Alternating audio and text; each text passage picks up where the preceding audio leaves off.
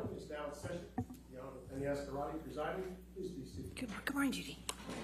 Good morning. All right, before the jury comes out, I just want to let you know for planning purposes, I plan to go to 5:30 today because we've lost a little time throughout the week. So we'll go to 5:30 today. And then starting when we come back on May 16th, I want to start at 9 o'clock, okay? So we'll be going 9 to 5 starting for those last 2 weeks just to give us a little bit more of a factor there so we can get all our time in, okay? All right. Okay, yes, ma'am. Just 2 exhibits, the Defendant 167 and 170. I've already given One Defendants 167 170. and 170. Okay, perfect. We're still working with counsel on the decks for on the plaintiff's. Okay, all right, so we got those two. All right. Anything else before the jury comes out? All right, thank you. Give the jury.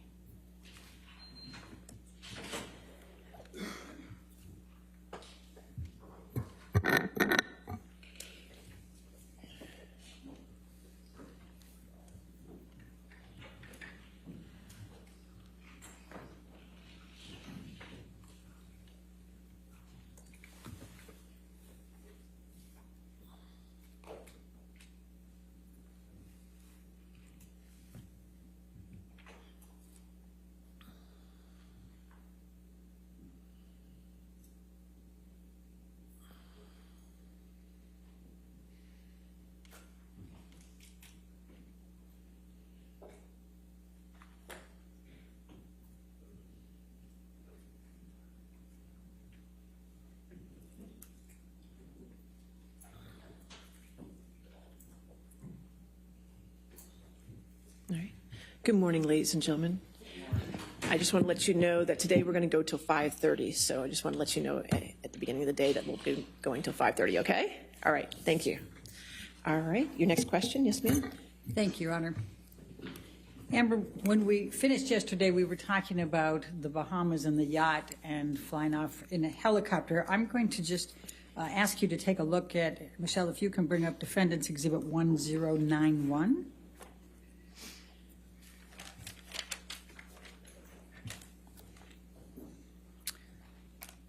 I think that's 1090.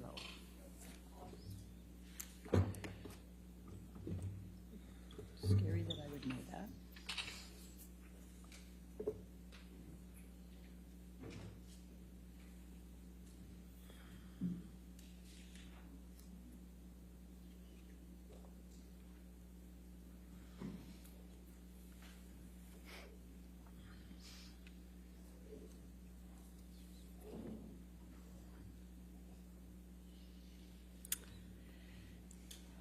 Do you recognize this picture? Yes, that looks like the picture I took of Johnny in July, around July 2013. Okay, and why did you take this picture? Because at the time, I was already sensitive. I'd been in a relationship with Johnny for over a year, coming up on 2 years, and I had already noticed that there was this pattern of behavior changes with him that would make my life significantly more complicated or peaceful, difficult, or wonderful, depending on what he was using. And I only could tell what he was using because I would have to look for clues, and he would pass out and get sick and lose control of himself. And then people would pick him up and clean him up and fix it. And he wouldn't either remember, or he would deny it, or he would accuse me of saying that this had happened when it didn't. And there was no one to back me up. There was just his employees and everyone who had been taking care of him, versus my word. And so I started to take pictures to say, look, this is happening. This is, I understood enough about addiction to know that you have to hit rock bottom. Like, you have to have some consequence for your action or for your behavior if you ever change to get better. And it seemed to me like that was not happening. So I noticed a behavior pattern change, and he started to, instead of, fits of rage, he started to pass out a lot and fall asleep and kind of fall asleep mid-conversation. And it was just a pattern change. So I started to pick up on the clues so I could figure out what I was dealing with. Your Honor, I'd like to move the admission of Exhibit 1091. Any objection? No objection, Your All right, Honor. 1091 in evidence, you can publish. Thank you, Your Honor. And Ms. Heard, and what is depicted in this picture? Please tell the jury. Johnny passed out on the island where we were vacationing. He had a bit of a stint of sobriety right before this, and it started to change with his friend Paul Bettany. And yeah. Okay. Now I'm going to ask you, Michelle, can you bring up Defendants Exhibit 1095? We talked about March 2013 yesterday, and I just wanted to bring this up quickly.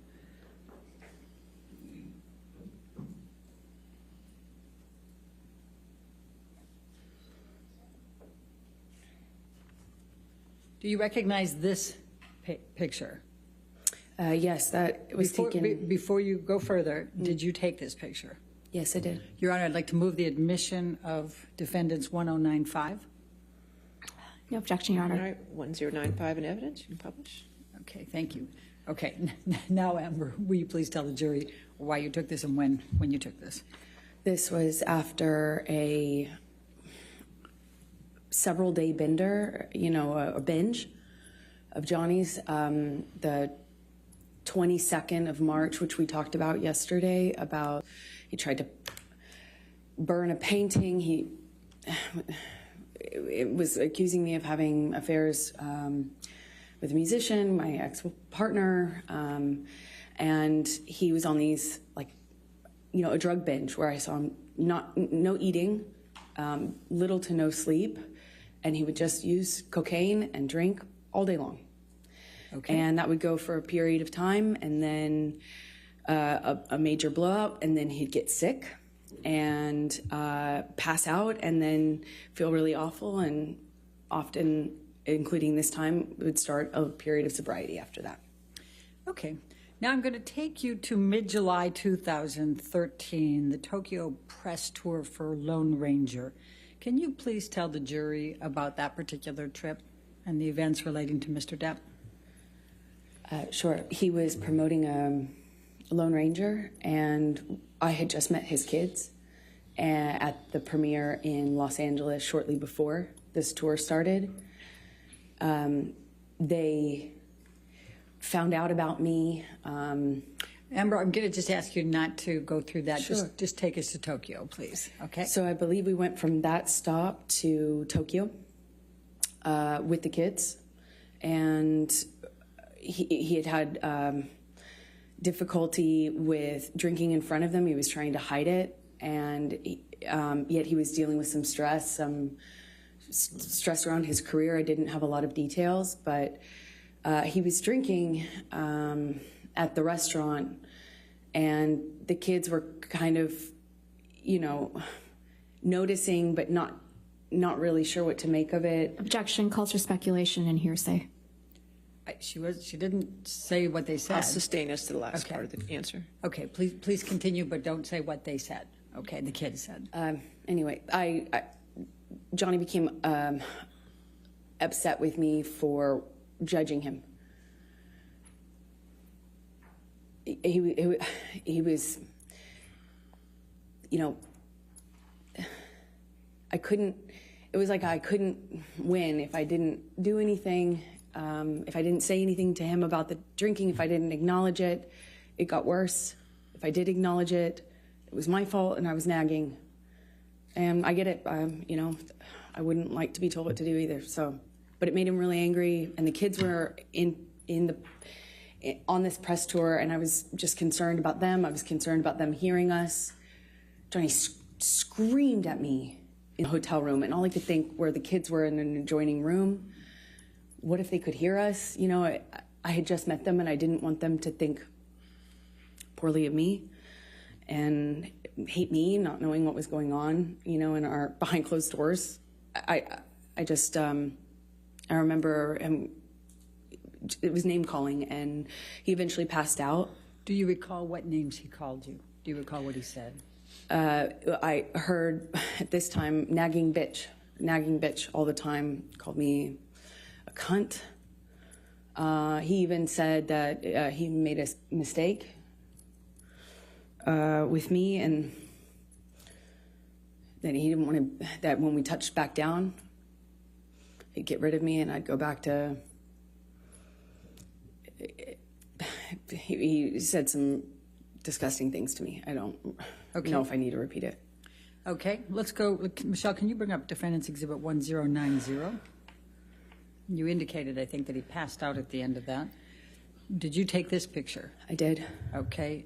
Your Honor, I'd like to move the admission of Defendants Exhibit 1090. No objection, Your Honor. Thank you. 1090 in evidence. You can publish. Thank you. And where was Mr. Depp when you took this picture? He was passed out with his head in a table in the hotel room, in our hotel room, not the kids' hotel room, in Tokyo, on that press tour. All right. Now I'm going to take you to August 2013. What, if any, discussions did you start having with Mr. Depp about moving in with him? Well, after this, I was getting close to his kids, and he had a stint of sobriety shortly after that, and it felt really good again. And shortly after that, he started suggesting that I let him rent my apartment for the vultures. That's what he called the press. And he said now that we were like a known couple, now that it was out in the press, that my apartment wasn't like safe effectively for me. And I had a modest apartment in Los Angeles. And so he started saying I needed to have security on me, or we'd rent out the neighboring houses because of the vultures. And it was a conversation, and then that conversation evolved into I should move in with him. Always wanted me to go with his security guards, wanted me to have his credit card. Obviously, I wouldn't accept that, but the conversation about moving in became,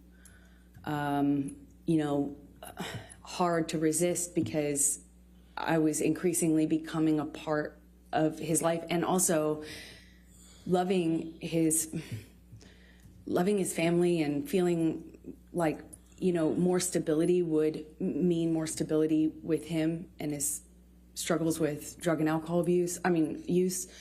And I thought I would minimize some of the jealousy and insecurity that he had. It was hard for me to justify working. Every audition, every meeting, every script I got was a negotiation or a fight. I had to justify it like as if I was saying, hey, let's have an open relationship. It was, and I thought that would be minimized if I could make him feel more secure. But, if we live together, certainly there would be more security, right? And that was my reasoning.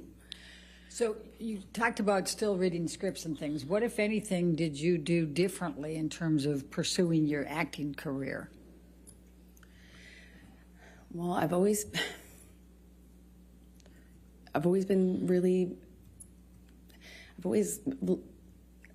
independent, and I've never imagined not working. I've worked from the earliest time I can imagine. I come from, parents who worked until they literally couldn't anymore. I never imagined myself having to explain my job or justify my job, but I did, and I am independent, and I see myself as independent and strong-willed, and I had to bargain. Every time I'd get a script, it would be, I thought you weren't taking another job. I'd always say, are you kidding me? That's crazy. I have to work. I support my family. When I moved out to LA, I'd get a check for a gig, $600 or something. I'd save half for me, send half to my family. I kept having to justify taking work by saying, I'm supporting my parents, I'm supporting my sister, I'm supporting my family, I have to work. And he would say, you don't have to work, kid, let me take care of you, my woman doesn't have to work. And that sounds really sweet and really romantic in some way, but it became a real fight. Every time I got a script, it was what kind of, how I was dressing, what kind of behavior I'd have, how did I have a sex scene? And then I started saying, no, I won't take the sex scenes, or, I'll take the part where I don't play, that kind of character. Or then I started minimizing the kinds of kissing scenes that I had. And eventually I had to change the wardrobe that I could have in the movie. I couldn't have a sex scene, but that all, it didn't happen all at once, of course. It was little thing after little thing after little thing. And eventually I found myself pushing as many scripts off my desk as I could, picking the ones that had minimal makeup, dressed as conservative as possible, finding ways to minimize the scenes I had where I had a romantic involvement of any kind. It was a constant battle and negotiation. So let me take you back. Did you, as a result of your discussions with Mr. Depp about moving in, did there come a time that you did move in with him? Objection leading. Overruled. Thank you. Yes. Please, and let me ask you this. You've talked about penthouse. We've heard a little bit about penthouse appointments and suites. Could you just explain to the jury the different places that Mr. Depp had in Los Angeles and what they were called, just so we have some context here when we're going through all this? It's a little confusing, I imagine. He had about, I think, 4 or 5 mansions in this beautiful, border of Beverly Hills and West Hollywood, and they were all in a cul-de-sac, and we called it Sweetser, because that was the name of the street. And there are 5 houses, I think 5 houses, it could be 4, all, effectively, he had the whole street. Then he had about 5 penthouses downtown on the same floor of the Eastern Columbia building, which you've heard about, the ECB. And Sweetser was, Johnny's kingdom. One of those houses was like a whole house was his man cave. It was a studio, and it was where he made music and hung out. And we spent some time in there, but that was effectively Johnny's, place. And then there was the downtown places, and they were effectively empty save for some furniture and one of Johnny's friends, Isaac, who you met. And he lived there at some point before Johnny and I eventually decided to move in together. Let me just stop you there. I just want to make sure we're clear. Are we talking about the penthouses, or are we talking about Sweetser? Isaac lived in the penthouses. Okay. The rest of them were pretty much empty. And my best friend, who I was very, very, very, very close to, went through a breakup, and he very kindly insisted on moving her into this penthouse. And of course, she said no for the first few times, but he insisted and said they were empty, and he would love to have her move down there. And he very kindly moved my best friend downtown. Problem is, Rocky? Yeah, okay. Rocky Pennington. But the problem is it's like 30, 45 minutes from West Hollywood, where my place was, which we call Orange at the time. Okay. So when did you move into the penthouses? Shortly after he moved Rocky, my best friend, into the penthouse. So she was in one of these empty-ish apartments, and somewhere around that time, I think it took me some time, actually, but after that, I eventually agreed to move in with him and give up my place, although that made me pretty nervous, to be honest. But we were in this relationship that was very serious, and we were Constantly traveling also is another part of it. Is we were in LA for a matter of days or weeks. I'd go do a job, he'd go do a job, I'd come back for a photo shoot or a red carpet, go on a location, go visit him on a location. And there was an incredible amount of travel and movement. So we weren't really, again, living the day-to-day that you might normally with a partner, you know, where you have a home and you move in together and you have one home. We didn't have that. It was Okay. very different. I'm going to take you to September of 2013. What were you filming at that time? London Fields? Yes, that's right. Okay. I was filming London Fields. I just started. All right. And did there come a time that you became engaged to Mr. Depp? Well, yeah, it was difficult because in that role was a very difficult role. I mean, every time, every scene that involved sexuality or romance was like, I'd look at that on the page and it felt like I'd feel my gut tighten because I knew it was going to be an issue. But Johnny dropped me off. I gave him the script. I sent him pictures of what I was wearing in my wardrobe fittings. I sent him everything. I shared my script with his team. And the fighting eventually kind of minimized. It was clear I was going to do this job. And I told myself I had to do this job. And Johnny had to go to London, I think, for some pre-production stuff for a movie he was going to do a smaller part in, I think. It was called, I think this was Into the Woods, is my best guess. So he dropped me off in London, and when he dropped me off in London, we had a few days at this hotel that we first, consummated our relationship in, it was when we were on the London press tour, and our relationship developed. That was the same hotel, and we were in this same room, which is Johnny liked to be in the same room. And it was really sweet. He got down on one knee and said, I want you to be my girl forever, my woman, my girl. I want you to be the rest of my life. Say yes to me. He said he wanted to spend every day. He promised me that every day when I woke up, that I would wake up and he would make me smile at least once. And that would be his goal. And, I looked into his eyes and I saw my future, hope, like blind hope. I was so in love. It was one of the most, I can't describe that kind of joy, I thought, if we were married, then this is real. This is real. This isn't a thing of, this isn't chaotic, and this will change. I had so much hope in that moment.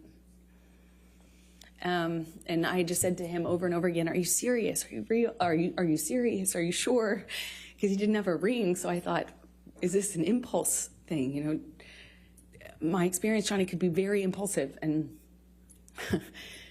he said over and over again, be my woman forever. I want you to be my wife, my wife, my wife. I, of course, cried, and we had a wonderful evening, and he left shortly after, and I was, the next day, I had to go to work, and I couldn't tell anyone, and I wasn't sure. Part of me was worried that he didn't mean it, or that he wasn't sure. I just didn't want it to be an impulse thing, so I didn't want to mention it. I want to bring it up. I didn't want to. And I kind of I walked around for a few days like I had butterflies under my skin.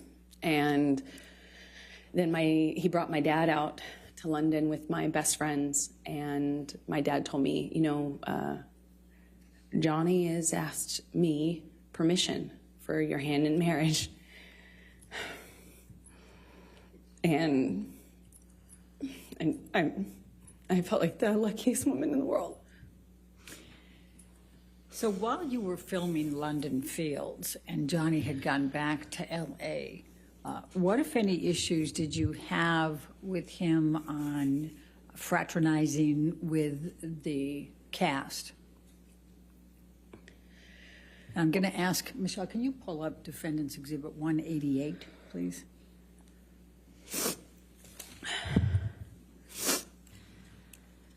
Your Honor, I'm going to object on hearsay. Your Honor, I'm going to, let's pull up 188A. I've redacted everything but what Mr. Depp says. All right, let me On just take a look 188A. at 188A. That's submission against interest.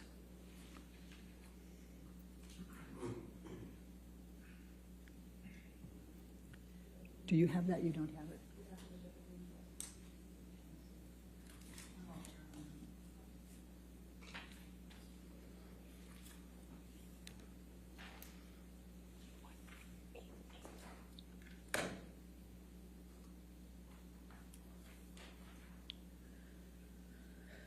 Give that a minute. While they're working on that, can you tell us what transpired between you and Mr. Depp when you wanted to do something with a cast member? So, as I said, he came to London for his own work, and also he dropped me off in London, where I had to be for a few months to film this movie. And he asked me to marry him. He brought my best friends and my dad out. They left. And shortly after they left, my co-star, one of my co-stars, invited me to go to a concert with him and some of the cast to kind of break the ice, and I'd be working with them for the next few months. And I had already, I already knew I couldn't be photographed, even if it was platonic. I couldn't be photographed with men or women that other people could possibly spin as romantic.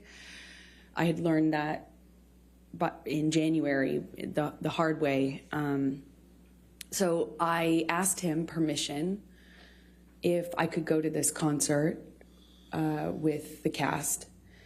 And I said, Johnny, that he's my co-star. Objection, Your Honor. Hearsay.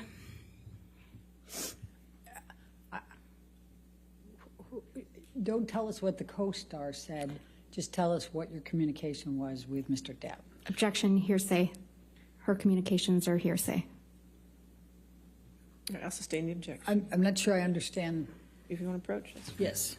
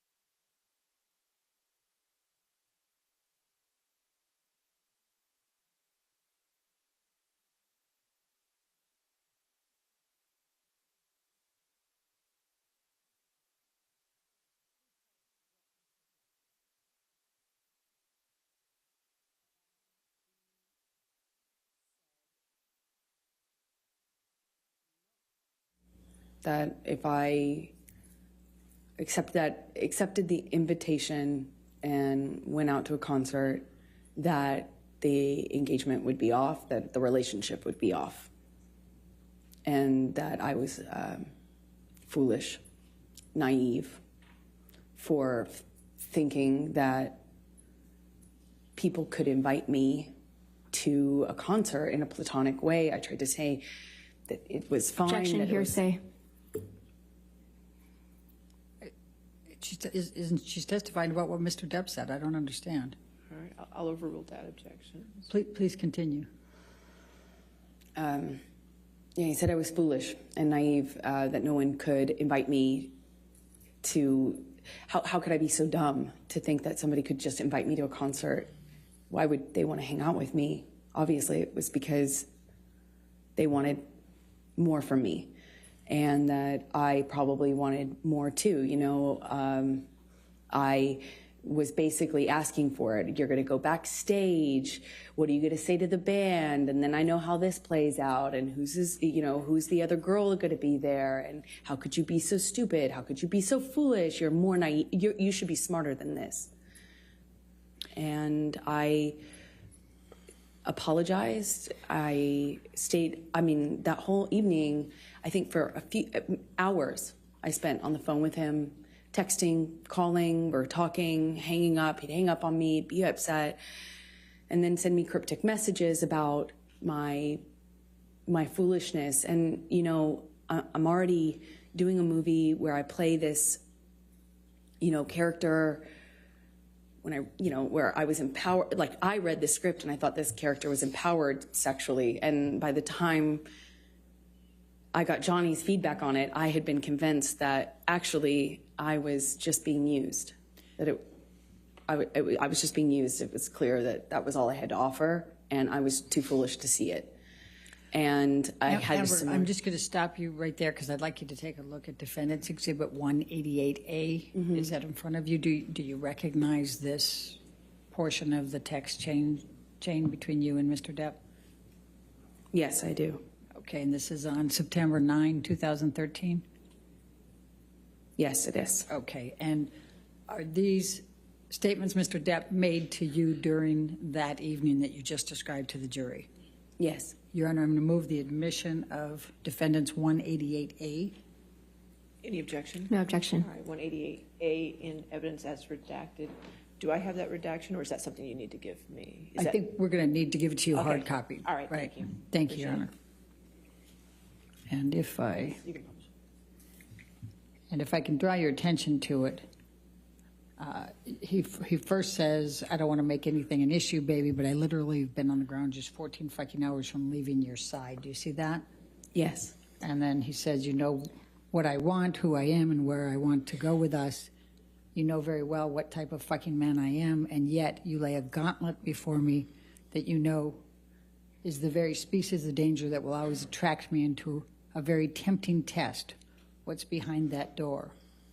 Almost impossible to, I think he meant not take you on. You want me to roll the dice? This sounds more like an aggravated ultimatum than soft words that could help us make both feel better. Don't test me, please. Did he tell you that? Yes, he And did. what did you understand that to mean? It was clear. It was a threat that if I wanted to be. Objection, speculation. I think she can say what she understood it to mean. I'll sustain the objection. Okay. All right. Let's move on then to the filming of Mordecai with Mr. Bettany in October, November 2013. Where did that take place? In London. Okay. And what, if any, involvement did you have? Were you there for any part of that filming? For part of it, I happened to be in London already for the film I was just telling you about. And Johnny came to London shortly after to film his own movies. He did the smaller, I think it was a smaller role in Into the Woods, and then he was filming Mordecai after that. So after I finished my movie, I moved in with him into his house in London, a rented house in London. Okay. And describe your experiences during that time period with Mr. Depp. It was was really touch and go.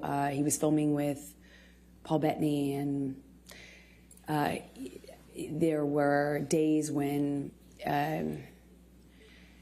he wouldn't come home, or they couldn't get him up out of on set. He'd be asleep in his trailer, sleeping whatever he'd done the night before off.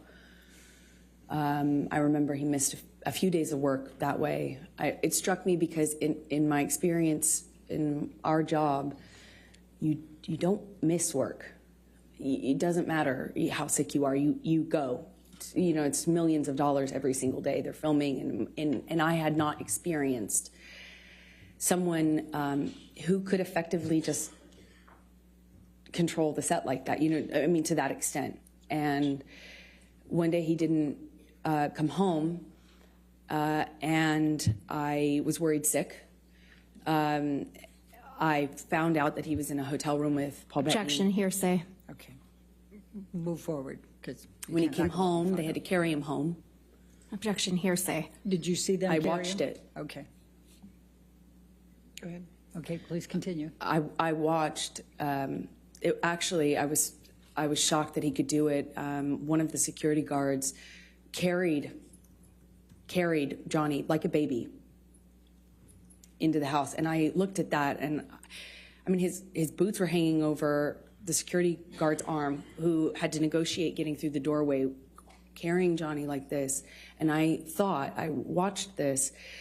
His assistants and the other security guards shaking their head, just shaking their head, acknowledging this is how bad it is. And I remember thinking, this has got to be it. Like, this has got to change. This is it.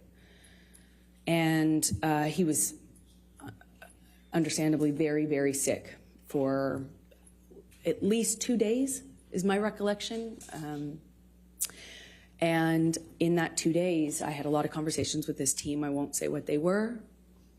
But I felt at that juncture very encouraged that everybody and myself were on the same page. And I felt encouraged that we were in a new chapter, that Johnny had finally hit rock bottom, and finally he felt like changing for good. And I felt buoyed, supported by these conversations I was having with people that he was close to, that he trusted. November 2013, did you have any contact with Lily Rose that led to any discussions with Mr. Depp? Objection, leading. What, if any, communications did you have with Lily Rose in November 2013? Objection, calls for hearsay, leading. I'm asking what her connection was. I didn't ask what she I'm said. going to sustain the objection. If you want. Okay. November 2013, what, if any, interaction did you have with Lily Rose without saying anything she said? Objection, hearsay. It's interaction, Your Honor. I'm not asking for what she said. If you can lay a foundation out. Okay. Did there come a time in November 2013 that you saw Lily Rose? Yes, they came to stay with us for some time in the winter. Yeah, around November, I believe, 2013. When you said they, who were you referring to? Johnny's kids, Okay. Jack and Lily Rose. All right. And was there a particular incident that led to a disagreement with Mr. Depp? Objection, leading. Sustained. What, if any, interaction did you have with Lily Rose that led to an argument with Mr. Depp? Objection, leading. That, what, if any?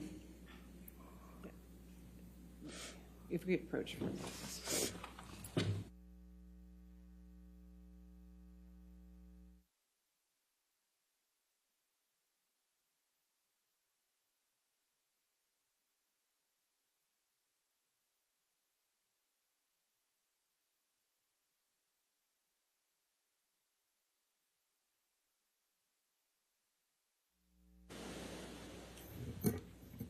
Did you have an argument with Mr. Depp relating to Lily Rose in November 2013? Yes. Can you please describe that? Well, I was, you know, these kids were, I found them to be these beautiful, wildly intelligent little weirdos in the best way. You know, they were, I was falling in love with them. And, you know, they were in my life at that time, a short amount of time, but I loved it, and I started to feel very protective. And, you know, Johnny's sobriety meant that he was there and then he wasn't. And the nature of our lives with the travel and work meant he was there and then he wasn't.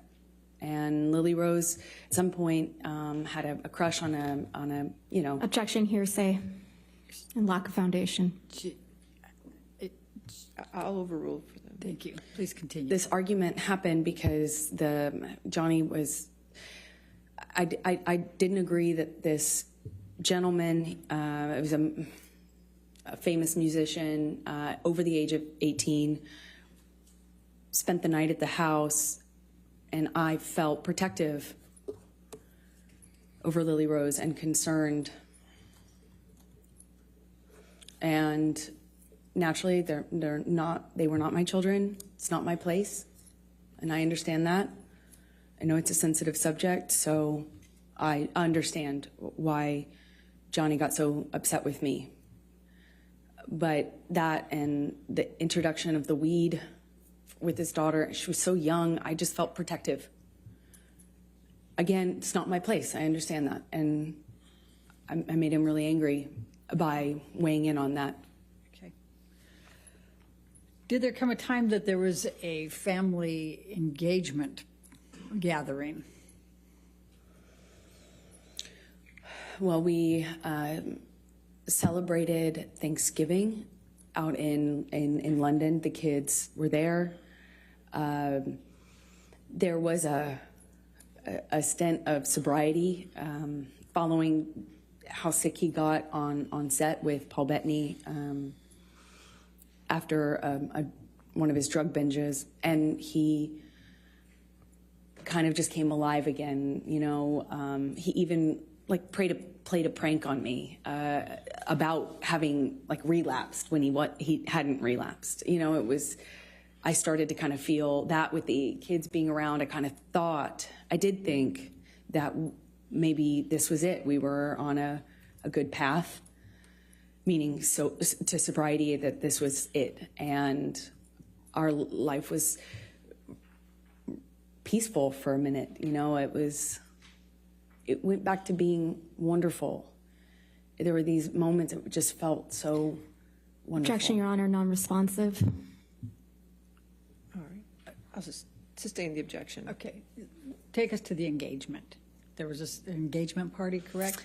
Then, yes, come Christmas of 2013, Johnny had rented this beautiful mansion in Malibu on the beach. It was gorgeous. And he brought my family out, and his family was out, obviously, in LA. And we stayed in this rented mansion, and we're all together for the holidays. And one evening, we were going to his mother's house. His mother, who you've heard about, was older and sick, but at home being cared for. And one evening, we're going to have dinner, Christmas dinner, there with her around the time of her birthday as well. And my best friend said, "You should." Objection, hearsay. Sorry. Wasn't offered to prove the truth of the matter, but go ahead. Go past that. What did you do? We went to Betty Sue's house, his mother's house, and Johnny proposed in front of our families in this big, you know, surprise. He surprised me, got down on one knee, and you know, I cried and hugged my mother and hugged his mother, and he gave me this enormous diamond ring, and it was a nice time. I'm going to take you into January, February 2014. You employed a woman named Kate James, is that correct? Objection, leading. What, if any, relationship did you have with Kate James? She was my assistant at the time. I hired her sometime in 2012 and had as minimal contact with her as I possibly could. So, And why is that? she was difficult, troubled, and inconsistent. She drank on the job and stuff like that, and her behavior was pretty Objection, relevance. horrible. She's already testified. Kate James has testified, and I think the bias, we can, All right, I'll allow that. Go ahead. thank you. Okay. Please describe for the jury what job responsibilities Kate had and how you communicated with her and kind of how that worked. Objection, compound. Overruled. Thank you. We had minimal person-to-person interaction because I was hardly ever in LA. If I was there for a few days at a time. And Johnny and I kind of lived in this insular bubble anyway when we were together. But we would send emails, texts, and a lot of voice memos, voice notes. And, you know, if I found that if I said, Kate, you know, you left the car running with your doors open and your kids in the car on the street. You need to Objection, move it. hearsay. She's not testifying, she's testifying about context. Sustained objection. Next question. All right. I'm going to ask you to take a look at Defendants Exhibit 209.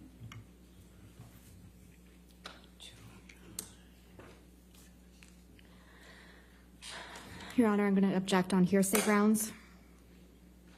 All right.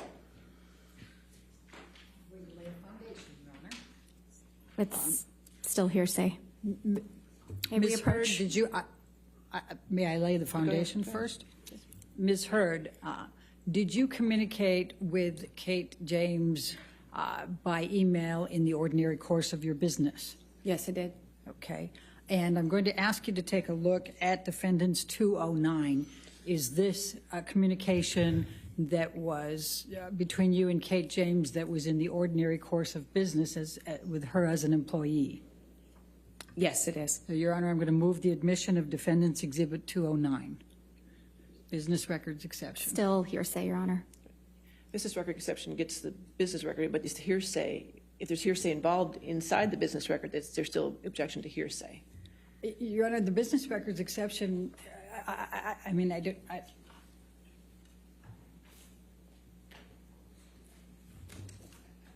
agree. I think that's the point If you that wanna- hearsay if you wanna can.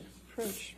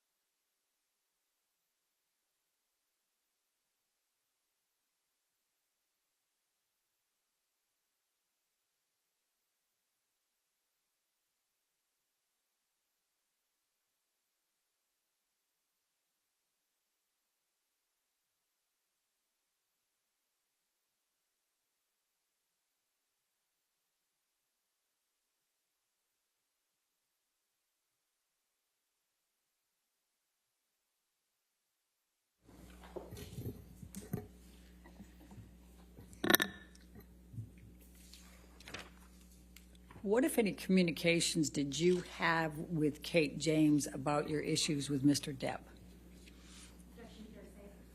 Objection hearsay. Your Honor, Ms. James has testified. I'll sustain the objection. All right, well, we can take that down, Michelle. In the February, I'm going to jump to February, March 2016. What, if any, communications did you have with Mr. Depp about a prenup? Well, after the engagement, but before the engagement party, I started to feel like it would make, I know that he earned significantly more than me. He's a successful actor. I wanted to eliminate any doubt in his mind and in other people's minds, so I brought it up to him and brought it up to my therapist. Objection hearsay. She's just saying that she brought it up to her therapist. She's not saying what she said. But please focus on Mr. Depp, okay? Of course. Johnny said he would tear it up. He said, if you ever brought one up to me, or if I ever saw one, got my hands on it, I'd tear it up. Only way out of this is death. Only way out of this is death. And I thought it would, like, I didn't care either way, but I did feel that it would eliminate suspicion or doubt, and it would make things easier. And I told him over and over again, are you sure? Are you sure? Maybe we should do this. And one time he said to me, he's like, kid, are you already thinking of how you're getting out of this? Are you already planning to get out of this, kid? You already planning on leaving? It was around the same time as the moving in together conversation. He accused me of having 1 foot out. And they kind of were happening around the same time. I still had my apartment and we're engaged now. He was asking me to redecorate Sweetser, his main house, and kind of move into the ECB building downtown where my best friend was living at this time. While the decorations and the remodeling had been done on Sweetser. And so these conversations were kind of happening about how to build our future together and how we were going to move forward together. And I would have forgotten about the extent that we had those conversations early on in the engagement if it hadn't have been for my therapist's notes. I'm sorry, if it hadn't been for your what? If it hadn't been for my therapist's notes, which were taken at the time when I was talking to her about this and my conversations with Objection Johnny. hearsay. Okay. I'll sustain the objection. We'll move on. Okay. Let's take it to March 2014. Did there come a time there was an engagement party? Yes, so it was March 2014. Please describe for the jury. We had an engagement party, and we decided that when we did get married, we'd have a small wedding, something intimate. But, our lives were kind of big. His life was extremely big. And we needed to incorporate, we wanted to have a bigger engagement party than a wedding, and kind of get our guests in, our family, our friends, and have a big event of it, as opposed to making the wedding something that was big. And, so we kind of put it on the engagement party and had a bunch of people, a lot of friends, business acquaintances, a lot of family. I had all of my family friends and my childhood friends come out for it. And I even invited my therapist. It was, a big event. Okay. And describe what took place at the engagement party. We walk in together and we took some pictures and said a few hellos, and then Johnny disappeared upstairs in, I guess it's like a coat room or something. It was in a big abandoned building that was rented out for events. And he had disappeared upstairs almost the entire party, I would say. It was kind of came down at the end when we were leaving, and came down once because he was at the time sharing drugs with my dad. Objection. Speculation. Lack of foundation. How do you know that he was sharing drugs with your dad? I was there. I watched it. Please continue. My dad at the time was was addicted to the same thing Johnny was. And so my dad had, either my dad ran out or Johnny ran out. I can't recall which of the two ran out, but there was they needed more, of course, and had to leave the party. My dad actually left with Johnny's security to go get more drugs from Objection. West Calls for Hollywood. speculation. How do you know that? They told me. Hearsay. Sustain the objection. Okay. And they left to go whatever, and then they came back with drugs, and everything was okay in terms of the withdrawal symptom, or I don't know what you call it at that point. But he still stayed upstairs. And Are you referring to Mr. Depp? Yes, I am. Okay. Please So continue. shortly after that, I tried to get Johnny to come downstairs, and he just snapped at me, just verbally told me to shut the fuck up. And I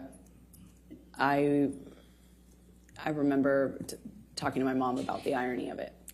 Okay. We were at an engagement party, but that was pretty much it for the engagement party. And I went downstairs and entertained guests and smiled and took pictures and put on a face and, went about my evening. All right. I'm going to take you to May 2014, the Met Gala. Could you please tell the jury what a Met Gala is and what's involved in that? Objection. Compound. Overruled. Met Gala is a big event, annual event, celebrity event in New York. It's a fashion event, but it's just a major red carpet event. And you have to be invited, and it's kind of a thing, and we were invited that year. And I had already gone for the previous year or two, and this year we were going to go together. And at some point in the evening, we're sitting across the table, and Johnny starts asking me about this woman. He thought I was looking at this woman in a sexual way, and I kind of turned it around on him and said that exactly. Objection. Hearsay. All right. It's context, Your Honor. This is context. Sustain the objection. Okay. Just say what Mr. Depp said then. I guess you can't tell us what you said to him. Okay.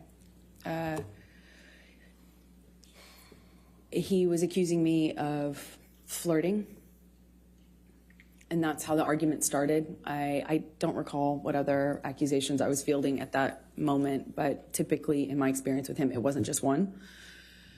So you'd make a point, and then he would go on to a different accusation. But I remember that what started it is this accusation that I had been flirting at this event. We get back to the hotel room, and Johnny shoves me and kind of grabs me by the collarbone area, like not really my neck, but top of my neck, above my collarbone, below my neck. I think at that point, when we were still in the living room, I shoved him back, but I don't really recall too many specifics. I remember he threw a bottle at me. It missed me, but it broke the chandelier. And at some point, I remember maybe this was the shove that I was talking about, but at some point, Johnny and I are in a struggle in the living room, and he kind of like shoves me down on the sofa, and I get up, and I'm trying to get him off of me, and it's just stronger than me. I don't know how else to describe it. And at some point, he just whacks me in the face. And I had not, at the time, been, I think that was the first time I was like, is this a broken nose? At the time, I was unsure what that feeling was, but I suspected I had a broken nose. And other than that, I was relatively unscathed. But I remember my nose being swollen, discolored, red. And I took a picture of my face at some point and made a joke about it to my friend about how bad I looked compared to how the red Objection, carpet. hearsay. It wasn't offered to prove the truth of the matter. Yes, I'll sustain the objection. Okay. Okay. Just don't say what you told a friend. Okay. Okay. Let's take you to the Adderall Diaries. When did you start filming the Adderall Diaries? Believe May. I filmed another movie in New York, March, April, May. I went straight from that movie to another movie, an independent film with James Franco. The one I had previously shot was with Christopher Walken. That's right. Okay, so I went from one to the other and saw Johnny in these, in between. Like if I got a long weekend or, I'd fly home to be with him and then fly back. It was kind of like that. Fly back from where? Where were you filming those? In New York. Okay. And where was Mr. Depp at that time? Johnny was in LA at the time and then eventually went on location for his movie, Black Mass, in Boston. So you were in New York and Mr. Depp was in Boston at some point? Eventually, by May 2014. That's it. All right. And what, if any, discussions or arguments did you have with Mr. Depp relating to James Franco in that time frame of May 2014?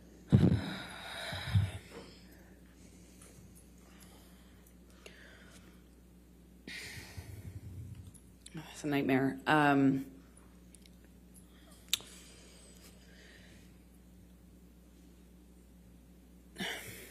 I wanted to do this independent film. I liked the story. I liked the character. I told him I'm not going to wear makeup in the thing. Objection, hearsay. Apparently, Ms. Biederhoff, if you could approach, please.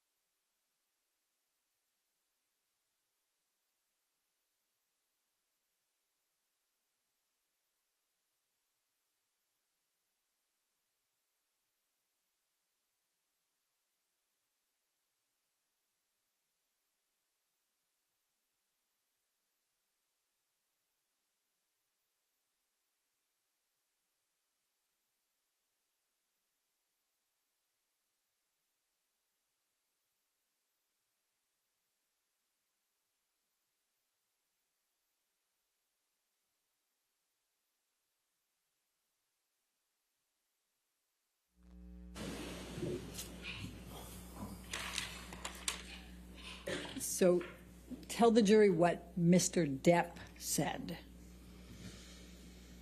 He was mad at me for taking the job with James Franco. He hated James Franco and was already accusing me of kind of secretly having a thing with him in my past since we had done Pineapple Express together. Okay. So I'm going to take you to the Boston plane incident. We've heard about that earlier, May 24. Can you please describe for the jury what took place on May 24 relating to the plane incident? Well, I had spoken to Johnny, he's in Boston, I'm in New York, and I spoke to him. He had already been upset with me and accused me in like many arguments about not telling him about scenes that I had. If I had a kissing scene, any sort of romantic scene, and I wasn't explicit about what I was going to do.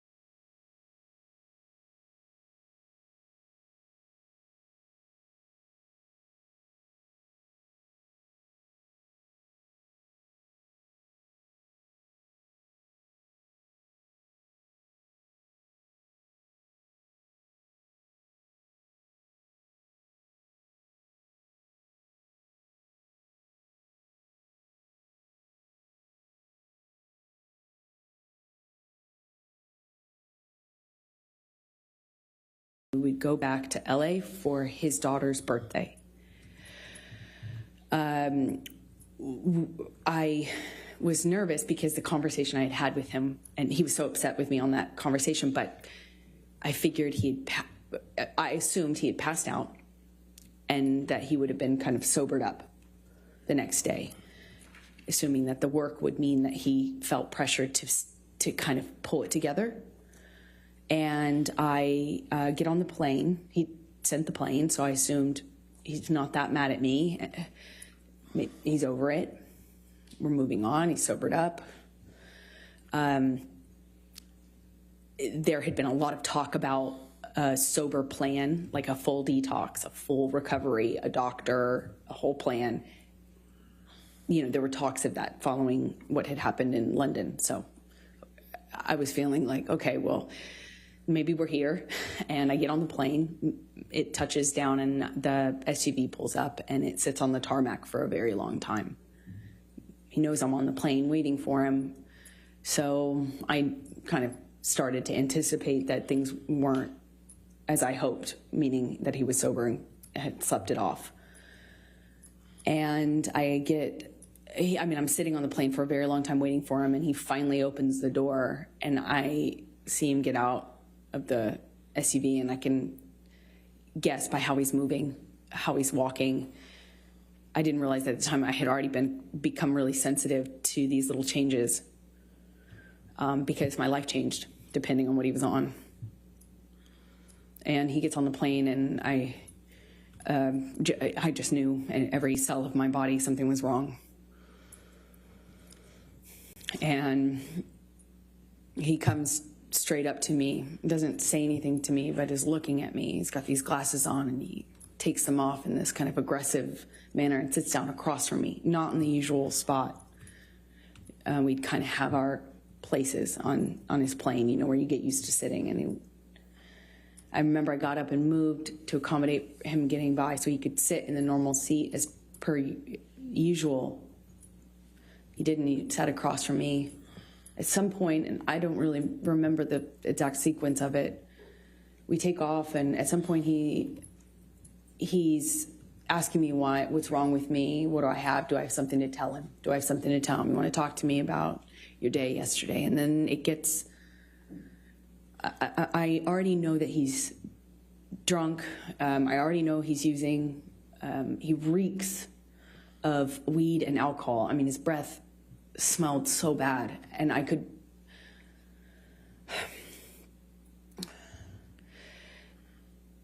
I could anticipate that there was a no-win situation here. There was no me talking myself out of this or talking him down or any, a lot of my arguments and my involvement in them are me trying to diffuse by explaining or Objection, non-responsive. She's telling the story, Your Honor. I'll sustain the objection as part. Go ahead. Okay. So he is asking me questions, and I know to not engage. I was polite. I made sure to answer minimal amount of, the minimal amount that I could. I moved slowly. I was trying to be polite, but not engage because there was no win. And he kept going, kept asking me. Eventually went from, do you have something to tell me, to, you want to tell me how much you liked it? Tell me, did he slip a tongue? It got worse and worse, just more. It went from asking me about how my kissing scene went or how the sex scene went to asking me what James Franco had done in the scene, to being really explicit about my body. He was talking about he was saying really disgusting things about my body, about how I liked it, how I responded, and then he started just straight up taunting me. I know you liked it. He called me a go-getter. He called me a slut in front, and also this is happening with security and his assistants on the plane. And I remember I felt I struggle to be able to tell you how embarrassed I was, because he was speaking to me in front of people in this way, asking me if I liked it and if I was wet, and why I wasn't looking at him, and that was proof I wasn't looking at him. That was proof that I was asking for it. Did I ask James to do this and this to me? And how about if he does those things to me? Insert sexually explicit descriptions of what he accused me of wanting or deserving. And I, at some point in this, get up and move to the front of the plane. And I remember getting up so slowly. I didn't want to aggravate him. I didn't want to give him any excuse to pounce on. I didn't want to upset him. I didn't want him to flip a switch and get worse. I just remember very slow movements, and I slowly get up and move to the front of the plane, and he starts throwing things at me. Ice cubes, utensils. He's calling me a go-getter, and then an embarrassment, talking about what an embarrassment I am. I don't know how many times I moved seats. I wish I did. I don't. I remember moving more than once, and Johnny came to me each time, not the other way around. He sits down in front of me at one point, and because I'm not answering him, I was looking out of the window, and he slaps my face. And his friend is in our proximity. And it didn't hurt my face. It just felt embarrassed. Did he do that to me in front of people? It was the first time that anything like that had happened in front of somebody. I got up to move again, and he's just taunting me, having a laugh, screaming, and then just straight up mean, calling me names. And it was oscillating between those things. And I get up slowly again, and I just resolve to just sit the rest of the time up at the front of the plane. And as I get up, he kind of kicks the swivel chair into my hip, or kind of just hits me. And I look at him, and he asks me, what are you going to do about it? I just stared at him. I just stared at him and wanted him to see me. I wanted to get through to him didn't feel there was like, it felt like there was a blackness in his eyes. I wanted to look at him. I wanted him to see me. It didn't even feel like him. And as I'm walking away, slowly, trying not to be, I was being very deliberate about my movements, wasn't saying anything, I wasn't engaging. I am walking away from him slowly, and he tells me to hurry the fuck up. Hurry up. And I just look at him one more time, wanting to penetrate the monster to see the man that I love underneath that. The man I loved. And he tells me to hurry up again. And I pull my gaze away from him. I walk away from him. My back is turned to him, and I feel this boot in my back. He just kicked me in the back. I fell to the floor. I caught myself on the floor, and I just felt like I was looking at the floor of the plane for felt like a long time. And I thought to myself, I don't know what to do. I can't believe did he just kick me? No one said anything. No one did anything. It was like you could hear a pin drop on that plane. You could feel the tension, but no one did anything. And I just remember feeling so embarrassed. I felt so embarrassed that he could kick me to the ground in front of people. And more embarrassing, I didn't know what to do about it. I got up and I walked to the front of the plane. I sat down and I just looked out of the window. And Jerry Judge's security and my friend both kind of under their breath asked me, "Are you okay?" Objection, hearsay. I spent the rest of the time looking out of the window. Sustain the objection. And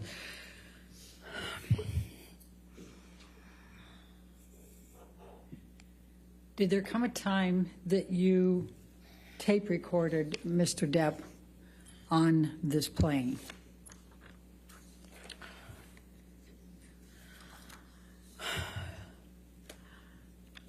I want to sit here and say that I was telling myself I needed to leave him. But as he got worse, he demanded the oxygen tank from the flight attendant, excuse me.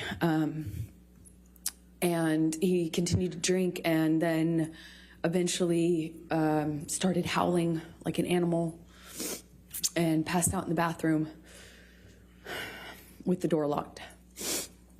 And was howling, and I at some point pushed record on my phone because there was that 5% part of me.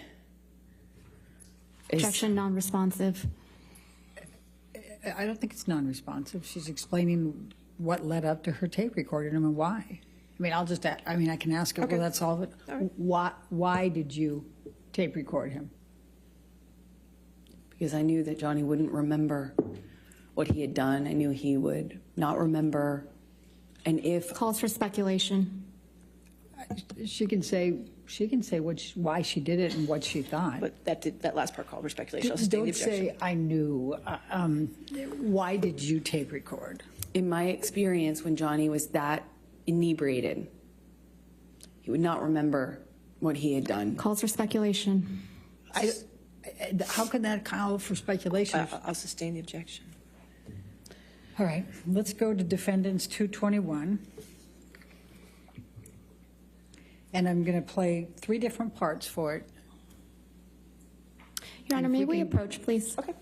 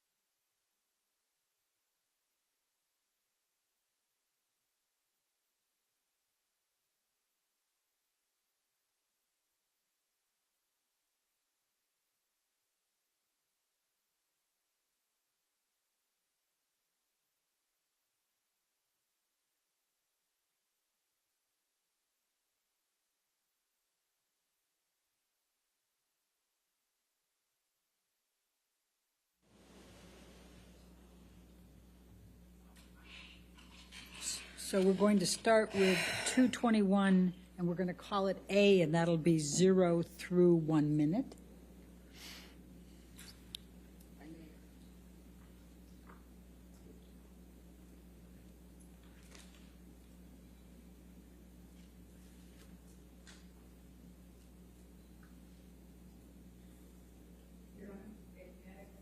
Okay, sure.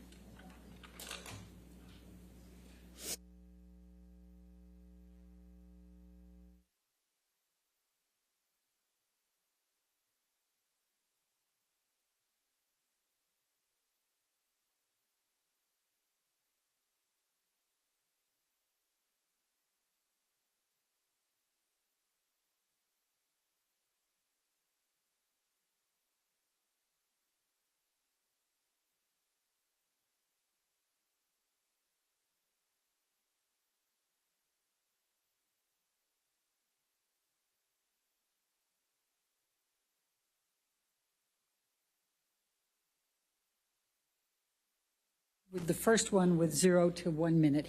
And can we turn up the volume just, I mean, there's part of it that the noise of the airplane is a little bit loud, but to be able to pick up the noise.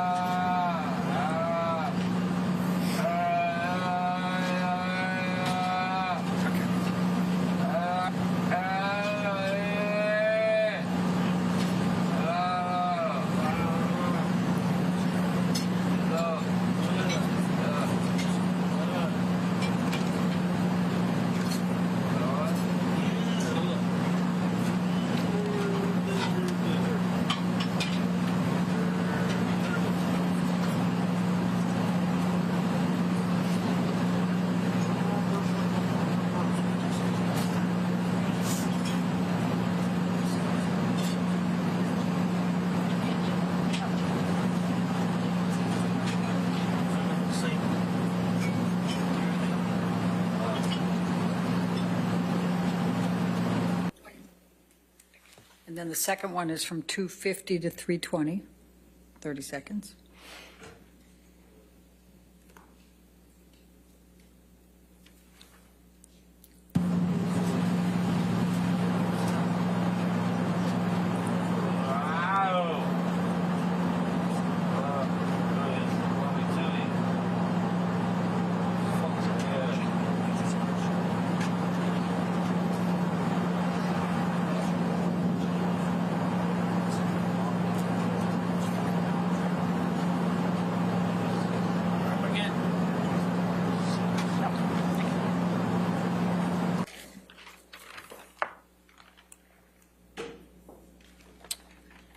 You, 221 is in evidence.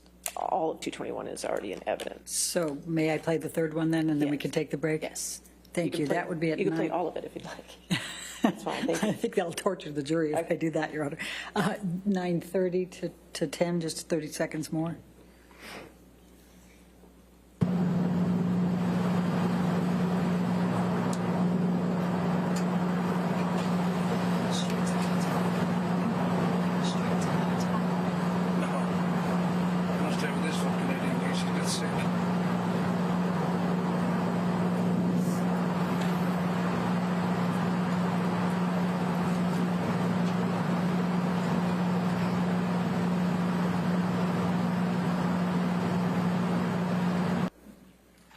All right, and you're going to be changing gears after that, or do you have any more questions for this issue? No, I think this would be fine Okay, for a break. all right. Ladies and gentlemen, let's go ahead and take our morning break then. Just do not do any outside research and don't discuss the case with anybody.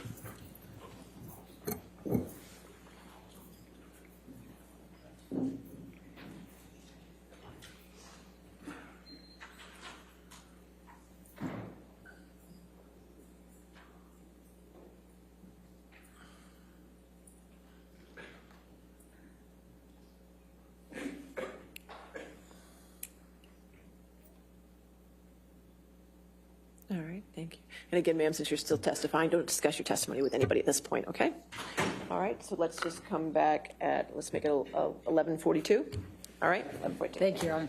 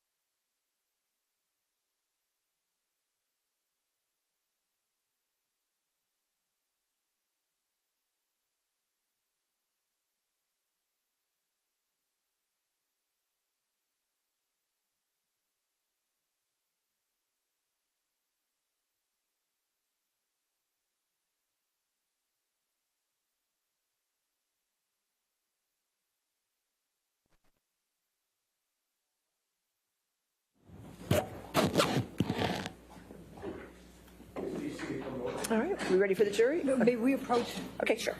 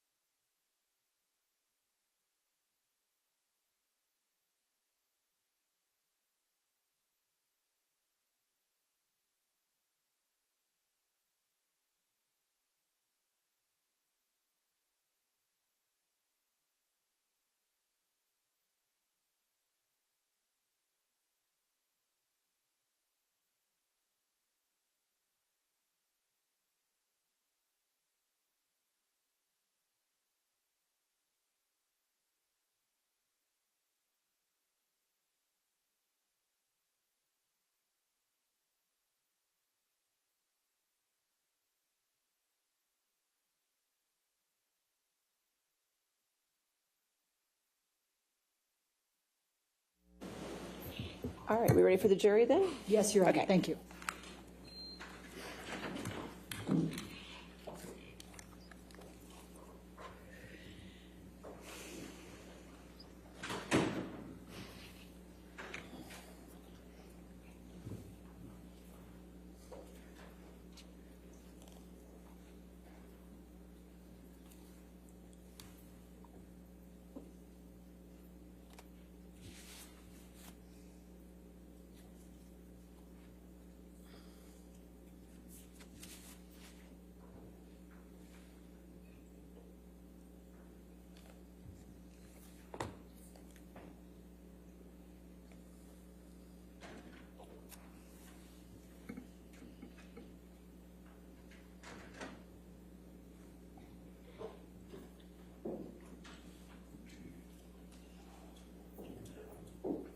All right, thank you. All right, see your next question.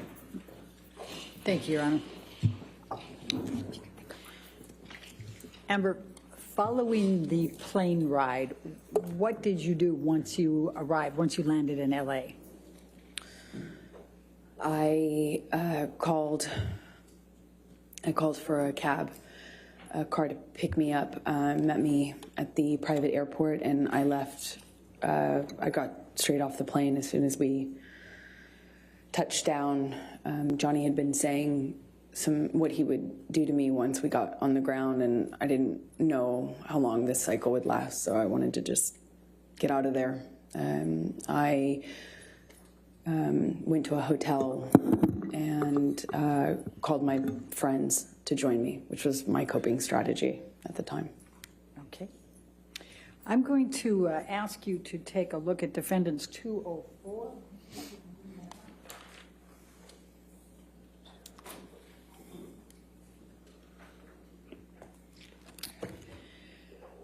Did you reach out to...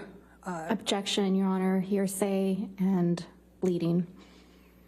Your Honor, I would direct Your Honor's attention to the first one in blue and the third one in blue, and I would say present sense impression and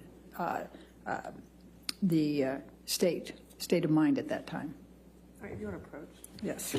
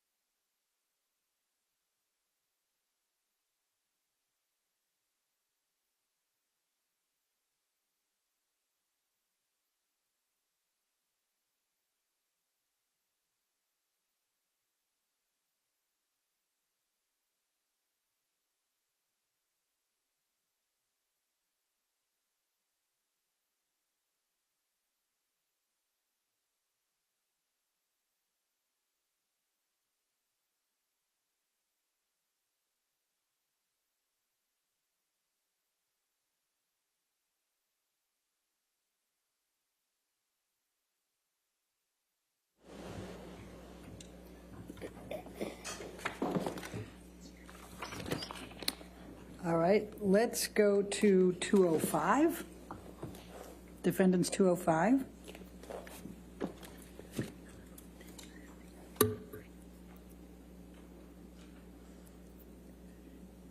And this is a communication between you and Rocky Pennington, your best friend, is that correct? That's correct. Objection, hearsay. You want to approach?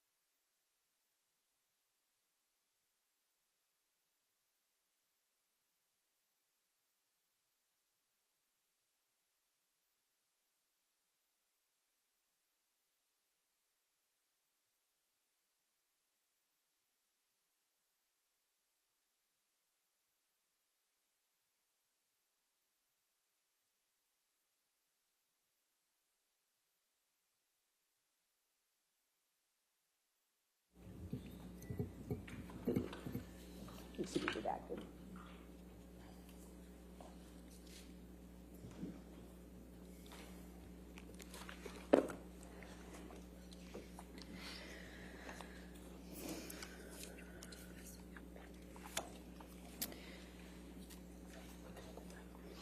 So 205 with redactions is in evidence. Thank you, Your Honor. May we publish to the jury? Thank you. It is. So Rocky on this is Rocky Pennington, your best friend, is that correct? Yes, it is. Okay. And when did you send this communication to Rocky? Once I had touched down in LA, Okay. And you said, I'm not good. What did you mean by that? that I needed help, that I was scared. I was scared of what had just happened to me. I was scared of what was going to happen to me. I was scared if I left him. I was scared if I didn't. And I needed help. I just needed support. And I didn't feel safe going home. I still had my place in Orange. He had keys. I was scared. Did you text your mother and your father about this incident? Objection, hearsay. If you want to. What, if any, communication did you have with your mother or your father following this incident? Objection, hearsay. Sustain that objection. Let's go to Defendants 222, and Your Honor, I suspect we're going to be back up at the All right, you want bench on this to one. approach? That's fine. Thank you.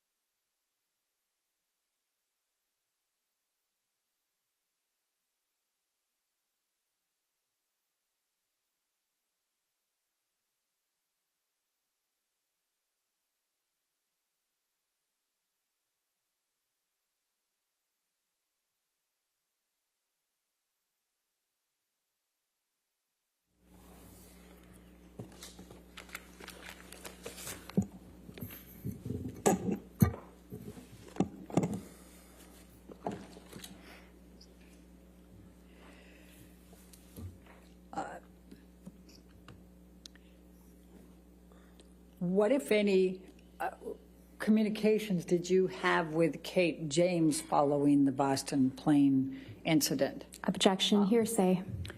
Your Honor, if we go to 224, Okay. 224. my argument would be business records exception. All right, you want to come forward? We can do it.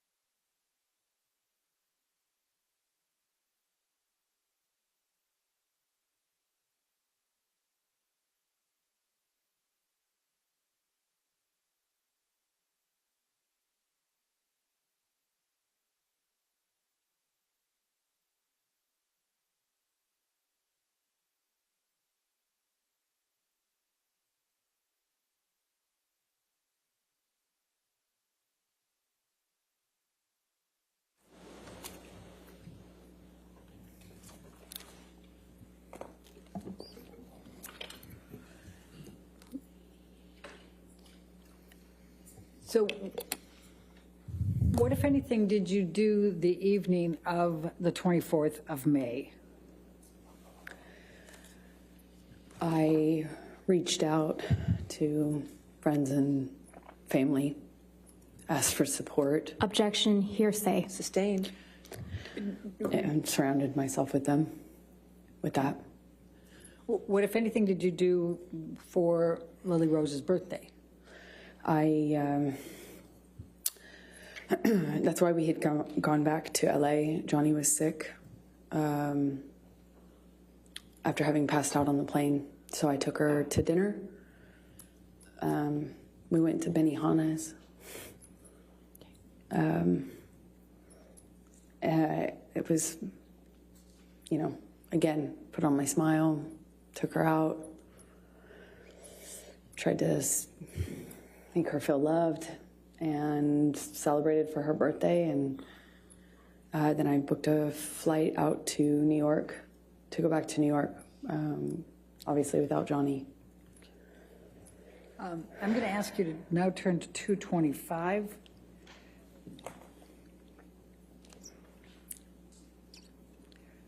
And, Your Honor, I'm going to be referring to the last two blue spots on that page with the state of mind.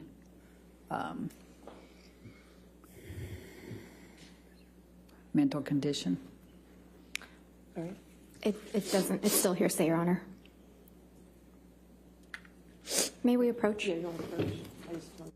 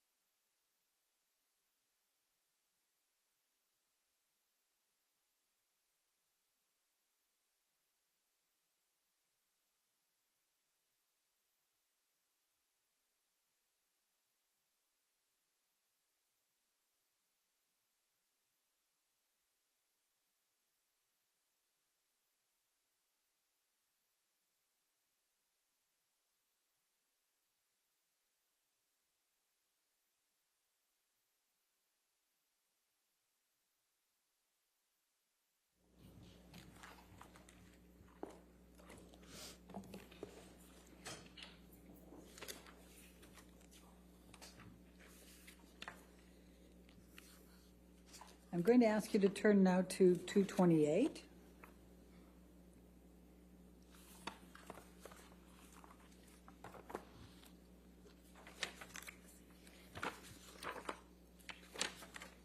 Your Honor, we're going to object on hearsay. First line, Your Honor, Okay. is all I understand in Your Honor's ruling, but I think.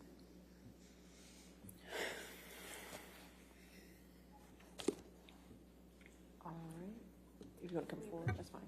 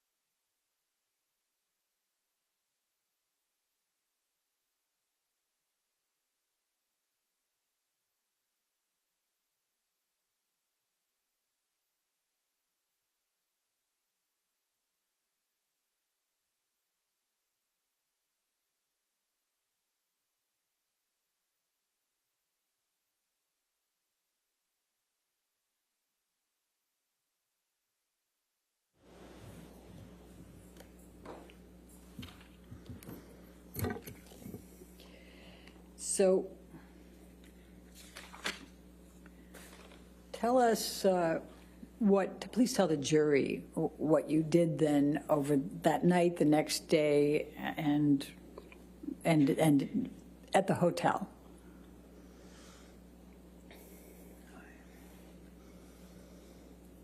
I cried a lot, tried to surround myself with my friends, and resolved to leave him.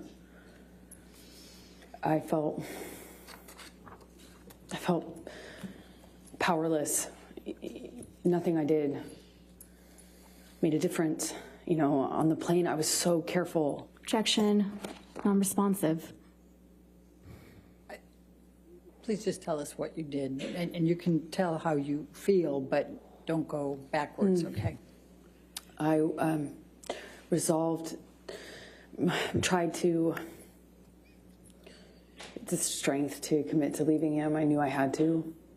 I knew nothing else would make a difference. So I got myself back to LA. New York. And started going to Al-Anon meetings every day. It's a support group for people who love addicts and alcoholics. What, if any, communications did you have with Stephen Deuters? Objection, hearsay. Your Honor, let me ask it this way. What, if any, communications did you have with Mr. Deuters communicating on behalf of Mr. Depp? Objection, hearsay. I would say agency on that, Your Honor. You have to lay a foundation for that. Okay. All right, let's go to 229A.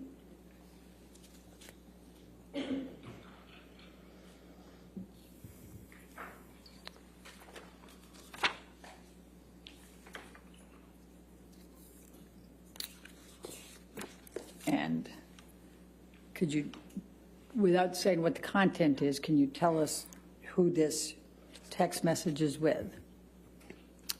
Johnny's assistant. What's his name? Same as Stephen Deuters. Okay. And what, if any, communication were you having with him following the Boston plane incident? Objection, hearsay. May we approach? All right, Ms. Williams?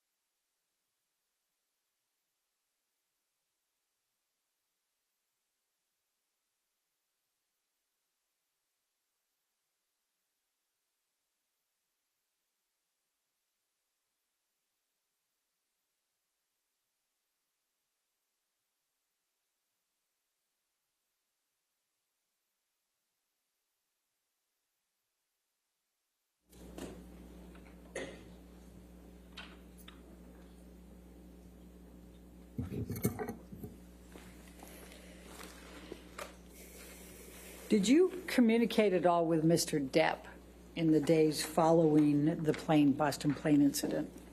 Yes, I did. Please tell the jury about those communications. I heard from him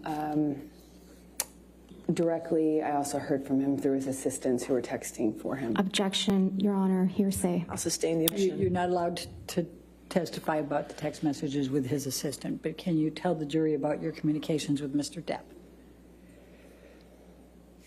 Okay. It's kind of confusing because he was texting through them. Objection, Right, Your Honor. I'll sustain the objection. I'll strike that from the record, and you'll disregard that understand. testimony.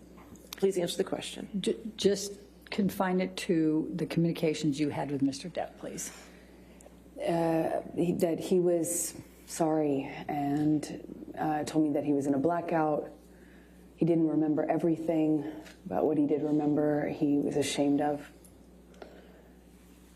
He begged me to forgive him. Said he understood and forgave me if I never wanted to speak to him again. He texted me at one point, and then I didn't respond right away, and he texted me again that he understood that I had made my decision to move on and good luck, and I was better for it, and then continued to contact me. I spoke to him when I was in New York on the phone, and he said that he was he had a chip, or that he was going to meetings, that he I think at the time mentioned another celebrity that was kind of advising him on sobriety, or not advising him, but, you know, encouraging him. And he was saying, well, look, you know, me and this person, we even went to a meeting. I've got 3 days sober, 4 days sober. And that was the last time. The monster will never come back.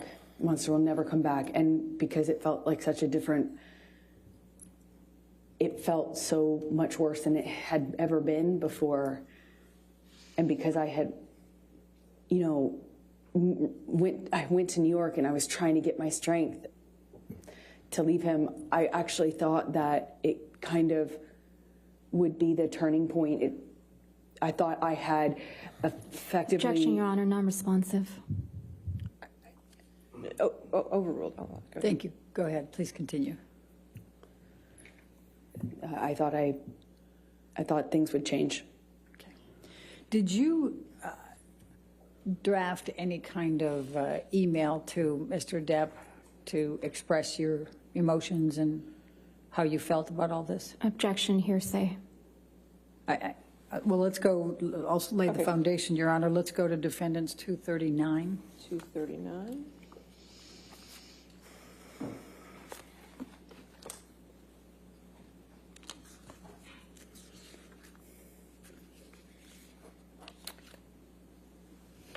Objection, hearsay, Your Honor.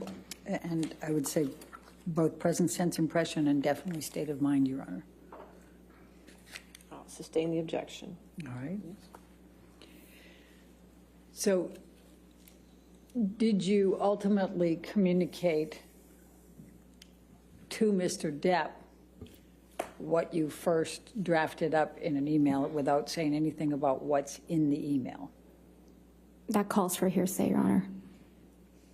I'm just asking if she did. No, what she said. Correct. Okay. Overruled. Did you communicate to Mr. Depp what you had drafted in the email? And you don't get to say what you said? Yes. Okay.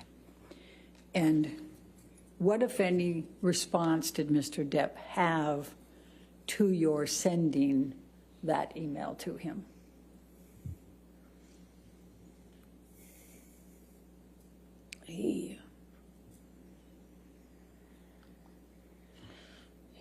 He came to New York to fight for the relationship, for me, to prove that he was sober and he was committed to changing.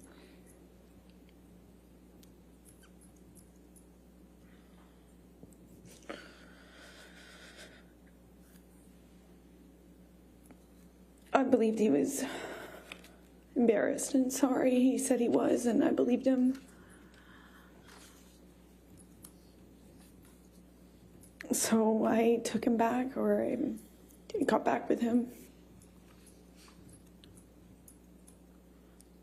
on the condition that he would uphold his promise to do the treatment, to do the full detox, clean up, and never go back.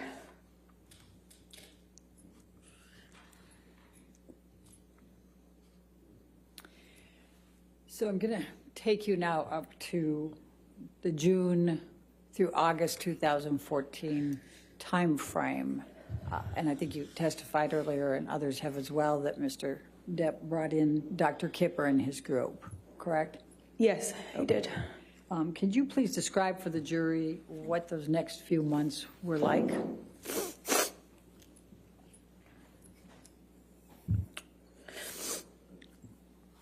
All of a sudden, this doctor gets brought on that we had been talking about. I had heard this name before. And all of a sudden, this doctor, Dr. Kipper, who apparently wrote a book on addiction and was this doctor was going to be the solution, the cure, you know, and he got brought on board, and all of a sudden the plan was that this team would be involved in Johnny's recovery. So it felt real, it felt serious, I felt like protected. You know, I had already by this point heard a million times, it seems like, promises to get clean and sober, but this felt like a change. And they were going to come to Boston and start working with Johnny, and the plan was to keep Johnny on the same level of drugs that he was on since he was filming. They needed him to finish filming the movie, so he was going to be maintained with his with prescription pills, including the painkillers. And the plan was he would obviously abstain from alcohol completely and all other drugs like weed and coke. And then when he finished filming, the plan was to do Objection, the Your full Honor, detox. hearsay. And lack of foundation. I don't understand what the objection, I don't think it is. I think she was just explaining the context there. I don't think she was saying Well, what because somebody the foundation, how she knew, but it's fine. How did you know that? I was involved in the conversations Okay. Please with the continue. doctors and with his sister. Objection, And Your Honor, nurse. that's still hearsay. Okay. All right, I'll Okay, sustain the that- objection. That part is.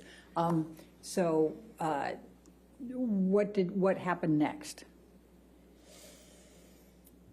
As a result of these communications, without saying what the communications were?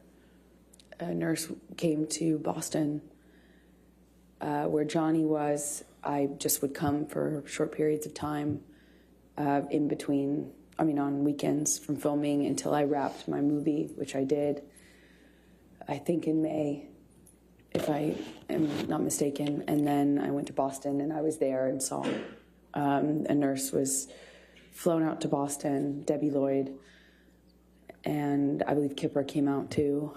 And they put Johnny on a bunch of new medications, which they shared with me, told me about. Objection, Your Honor, hearsay. But we have to be careful about what other people told you. Okay, but you can testify to what you know, okay? So what happened then?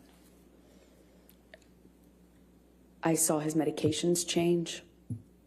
I know the amount that Johnny told them he was on was so that they could maintain him for the filming, meaning not make a drastic change in the amount of painkillers he was taking. But his behavior, his whole personality changed drastically.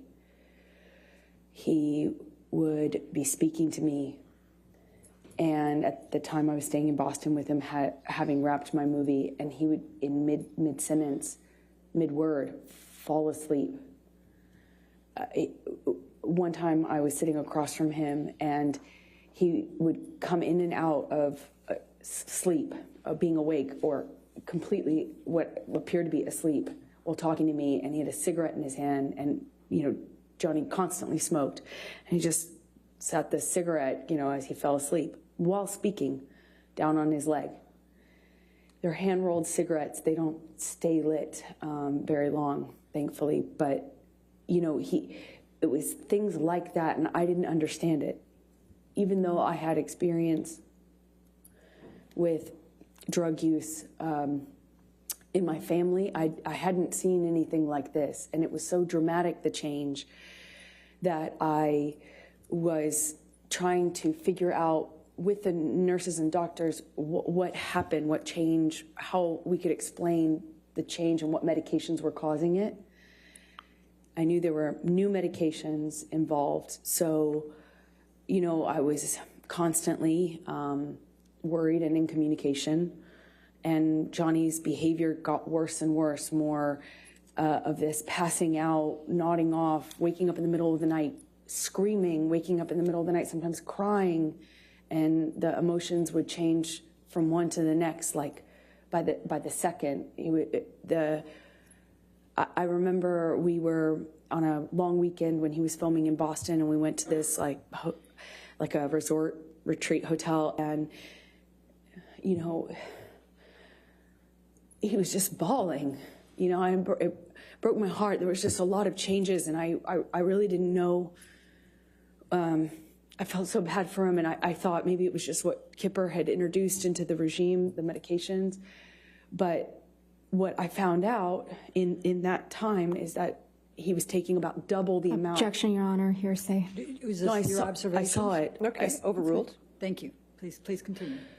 It was taking about double the amount that he told them was his normal when he started the process with the doctors. So after a few, you know, it's, I think, months of going, what is wrong? And, you know,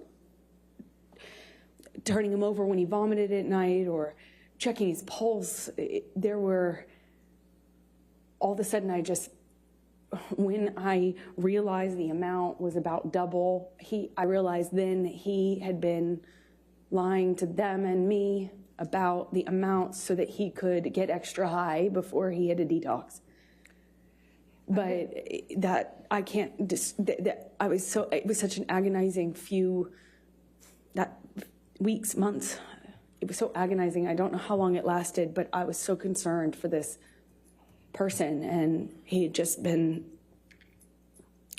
doubling up his meds because he didn't. So, Michelle, can you pull up 1092, Defendants Exhibit 1092?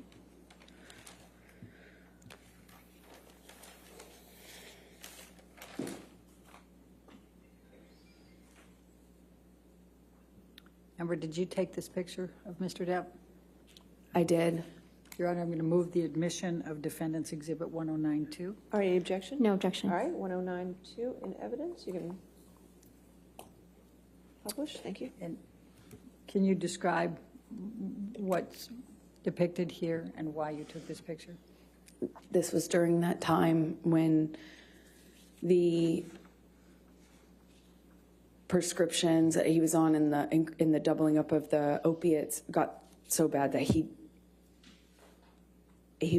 was like this just throughout the day, off and on, and then he would take Adderall and he'd be really animated and ready to go, and then it would be this again, and it was so erratic and it changed so quickly, and I naively now really did not understand what was going on. I deeply cared about this human's well-being. All right. And it was very confusing and scary. So did there come a time then that Mr. Depp went into detox for Roxycodines or whatever they're called? Yes, when he finished filming, the plan was to do the detox, and that's what we did. And when was that? That would have been early August of 2014. I believe we left. We were there for, I think, a week to 10 days, 8th through the 18th, more or less. And we've heard some testimony about this, but can you please describe for the jury what took place during this detox on the Bahama Islands in August 2014? It was, for the first few days, okay, peaceful. The nurse, and then later nurse and doctor were staying on a different part of the island, a few minutes drive by ATV, like 10, 15 minute, by one of those ATV vehicles. But we communicated via walkie-talkie and occasionally through text. And it was okay at first, and then the behavior, then it just really wasn't okay. It was up, down, he'd be mad at me. Then he was wanting a hug. He cried a lot, and then he, wanted to have sex a lot, which is just not like Johnny at all.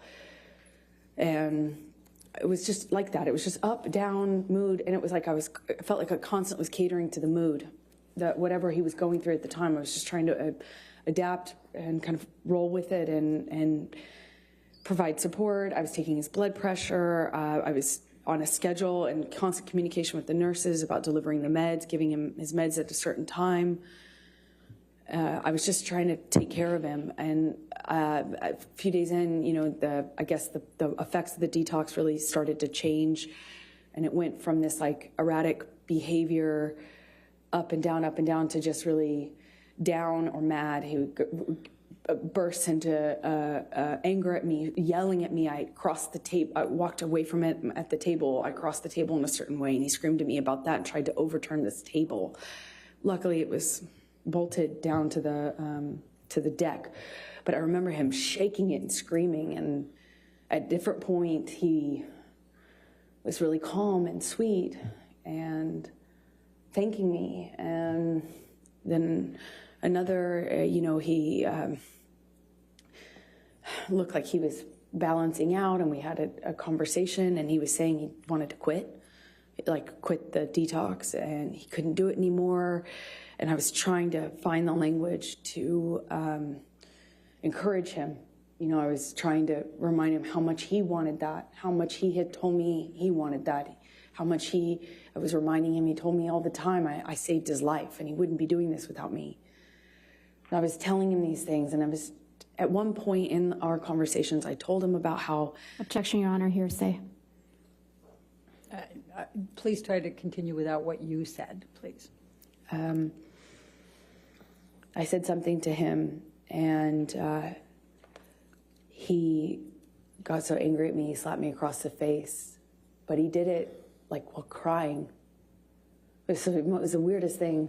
He was crying, saying no woman had ever embarrassed him like that. No woman had ever made him feel like that. I heard that for the rest of the trip, too, just on repeat.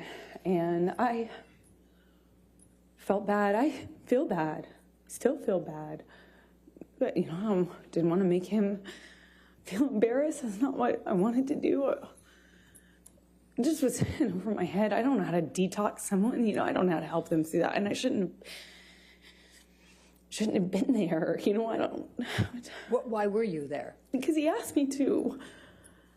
And I didn't know that that was a phenomenally dumb idea. I don't know why why the doctors and nurses didn't tell me not to. I had no idea what that was going to look like or be like. And it was hell. You know, we're on an island. I'm trying to take care of him, and he was hallucinating and... Objection, Your Honor, non-responsive. Overruled. Screaming at me for things that I said when I didn't say any. I hadn't said anything. I would tell him, Johnny, Objection, Your Honor, hearsay. Well, I think in the context, Your Honor, it's not offered to prove the truth of the matter asserted. What's it for? It's just telling the context of... I'll sustain the objection. Thank you. Please continue and just say what he says and what he did and what your observations were. He was accusing me of having a man in the house with me. We were in a single, you know, in a cabin. It's basically one room with a closet and a bathroom. I mean, there's nowhere to hide, really. I mean, there's a closet and a bathroom.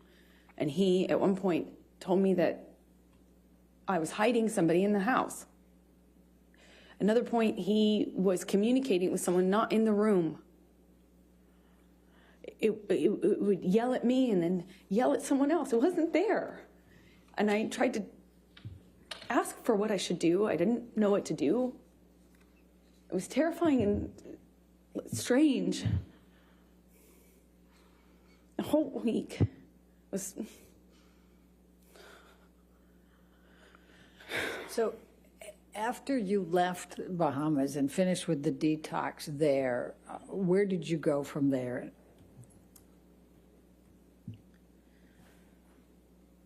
We, meaning Debbie Lloyd, Dr. Kipper, and I and Johnny, we flew back to LA, and he was going back and forth between saying he wasn't going to continue to, he was committed. It was back and forth. Everything was up, down, erratic, like changing every second. And we got to LA, and Debbie and Kipper communicated with me. I won't say what they said, but I decided it would be probably in everyone's best interest if I went away to a hotel. Johnny put me up in this room in this hotel while he finished the process of detox in LA, and I had my friends out with my girlfriends there to support me as per usual. So Michelle, can you pull up 272, please?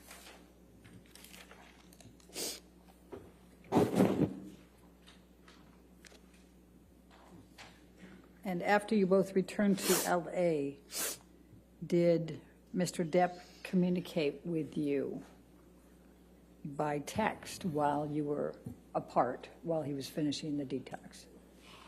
Yes, he did.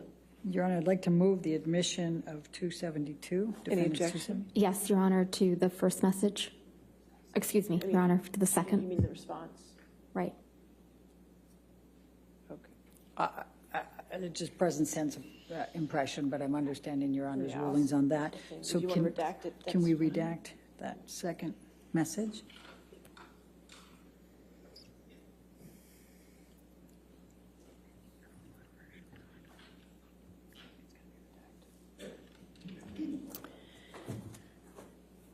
All right, Your Honor, All right. Any objection to 272 redacted?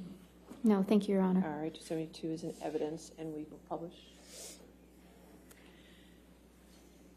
And Amber, I'm going to show you now what is Defendants Exhibit 272, and this is on August 20, 2014. It's a text message from Mr. Depp to you. Do you see that? Yes, I do. Okay. And just so that we can highlight here, he's calling you, he says, just to let you know that I'm fine, my angel. I miss you, of course, but this was the right thing to do to speed up the process. I love you more than life. Yours, Steve. Do you see that? I do.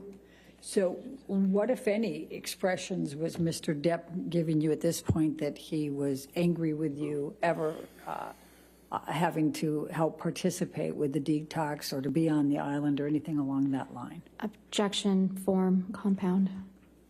I'll allow it, but just for trying to keep the record clear, 272 has already been entered into evidence without that redactions, and there wasn't any objection. So I would wish if I could have both sides to keep track of their evidence. It's not my job to keep this. Thank you, Your Honor. And I just got a note to that effect. So Okay, so 272 is in evidence without, you can clear the redaction and publish it. It's really the party's responsibility to take care of the record, not mine. my apologies on that one, Your Honor. All right. All right, and I overruled the objection, so she can answer the question. Thank you, Your Honor. I'm sorry. Can you remind me what the question was? Yes, That's fair. that's fair. I said, what, if anything, did Mr. Depp say about that you were torturing him on the island and he didn't want you there? Very confusing for me to hear that because even though he was hallucinating and angry at me at various moments when he would have these kind of episodes, I did nothing but try to take care of him. I'm not a nurse. I did my best to support him. And he thanked me. He thanked my mom. He thanked my dad. And told me, of course, I saved his life. That he wouldn't be able to make this change without me. And that this process was horrible and hard on him and us and me. But that he was so thankful that I was there for him.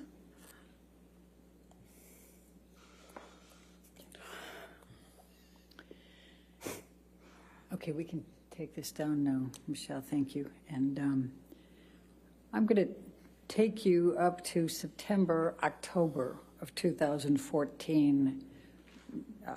Do you remember filming Magic Mike 2 in that time frame?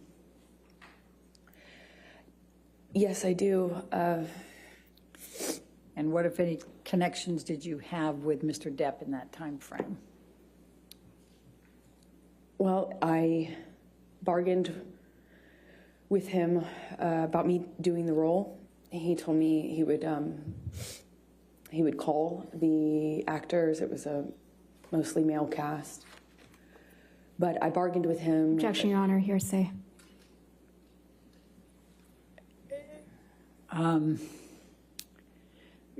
Don't say what you said, just say what he said, okay? He reluctantly kind of agreed to me working on this movie or taking a job. He was filming a different movie in London at the time. I wasn't going to play a sexualized character. I wore no makeup or minimal makeup in the movie. No sexy clothing. No kissing scenes. No sex scenes. So I went and did that film in October of 2014 in Georgia while he finished his movie in London. And then at some point he came out to pick me up in Georgia and was there for my last day or two of filming.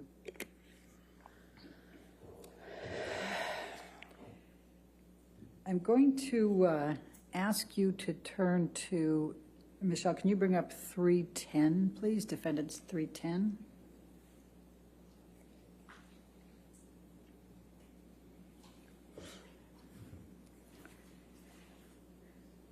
Did you have communications with Mr. Depp about auditioning for another role in this time frame?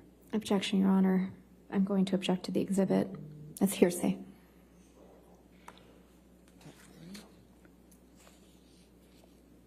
I'm not sure who's in the text exchange.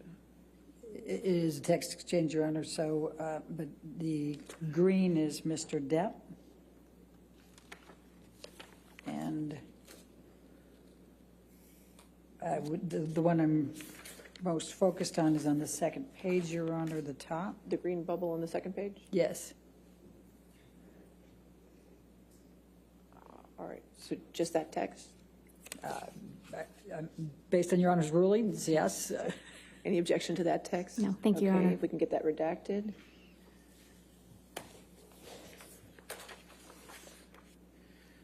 And while that's being redacted, Amber, let me ask you, what, if any, anything was Mr. Depp saying to you in this time frame, we're talking November 2014, about you not working anymore or not taking on any more work or auditioning? Objection, Your Honor. Compound. They're all the I'm same leading. subset. Overruled, I'll allow it. Thank you. Johnny was angry with me for working.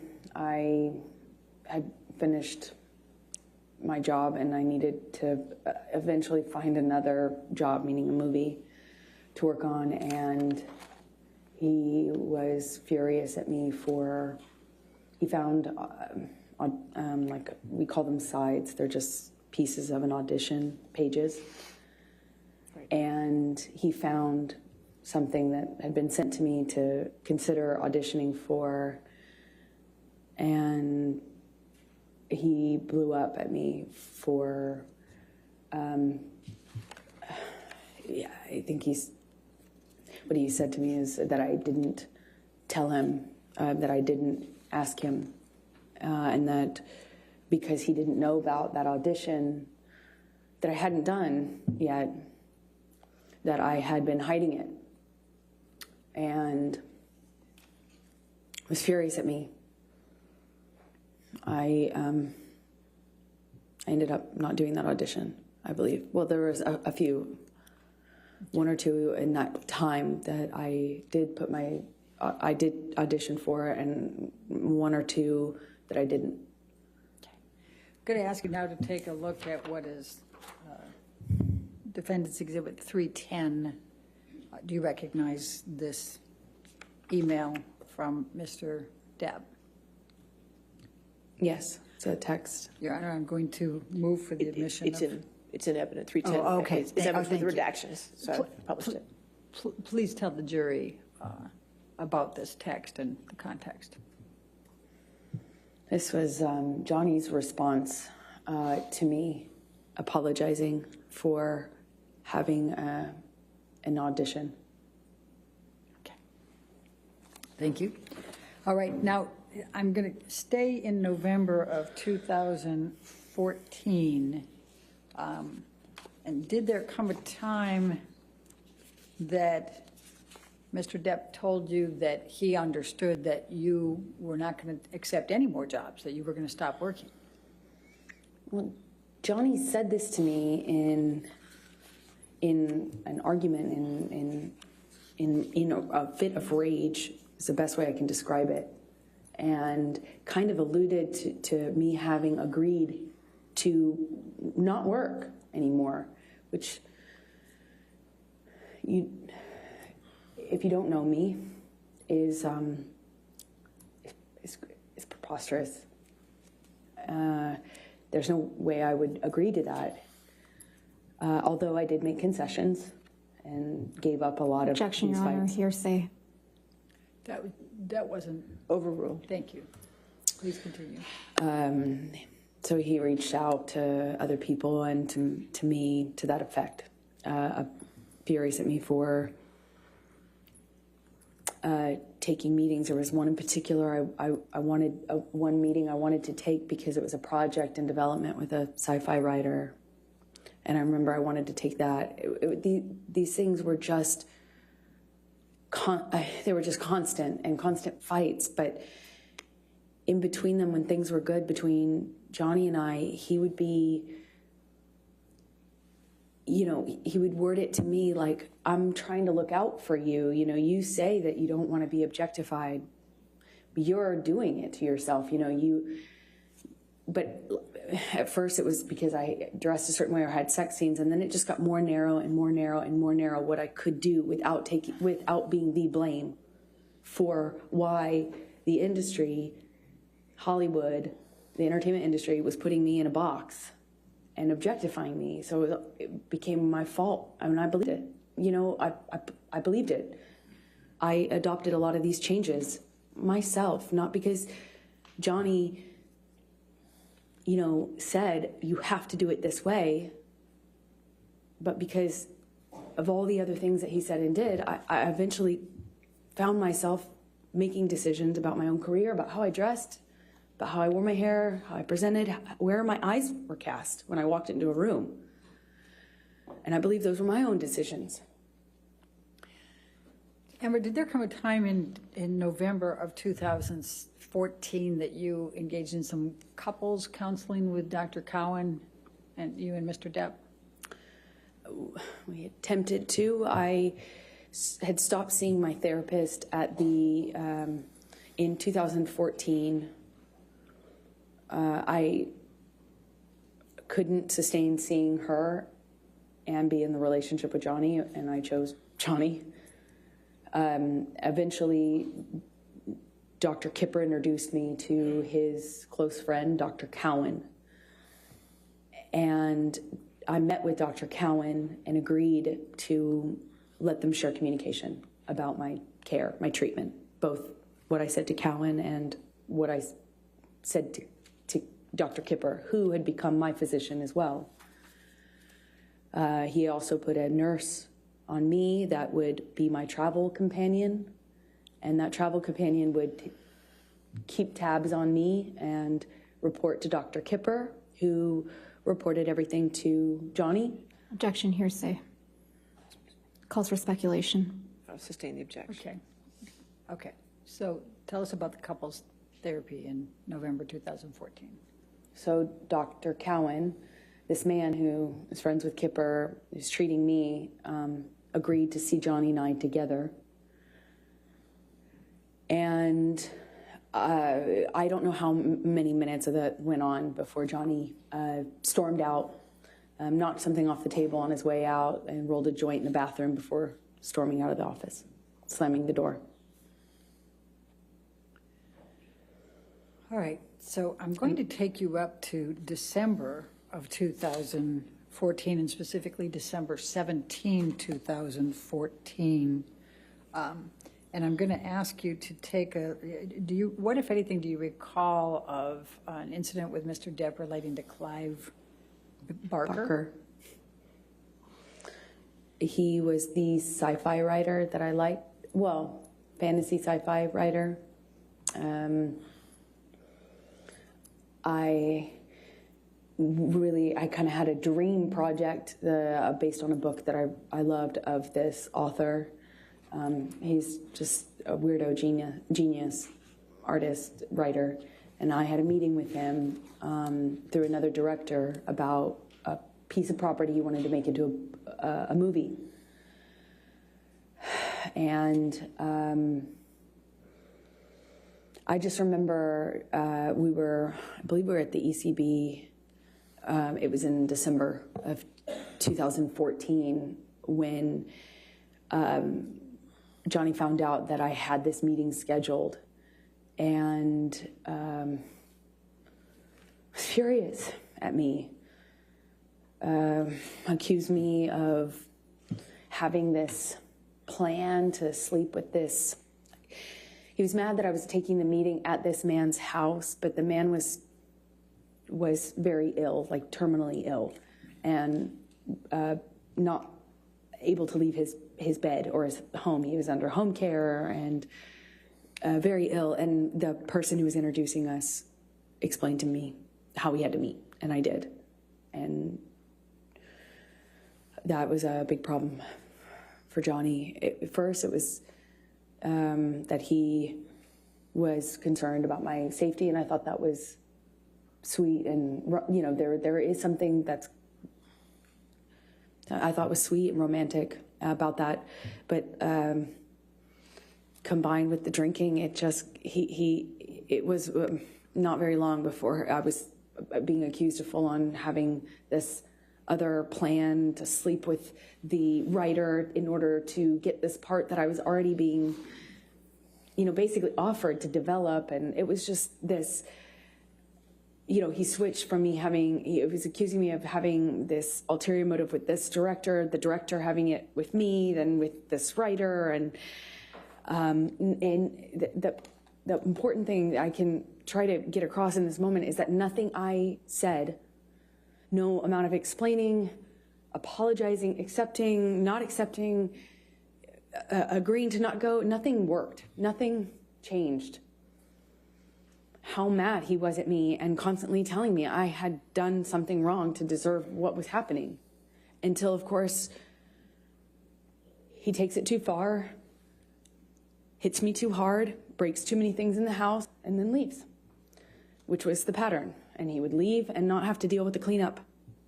He never had to deal with the cleanup. He never had to deal with the destruction or see me or the house that he had destroyed. He never had to deal with my face the next day. He would just go. I called it splitting. He just split. And eventually I'd get an apology of some kind, or I would get an offer to have him come over. He would offer to come over and talk or give me my peace or give me my goodbye. And in many ways, I found myself accepting that, knowing it was kind of false pretense, because I too wanted to resolve it. I didn't want him to think I was sleeping with this sci-fi writer. I didn't want him to think that I was this slut he said I was all the time. I mean, part of me really wanted to believe that he didn't mean those things, and I wanted to get to that part of him that would tell me he didn't mean what he said and that he was acting this way because he was messed up, and the cycle would repeat, I suppose. Was there any physical violence on or around December 17, 2014? Yes is the answer to your question. I don't really remember what happened in that fight. I remember more afterwards. I remember how apologetic he was for it. I remember him telling me he took it too far. I remember him saying he'd never do it again. And I remember wanting to get to Christmas. Christmases are hard, probably for everyone. And I remember it was close enough to Christmas that I was tired and I wanted to be in a I wanted to be in a kind, gentle, peaceful state for Christmas. I didn't want to go through a breakup at this time. I didn't want to, that's what I remember of that time. Let's bring up Defendants Exhibit 321, Michelle.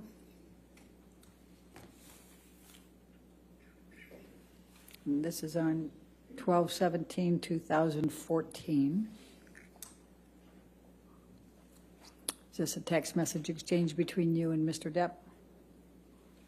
Yes, it is. Your Honor, I'd like to move the admission of Defendants 321. Any objection? Sorry, Your Honor, just a quick minute.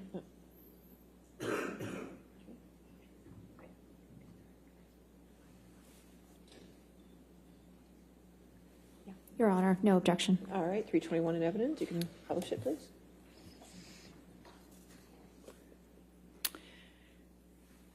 Amber, I'm just going to turn your attention to this. This is an email exchange between you and Mr. Depp, and he says, I am truly sorry to have upset you to the degree that I have. I couldn't be more sorry for yet again ruining your day. I do, of course, take your generosity, your selflessness, your affection, and your sweet doting deeply into my heart, and I think that I've been reciprocal. Agony is never the answer to any equation or occasion, nor is rage. Please know that my apology is sincere and solid, and as stupid as it sounds, I hope your meeting with Clive Barker is excellent. You see that?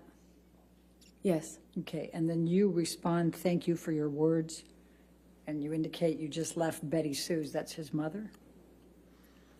Yes, and I then had a glass of wine with my former agent, Megan. Okay. That afterwards, she encouraged. Objection, hearsay. Yeah. Okay, thank you. Sure. All right, and we can take that down. Let's bring up 325, Defendants 325, please.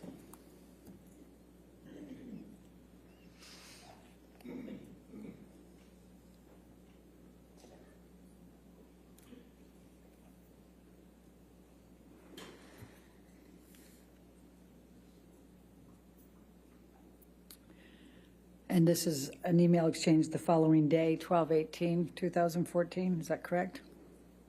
Yes. Okay, Your Honor, I'd move the admission of Defendants 325. It's already in. Oh, it's already in, Your Honor. My apologies. We'll get that figured out at lunch. With what redaction? It's already in, It's so. been in evidence. Does anybody over there have the list of evidence that's already in evidence? Yes. Okay, we're making sure. Ours indicates it is. It's in. It's in evidence. Without redactions, Your Honor? It was redacted. I don't know what it was redacted to. The redactions don't. That's how it is in evidence, Mr. Murphy? We can check. We'll check our copy. Thank you.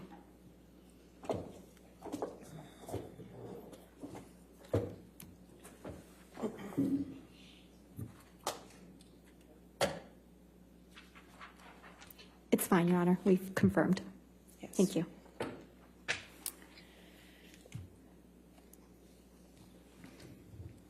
All right. right. It can be published. Thank you. That's-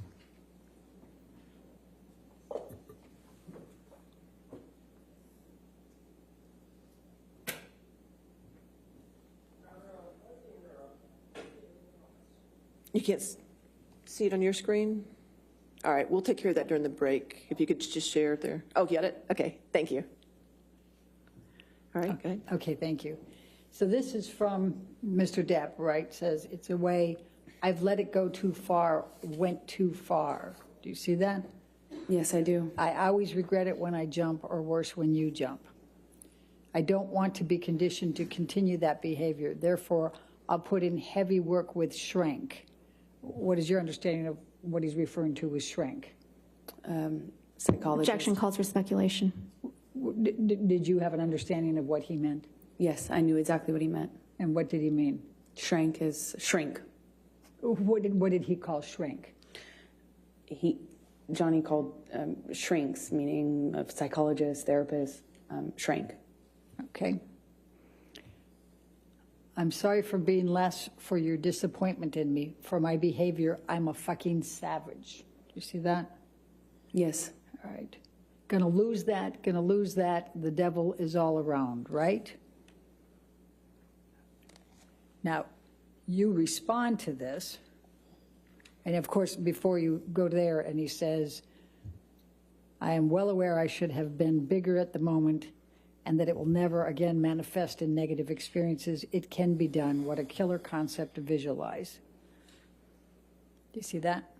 Yes, I do. And you respond, I love you, I miss you already, correct? That's right. Right.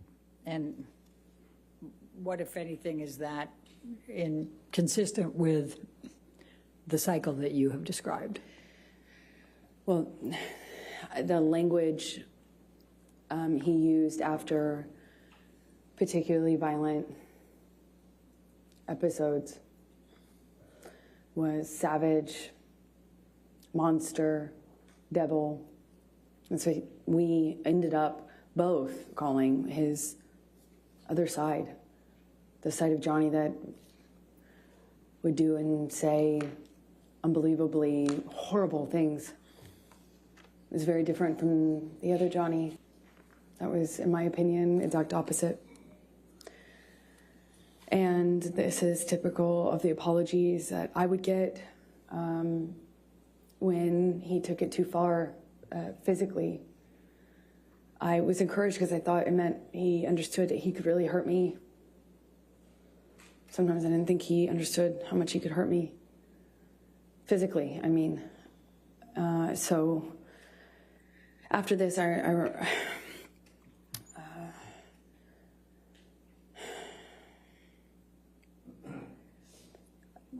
had a visible bruise. I don't remember where, but I remember what other people, well, I can't say that, what they said, so.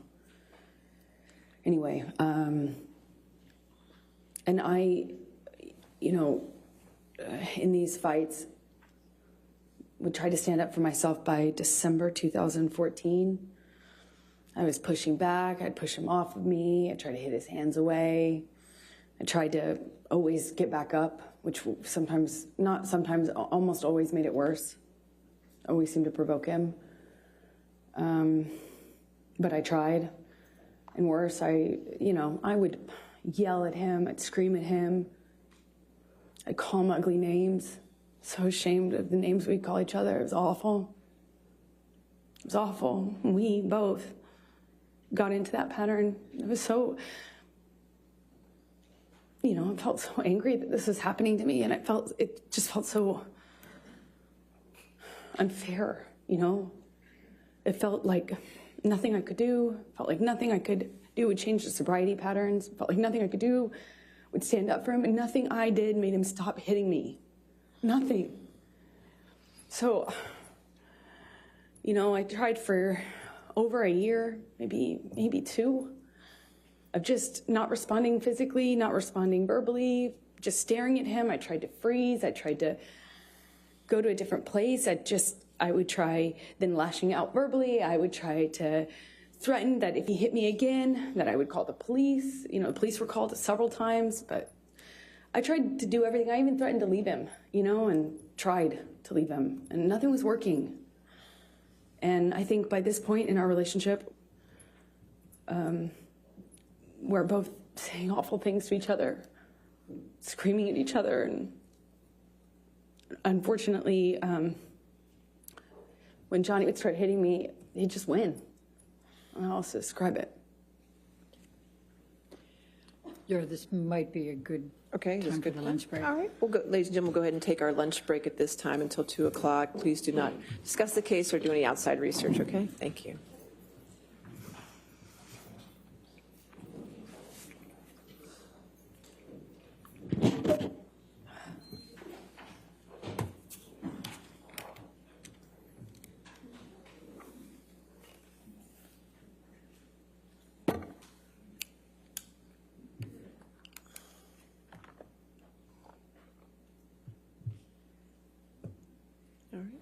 And again, ma'am, just don't discuss your testimony with anybody this time, okay? All right, thank you. So 2 o'clock? All right, Thank you, Your Honor. All rise.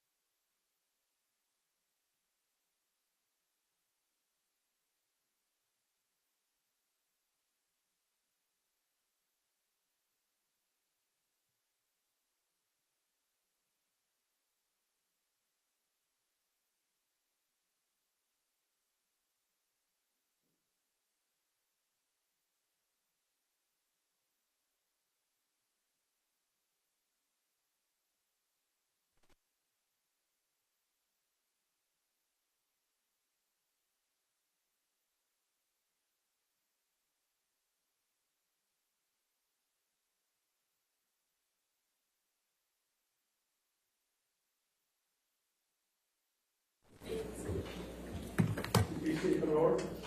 All right. Okay, are we ready for the jury? Yes. Okay.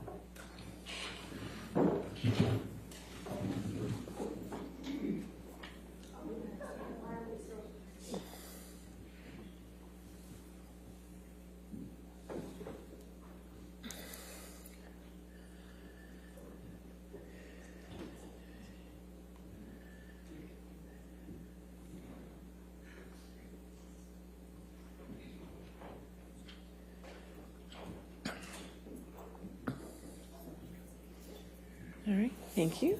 All right, you may be seated. Your next question. Thank you, Your Honor. Michelle, can you bring up Defendants Exhibit 236, which has already been admitted? Thank you.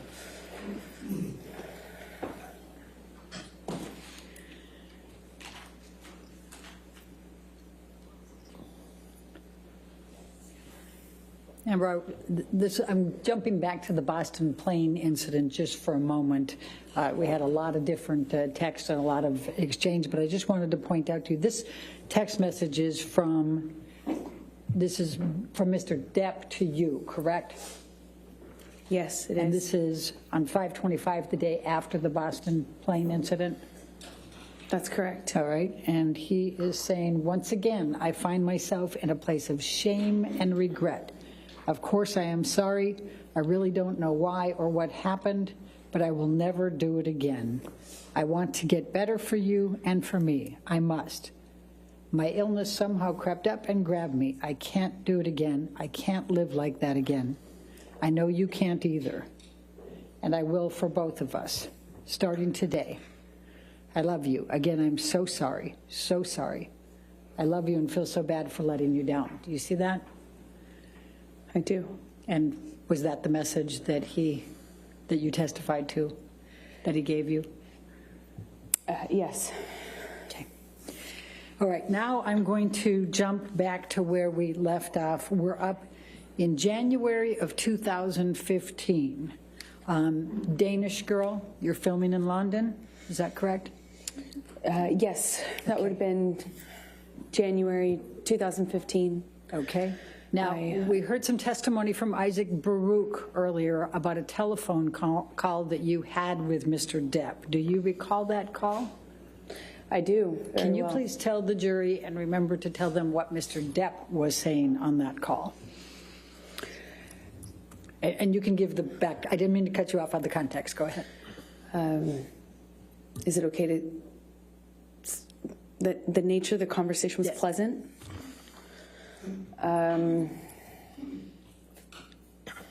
Friendly, fine, normal. And then Johnny stopped making sense with this. Like, he'd start a sentence and then trail off and act confused when I would be confused. And that pattern kind of increased pretty dramatically in a short amount of time. And I was in a hotel room in London speaking to him in Los Angeles. And the phone, what I assumed, cut off. I thought it was a connection issue. And I remember getting out of bed and walking into the bathroom to get something, and I was redialing him. And in the span of that short amount of time we had been disconnected, it was minutes, not even minutes. I called him back thinking the phone had been disconnected, and he answered and he said, how could you tell me that? How could you say that to me?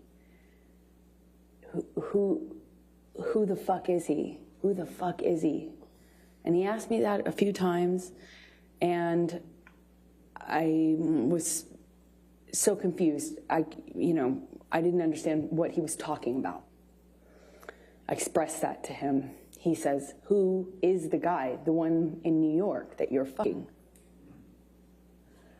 And it was such a bizarre conversation because it had already started to feel like he was not making, it was almost as if he was confused by what sentence he had started by the time he got to the end of it.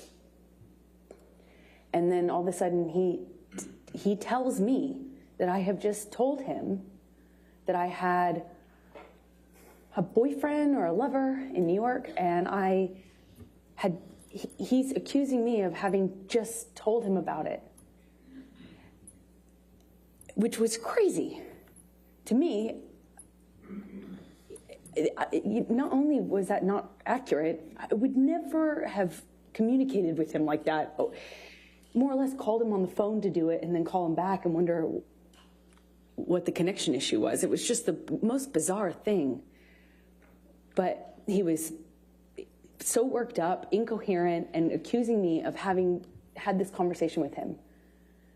Eventually the line drops out, and I spoke to the person who picked up the phone. Okay. And how did that end? I no longer spoke to Johnny. I probably can't say what the person told me. Are we talking about Isaac Baruch? Yes. Okay. So without saying what he said, you had a brief conversation with Mr. Baruch, and that was the end of the call? I did. It was my understanding Johnny was passed Objection, out. hearsay. Okay. Sustain.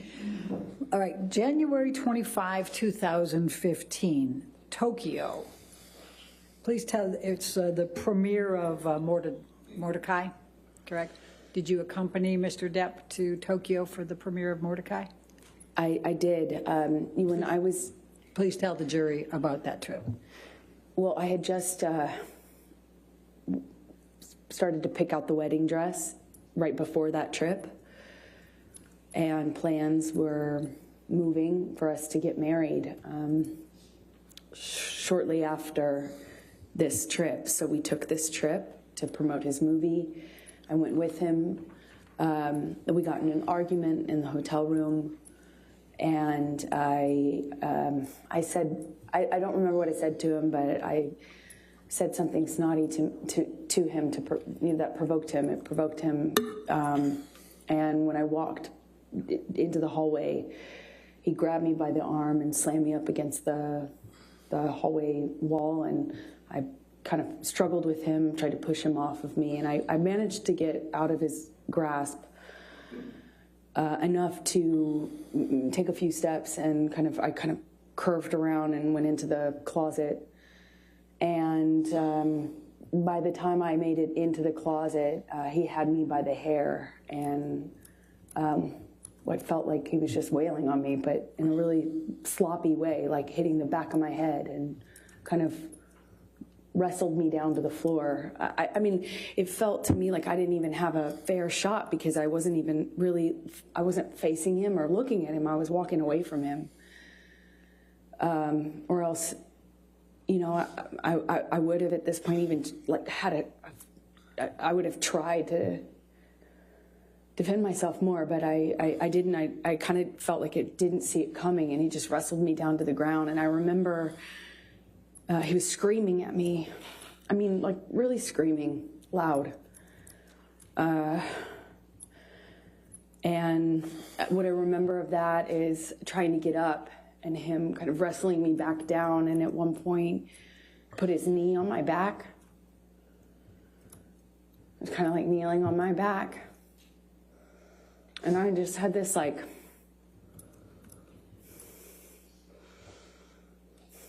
struggle with him.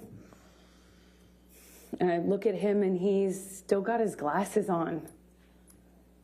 I just remember looking at him and thinking that was so... he just looked like he hadn't been through anything. He still had his glasses on, sunglasses. And he was screaming at me that he hated me, that it was over, that he didn't want to marry me. He was disgusted. He was disgusted. He made this mistake. It was a big mistake. And everyone hated me. And I remember crying on the floor.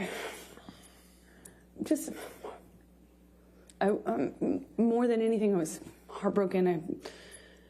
I thought maybe he was serious. I thought maybe, God, he doesn't love me. Maybe he really feels this way. It broke my heart. Broke my heart. I wanted to marry him so bad. This is the man I loved, you know. Yes, it was awful at times, but I loved him and what he was saying. Objection, Your Honor, non-responsive. Overruled. What he was saying to me hurt just as bad as anything else. I just remember that he left me on the closet floor, and as embarrassing as it is to say, I went up to him at some point. I don't know how much time had passed. He was sitting at the piano in the living room of the hotel room that we had.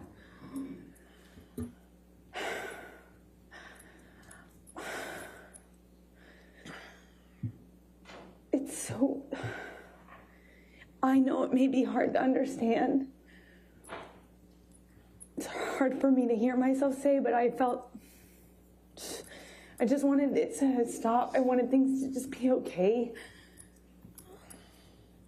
And I just sat next to him on the piano, and I just leaned my head on his shoulder, and of course I was mad, and felt it was horrible what he'd done. But on the other hand, I wanted us to be okay. I could just put I could put the physical stuff in a box, and I just kept going back on how much I love this person. So just put my makeup on and went to the premiere with him and walked the red carpet with him. And I remember in the car checking my phone obsessively for pictures because my dress was backless. Of all times to have a backless dress. And then I was just looking at pictures of us on the red carpet. It was surreal because I was checking for bruises and making sure that there would be no marks on me, and we just looked like this other thing on this red carpet when it was just...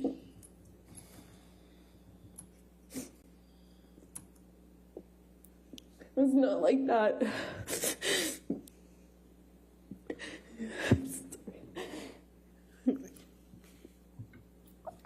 embarrassing. You know, it's hard to... I'm sure it's hard to... Objection, Your Honor, non-responsive. All right, I'll sustain the objection. Next question. I'm going to take you to February, the next month, 2015, to your wedding. Can you please tell the jury about your wedding?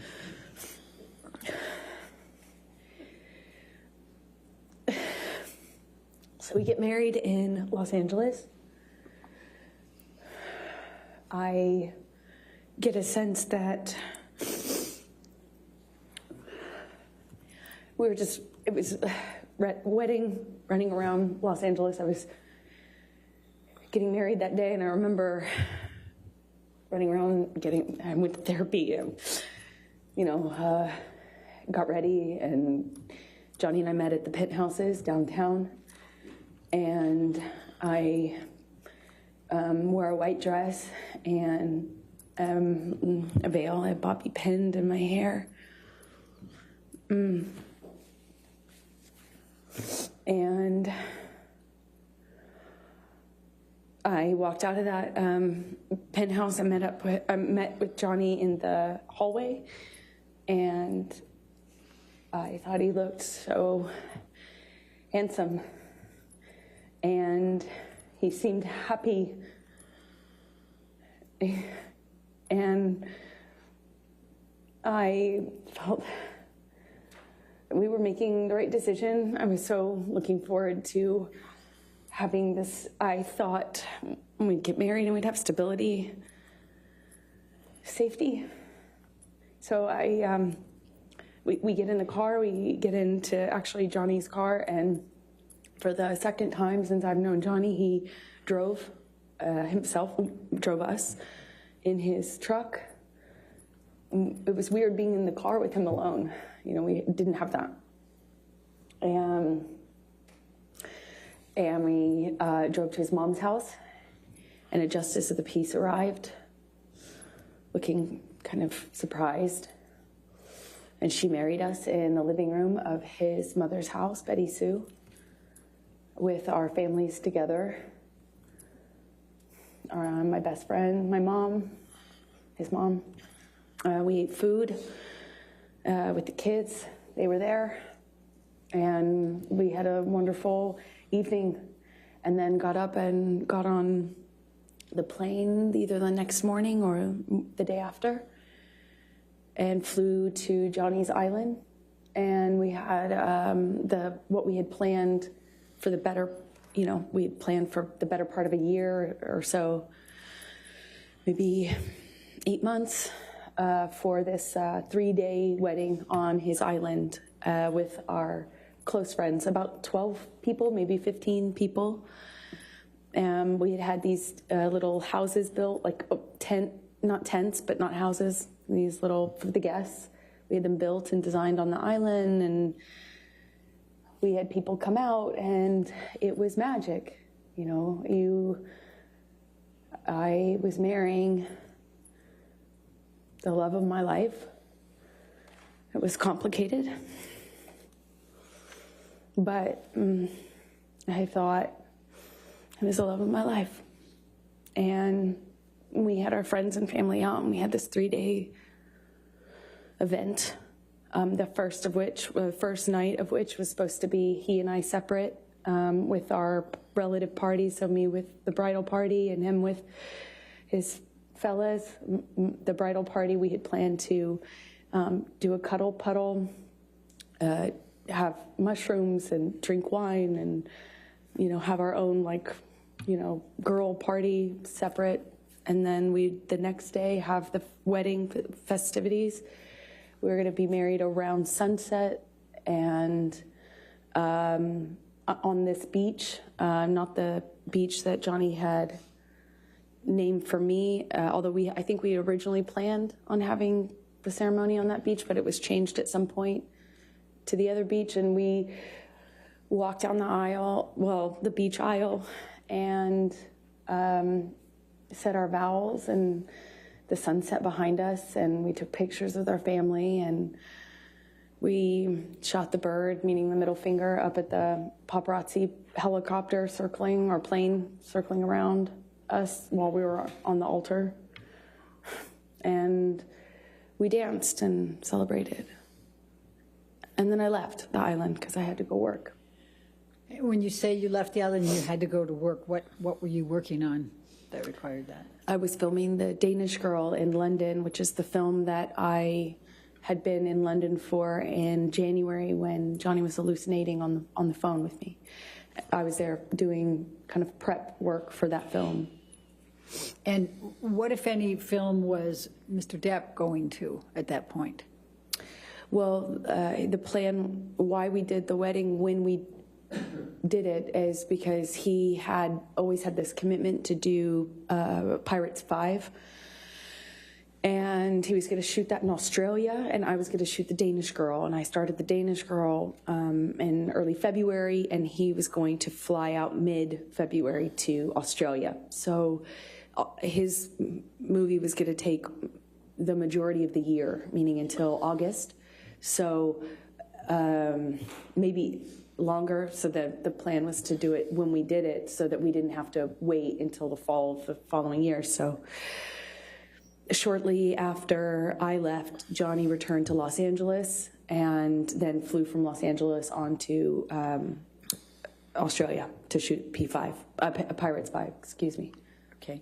And what was the plan for you when you finished with Danish Girl?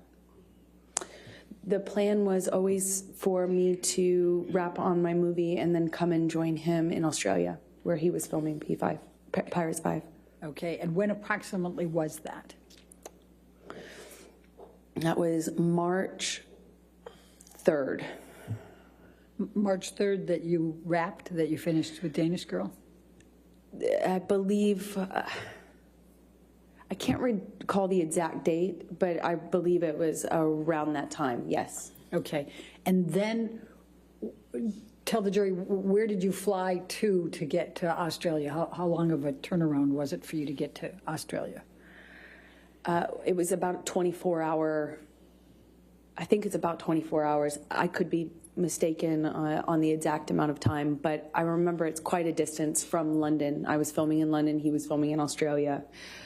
Effectively, you have to fly 12 hours, stop, get on a different plane, and fly, I think, around the same amount of time, if I'm not mistaken. Okay. So when you arrived, before you finished wrapping with Danish Girl and were heading out shortly before, what, if any, communications did you and Mr. Depp have? Well, at first it was great. Even though we were separated, it was so hard to leave. Leave right after you get married, especially considering that in Johnny and I's relationship, it was always so much worse when I went away to work. That's when problems started. So that was hard, but we communicated pretty consistently, and it was positive until it started to change. I got the sense that he thought I was sleeping with the director, and then it was with the actor I was filming with. Who was the actor you were filming with? Eddie Redmayne. Okay. I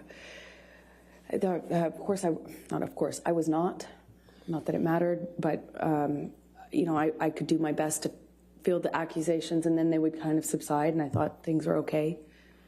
And one day, right before I'm supposed to fly to Australia, he, I think it was the night before I was supposed to leave to go to Australia, he calls my hotel room, apparently. I had a sense that the phone was ringing. I think I was in the shower at the time, but not much time had passed, and I get a knock on the door, and it was someone from the hotel that I was staying at. The hotel staff had been sent up to the room because Johnny... Objection calls for hearsay and speculation. I'll sustain the objection. So don't tell what the staff said. What happened next? Then I start communicating with Johnny. And when you say started, I mean, was he on the phone? Did you call him? What happened here? He called the room and then my cell phone, and then once I was on the cell phone, he was accusing me of not being in my room, so he called the room, and I had to prove that I was in the room because, by answering the phone. And we had a lengthy kind of circular conversation about where I was and why I didn't answer the phone. Why I didn't answer the phone immediately. He didn't sound like he was connected to reality. It just didn't seem like, to me, it seemed like a previous pattern. I was unsure what to make of it because he wasn't right in front of me, but he was accusing me of what it seemed like is having, I guess, an affair or a reason to not be in the room that I got a sense from him was, cheating or, that I was hiding something and why I wasn't answering the phone, and hence why I got the knock on the door. That was right before I left. So before you headed to Australia, what, if any, requests did you make of Mr. Depp for him to get you MDMA? That's ridiculous. Why is that ridiculous? Because would never, since that time I learned my lesson the hard way on the plane to Russia, I would never do MDMA with him. I'm asking for a problem in that case. Like that, I would never do that. Okay. So you flew to Australia and met with Mr. Depp, right? And I'm going to, can we pull up Defendants 1809? And Your Honor, these are some of the pictures that Mr. King, you may recall, was testifying earlier, said he had on his phone. Okay. And then those were given, so. So I don't have these, is what you're saying. Okay, that's fine. 1809. Correct. I'm just going to show you a few pictures, Amber. Do you recognize, and I realize you didn't take this photo. I'm going to move the admission of it, though, Your Honor. Any objection to 1809? No, thank you, Your Honor. All right, 1809 in evidence, you can publish. And let me pass one up and give one to the other side. We tried to, given the strangeness of this. May I approach, Your Honor? Yes. Thank you. I appreciate it. Amber, do you recognize this photo? I do. And could you tell the jury what this is? That is the driveway leading up to the house that Johnny was renting while shooting Pirates 5. Okay. And then I'm going to make this, try to make this a little faster, and I'm going to go 1810. Ms. Bretterhoff, if you have a series of photos, if you want to Yes. show council what they are, maybe we can get them entered all together, and then you could just Yes, go on with your questions. yes, in fact. And these are all, I will represent, ones that we got from Mr. King. All right, if you want to take a look at them. And Your Honor, if I may just approach, I'll give you the whole stack. Okay, that's That might fine. look like-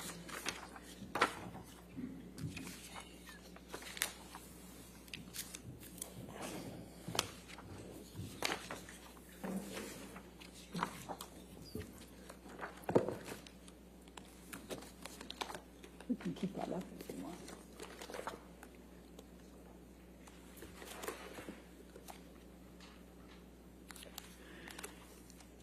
By the way, Amber, do you see those kangaroos in there? When I was pulling up to the house, I saw kangaroos as well. This was a pretty big driveway. It was a pretty I don't have any isolated. objection. Sorry. No objection to any of them? I don't believe so, Your Honor. But make sure you look through them all, too. I just want to make sure, because Thank I'll you, go ahead and Your read them into the record once you have looked through them all. And then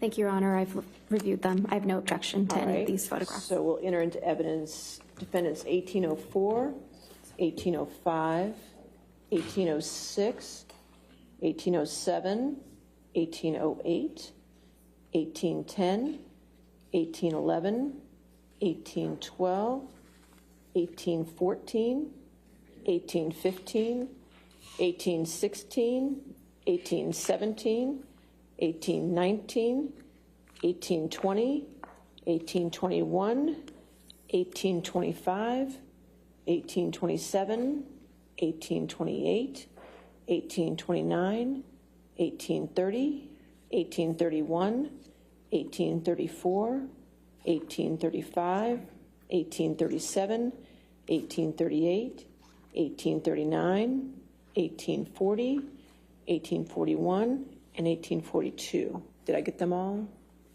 I believe so. Wait, I want to make sure more than believe, so we agree that's all in evidence? Okay. They're all in evidence. So as long as you're just going to be referencing those photos, we'll keep it on We're for going you to to keep it publish moving. them. Thank you, Your Honor. Appreciate it. Okay. Whose home was this in Australia? It was a, I think like a a well-known sportsman, racing cars or something of that nature. Okay. Let's, Michelle, if you can pull up 1810.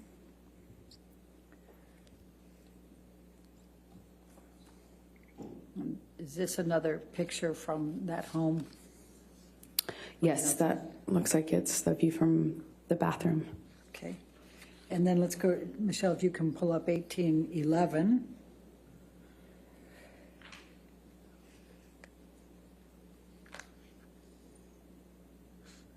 Is that a picture of the home? That's the house, yes. Okay.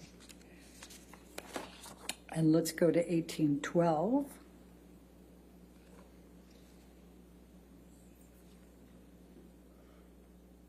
And that's a view from the living room. It opened into a lagoon.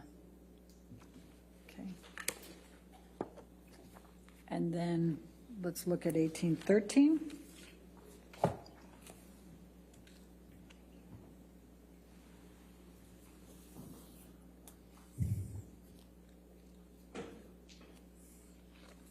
I guess that's just another view, little over of the swimming pool, correct?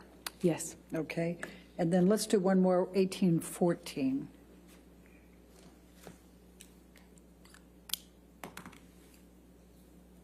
This is inside the house? Yes. Okay. And if you can look to the back here where I've got I'm making some, what if anything is that back there? That's the kitchen. Okay, and this is the dining room, and this is on the main level? What we're looking at is the dining room table on the main level with the kitchen in the background. Okay. Thank you.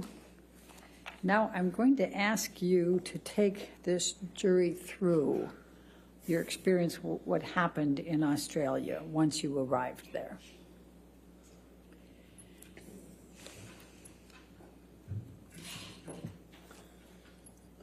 Well, I was nervous because of the conversations that I had with him before I left, and then in transit, I stopped in Dubai and spoke to him too. So I was a little nervous, but he indicated me that he wanted me to come. He said, I miss my wife at the end of the phone call that we had in the airport. I called him from Dubai. And he said, I miss my wife. I felt, okay, safe to, it's good. And I missed him so much, that's all I wanted to do is see my new husband. I flew in, I arrived early. I walked into the bedroom. I was so excited to see him. And he was so, he had lost a ton of weight. So I just knew something was up.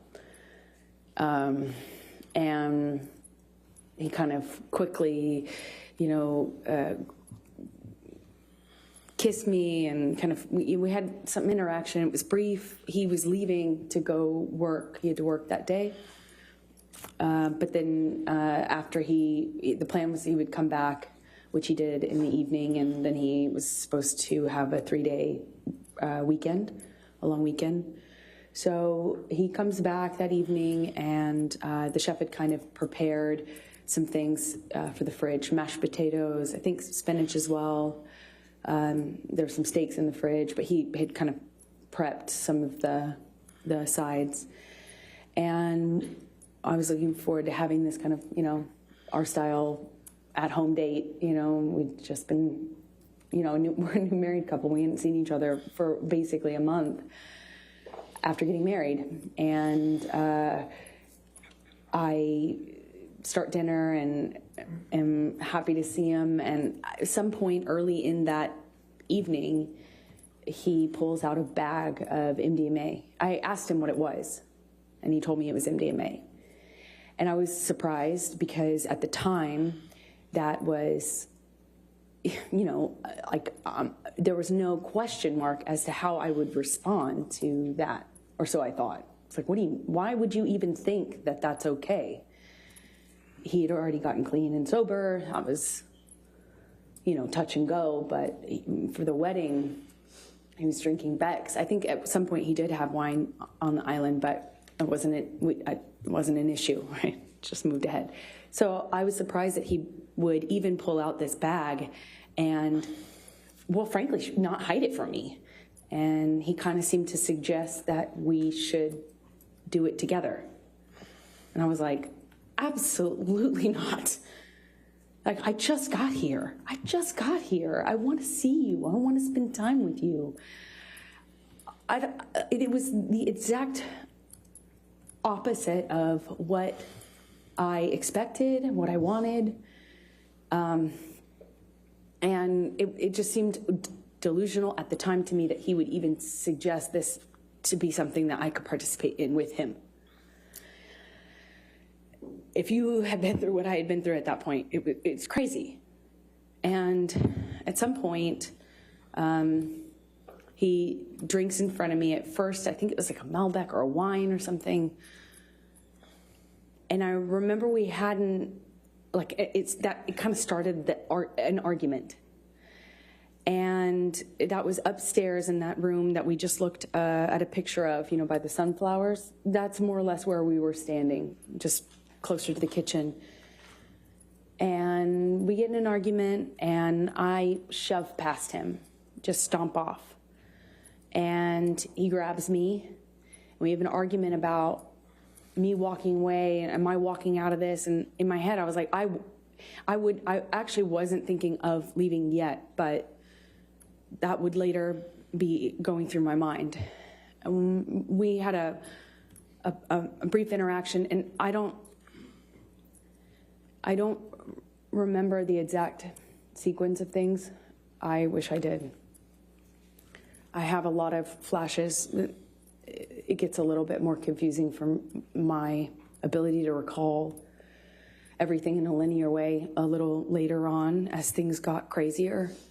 But for this part, the first night, what I distinctly remember is at one point, I don't think I had gotten very far, or maybe I came back into the room, but when he shoved me, I went flying across these parakeet floors. I mean, just skidding across these floors. And I remember thinking it just looked so easy for him to throw me around like that, I just slid, screeching my skin against this beautiful wooden floor. And we had another argument that was a spin-off from that. It was just kind of this on-off sort of thing that I remember eventually in this interaction, he shoves me up against the fridge. He has me by the throat, and he just was holding me there by my throat. And I wondered if it was the drugs. I wondered if it was him. It hadn't, in my recollection, it hadn't been that long. He has me up against the throat. He's kind of bashing me against the wall next to the fridge. We're kind of moving in that area. And at some point, I'm in his face.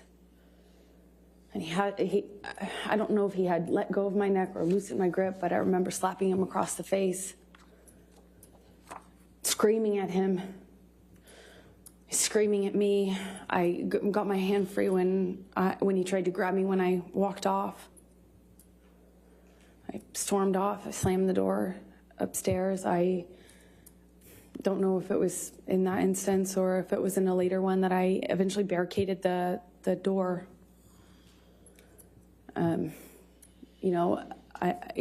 It wouldn't stop him from coming in. He could come in the other doors. There's a back door, there's patio, but at least I'd hear it.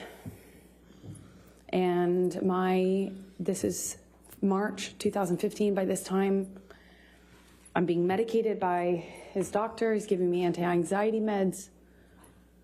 giving me, you know, had already tried to give me antidepressants. They didn't work for obvious reasons, I hope.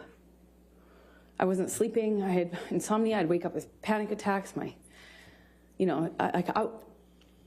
needed to sleep, but my ability to do so was really, really compromised at this point. And I kept thinking that I just wanted to hear him or know if he came in so I could be aware, so I could be ready for what was going to come in with him.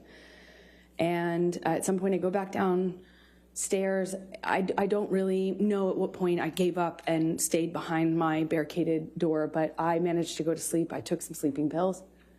I woke up, and when I came downstairs, he was still up. He confirmed when I asked him that he had not slept. He had not eaten, so I tried to get him to eat. We get in an argument. He was accusing me of Eddie Redmayne, and by this point, he thought I was working with Billy Bob Thornton on the movie I had just shot, but I had already worked with him a year earlier. But he was very upset about him and the gentleman that invited me to a concert in London. You know, my co-star, he was upset about these people, even though I had done that movie a year prior. Who was that? It was Billy Bob Thornton, Jim Sturgis, and Eddie Redmayne that he was upset about. And Let me just stop you for a moment. Have you seen Mr. Depp take any drugs by this point? Oh, yeah. Sorry if I left that out. That when we had the argument about the MDMA, he suggested to me that it wasn't on the no-fly list, like it wasn't on the no list. That was his argument. That was his defense. Like, this isn't the. But you didn't say I couldn't have this, and you know, over and over again, Johnny told me I wasn't the reason he was getting sober, but I was the reason he was staying sober. I had saved his life and all this stuff. It wasn't like it wasn't my job to police him, but I kind of ended up being in that situation, it seemed like, in his mind, you know, when he would express that to me. So he took a handful of pills, and I didn't count how many, but when I came back downstairs, I did the math on the amount that was left, and I think it was either 8 or 10, I can't recall as I sit here now, either 8 or 10 pills of MDMA. That he had taken or that were left? I remember we had a conversation about the amount that he took. So I remember saying, you Objection, took all hearsay. Okay, I'll sustain the objection. Okay. There were only a few left in the bag, so I think it was what he took. And I said, Johnny, that, or Objection, hearsay. he confirmed that he took that amount and that he could take that amount. And what amount? At this point, there were 10. He had taken 10, 8 or 10. I can't recall. And when you say at this point, is that the first night? Is that the second day? This is the second day. This is after I've already fallen asleep for the night in the room upstairs. Come back downstairs. He was still awake. Okay. Please continue with that second day. He was accusing me of being mean to his sister. He was accusing me of not liking his sister. Something about the wedding. I was trying to put out that fire, as you will. I was trying to say, no. First of all, I'm not filming with Billy Bob. No, I wasn't filming with Jim Sturgis. Yes, I filmed with Eddie Redmayne, but he was a lovely gentleman. Objection, Honor, hearsay. Let's not offer to prove the truth of the matter. Overruled. Thank you. And then when it came up with his sister, he was accusing me of kind of having this animosity with Christy. I tried to defend myself, explaining why her and I had kind of become cold to one another. I don't know how else to describe it, because we never had any sort of direct interaction that was negative. We never had any sort of confrontation or anything, but I did my best to explain to him what I could answer to that accusation. And at one point he, I mentioned that, well, I can't say what I mentioned. He, as a result of that phone call, picks up the phone and calls his agent. I don't know why, still to this day. He calls a few people. I don't know who's on the other line. I just heard his side of it, and he's screaming at them. I got a sense that it was money, that he felt people had been stealing money from him, and that the studio had been ripping him off, and that he was calling himself like a whore, or he had been whored out. He seemed like he was upset, but I did not, at this point, this is maybe early evening, it was before the sun went down on the second day. I remember he took the phone at one point and called my divorce attorney. I had, at some point prior to this, got a divorce attorney, or not a divorce attorney, a domestic relations attorney to do a post-nup, because we got married in February, and there was never any mention or talk from Johnny about a prenup, but I had had interactions with his sister, and so I thought, okay, I'll get a lawyer and let's do a post-nup. When Johnny found out about that, or when I reminded him of that in Australia, he went outside and called my divorce attorney and fired her and said the only way out of this was death. Again. And I heard that already at this point, March 2015, probably 25 times.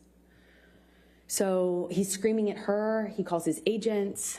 I hear him talking incoherently, screaming incoherently at my lawyer and his agent. He comes back inside, and I genuinely didn't know if he was still mad at me or if it was about me at all. I didn't know. It didn't seem like it was connected to reality at all. At some point shortly after that, I have been saying to Johnny, you need to sleep. Let's eat some dinner, baby. Let's relax. Please, like, calm down. In my head, I was thinking that it would genuinely change if he just got some sleep. He needed to sleep it off. He needed to come down off the drugs. Clearly, the combination of what he had taken pill-wise with whatever else he was hiding from me was not good. I had recognized that sort of delusion. I had recognized that sort of unattached to reality rage. I had recognized the patterns of those kind of loops where he's yelling about things that aren't even being discussed or talked about. I knew already that he just needed to sleep it off, clean up, sober up. And I thought we could. I remember I went to the fridge, I got out the steaks so that they would, be ready to cook. And I got out some of the food I was going to put together for dinner. I went upstairs. I don't know if I came back down in my nightgown at that point or if that was shortly after, but the next thing I remember is coming downstairs and looking for him. We had an interaction that I can't really describe. It didn't make a lot of sense to me. He was just belligerent, throwing things, screaming at me.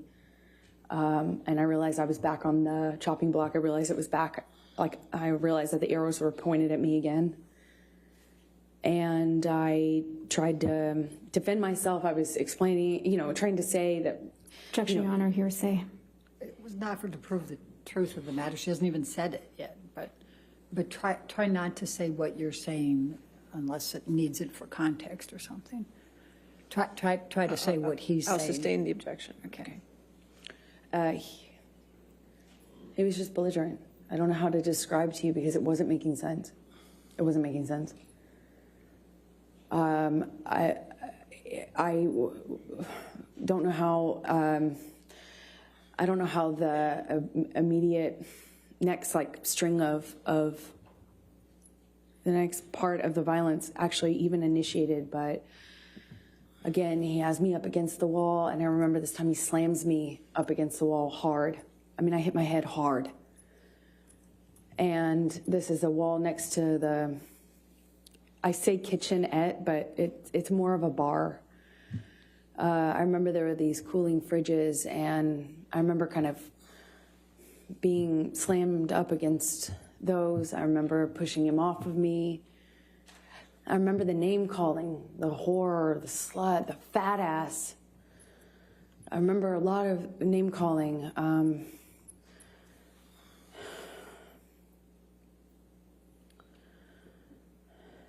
I said, Had he been drinking by this time? he was drinking. Calls for speculation and leading. Also seen as leading. What, if any, drinks had you observed Mr. Depp have by this time?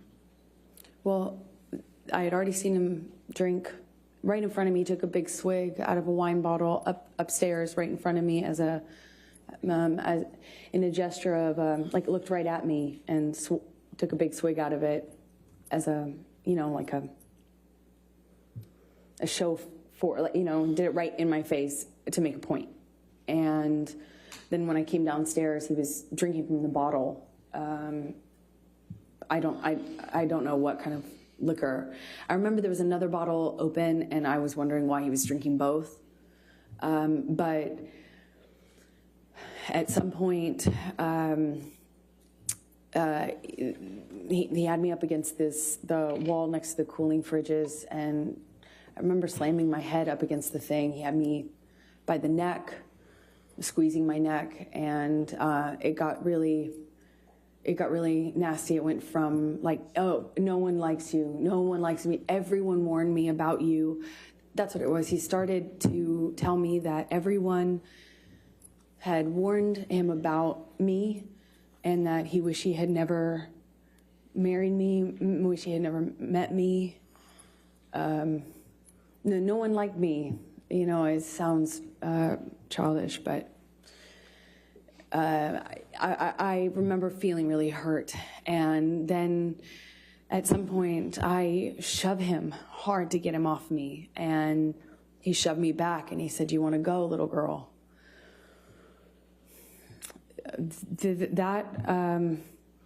I couldn't, as I sit here today, tell you if that happened before he choked me up against the wall, but at some point, I am in a struggle with him where I'm holding his shirt lapel, and he kind of just flings me, for lack of a better way to describe it, throws me across the room. I land on a games table. It's like a ping pong table. And I don't know if I was holding on to him or if he pursued me separate, but he gets on top of me on the games table and is just whacking me in the face, like repetitive. We struggle on the games table. I don't know how we get up. I don't know if he pulls me up. I wish I could tell you, but we were in this struggle down in this games room by the bar. And we had this conversation about the drinking, or argument about the drinking, and he holds up this bottle to me, and I'm saying, did you drink this whole thing? Something stupid, focusing on this detail, and he is telling me that I can't control him anymore, and that if I really wanted to try, take it. And then he's like taunting me to take the bottle from him. If I really want him to stop, why don't I take it from him? Go on. Kept saying, go on, and kind of gesturing with the bottle towards me. And he does that 2 or 3 times. I reach for it, he'd revoke it, kind of laugh at me. And he's holding out the bottle. I think like maybe the 3rd time or so I get a hold of it. I pick it up and I slam it down on the ground right in between us. There's a white tile floor. And I smashed the bottle on the floor. And that really set him off. So stupid. Sorry. It was like a light bulb switch went off. And he started screaming.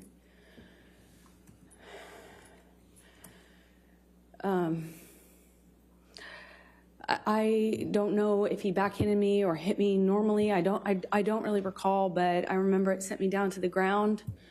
I remember by the time I picked myself off the floor, I stand up. He's got a bottle in his hand, and he threw it at me. It missed, thankfully, but I kind of pulled myself back into the bar area. I don't know how much time passed, but at some point he had a broken bottle up against my face, neck area by my jawline, and he told me he'd carve up my face. I don't know at what point in the evening. I couldn't tell you what sequence-wise when that happened, but it was terrifying. It wasn't the first time he said that to me. He said that to me on the plane as well. But this time he was holding a broken bottle to me. I honestly don't remember if I threw anything in his direction. I don't think I did. I just remember him having me by the nightgown. I remember him flailing me, throwing me around. I'm flailing. This is after there were some bottles broken on the floor. I think this is actually after, again, forgive me, I wish I could remember the sequence, but it's flashes. He's throwing these bottles at me. I remember retreating. There were also cans, like soda cans, beer or soda cans, and they're coming at me one after the other, and I keep pulling myself into the bar area. There's a bar behind me in like a, I don't know, like an L shape. He's standing in the only way you can exit, so I'm kind of trapped in front of this sink, surrounded by bar on three sides with him in front of me-ish, kind of front off to the left, and he's throwing these bottles one after the other, and I can feel glass breaking behind me. I remember feeling one of them go by my head really fast. I mean, a real velocity. I remember being terrified. I remember I couldn't move. I couldn't go anywhere. I eventually, I don't know, he ran out of things to throw. I think that's how I moved myself towards the exit. And I believe that's most likely when we got kind of in this struggle by the bar area, because I remember my feet slipping on the tile as he was slamming me from the wall to the countertops. At one point, he has me up against the wall, and he's punching the wall. He had my, nightgown, and it kind of ripped it off my chest. I remember at one point he's teasing me, taunting me that he has my breasts in his hands. My nightgown came completely off. It was ripped off of me. So I was naked, and I'm slipping around on this tile and trying to get my footing. And I remember slipping on this tile. Glass was underneath me, and I remember just trying to get my footing. I felt really destabilized and felt really vulnerable. I'm naked, and he's flinging me around, and at some point, I'm up against the wall, and he's screaming at me that he fucking hates me, that I ruined his life. I remember I ruined his life over and over. And he starts punching the wall next to my head, holding me by the neck. I get free from him. I kind of step back from him, and it's like his energy shifted to the phone. There's a wall-mounted phone on the wall next to where my head was, and he went from punching the wall to like realizing there was a phone there, and he picked up the phone and he's screaming. He's like at the top of his lungs, screaming, "I fucking hate you. I fucking hate you. You ruined my fucking life." And screaming at the top of his lungs, he picks up the phone and starts bashing the phone against the wall where I was just being held. And I remember kind of having some distance on what was happening and watching him do this. And it was like his energy had shifted, and I was that phone all of a sudden. And he was just over and over again smashing this phone into the wall, over and over again, screaming at me. And I was watching the phone every single time he pulled his hand back. It was just breaking into pieces. I remember thinking this phone is disappearing. He was smashing it to smithereens, just going into the wall. And at some point, he's on top of no phone, but screaming the same thing. I fucking hate you. You ruined my fucking life. I'm on the countertop. It had me by the neck. And he felt like he was on top of me. And I'm looking at it in his eyes. And I don't see him anymore. I don't see him anymore. It wasn't him. It was black. I've never been so scared in my life. It was black. I couldn't see him. And he was looking at me, and I was trying to get through to him. I was trying to say to him in some way that it was me. I was trying to get through to Johnny, and I couldn't see him. I couldn't see him at all. And my head was bashing against the back of the bar, and I couldn't breathe. And I remember trying to get up, and I was slipping on the glass. My feet were slipping, my arms were slipping on the countertop. And I remember just trying to get up so I could breathe, so I could tell him that he was really hurting me. I didn't think he knew what he was doing. I don't know how.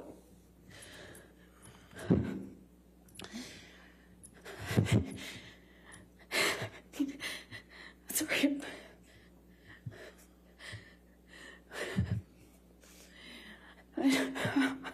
I'm sorry.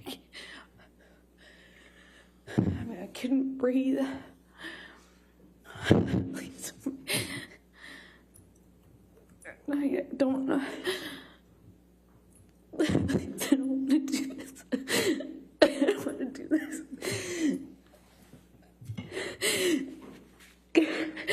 I couldn't breathe. I couldn't get through to him. I couldn't get up. I couldn't get up. And I don't know how that ended. I don't know how. I don't know what happened next. I don't understand.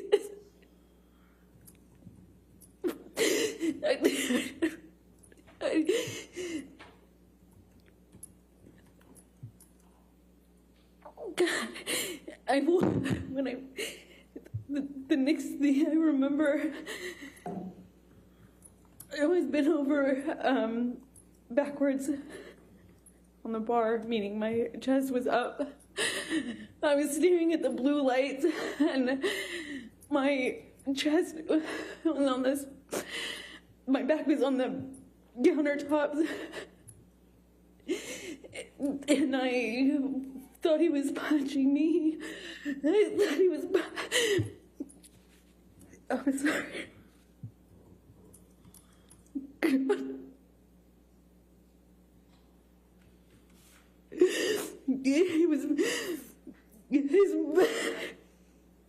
felt this pressure. On my pubic bone, and I thought he was punching me. I just saw his arm. I could feel his arm moving, and it looked like he was punching me. But I could just feel this pressure. It was like it kept hitting him. It didn't feel pain. It was just a pressure on my pubic bone, and I don't know.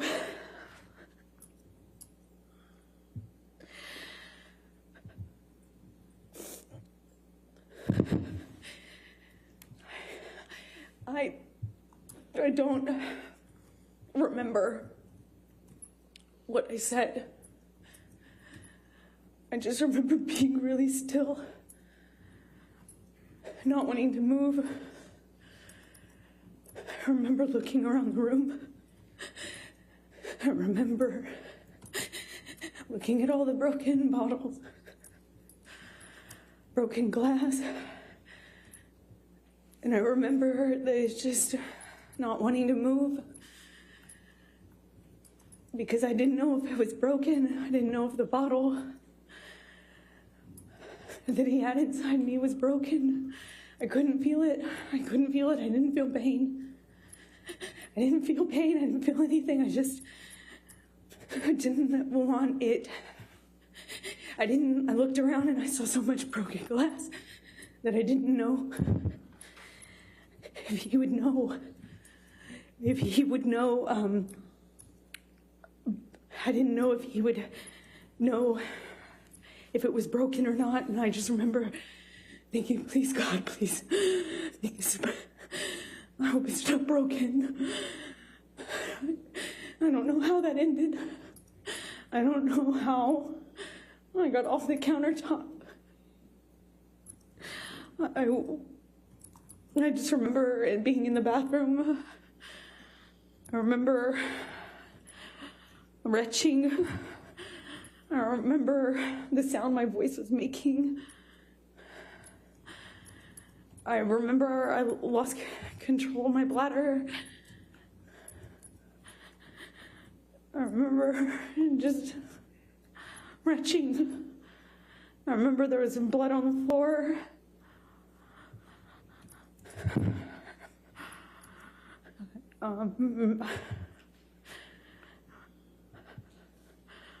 I got up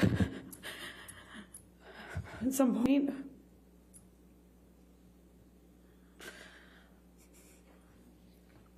I don't know how that night ended. I don't remember what happened. I don't remember. I have a memory of him begging me not to leave. I remember going outside the front door. I remember him coming out to the front area, but I don't remember. If that was before or after this, I don't remember. I just have that memory. I remember taking a bunch of sleeping pills. Not a bunch, like 2, which is a lot for me.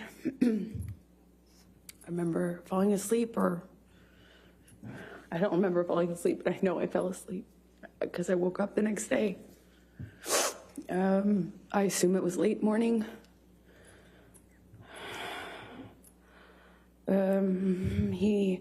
I could hear him downstairs. I could hear Marilyn Manson music, not in person. I could hear the music. Maybe he said it was Marilyn, or maybe I could recognize it. I don't remember, but I became aware of it. That's what I was hearing. It was blaring. It became clear, obvious to me when I walked downstairs. He was still up. He hadn't gone to sleep again. I walked downstairs and I saw this brown on the walls going down the stairs. And the brown on the walls became clear, like lettering. And then it was obvious it was dried blood.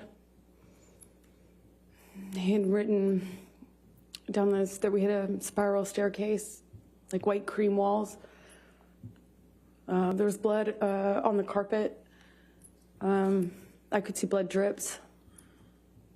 I thought it was from my arms or feet, but it was drips.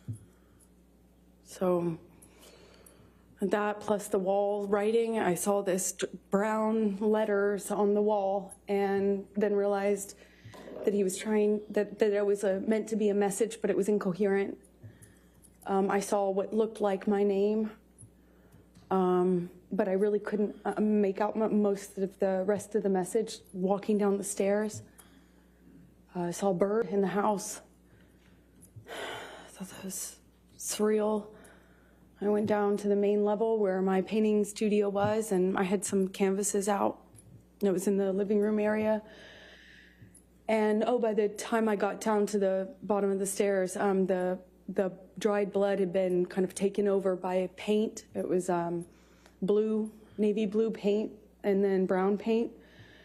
And then it was, on the walls, on the lampshades, pillowcases of the sofa cushions. There was blood in the painting studio.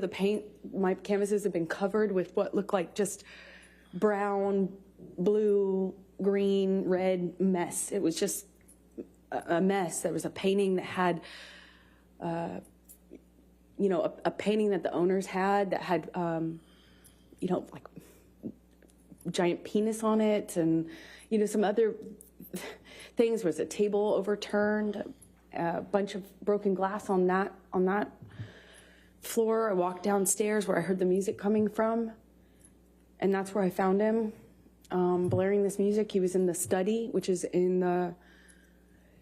by the bar games table area off to the side, and it was just glass and blood and a broken window and just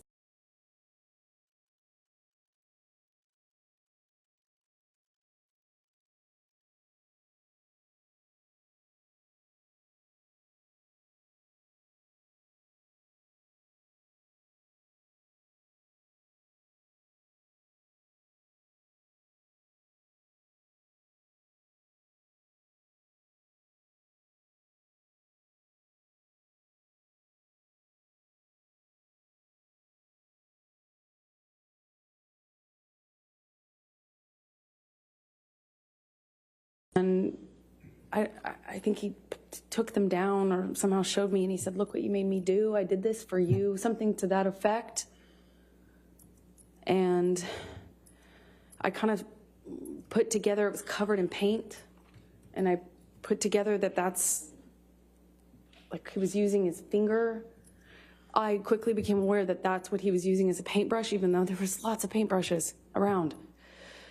And we didn't have any sort of like coherent conversation, as you can imagine. I figured out he was missing a finger. He kind of held it up, and I said, "What did you do? When? Like, what did you do? When?" And I realized in my head that there had been many hours since this probably happened, assuming that was happened with the phone.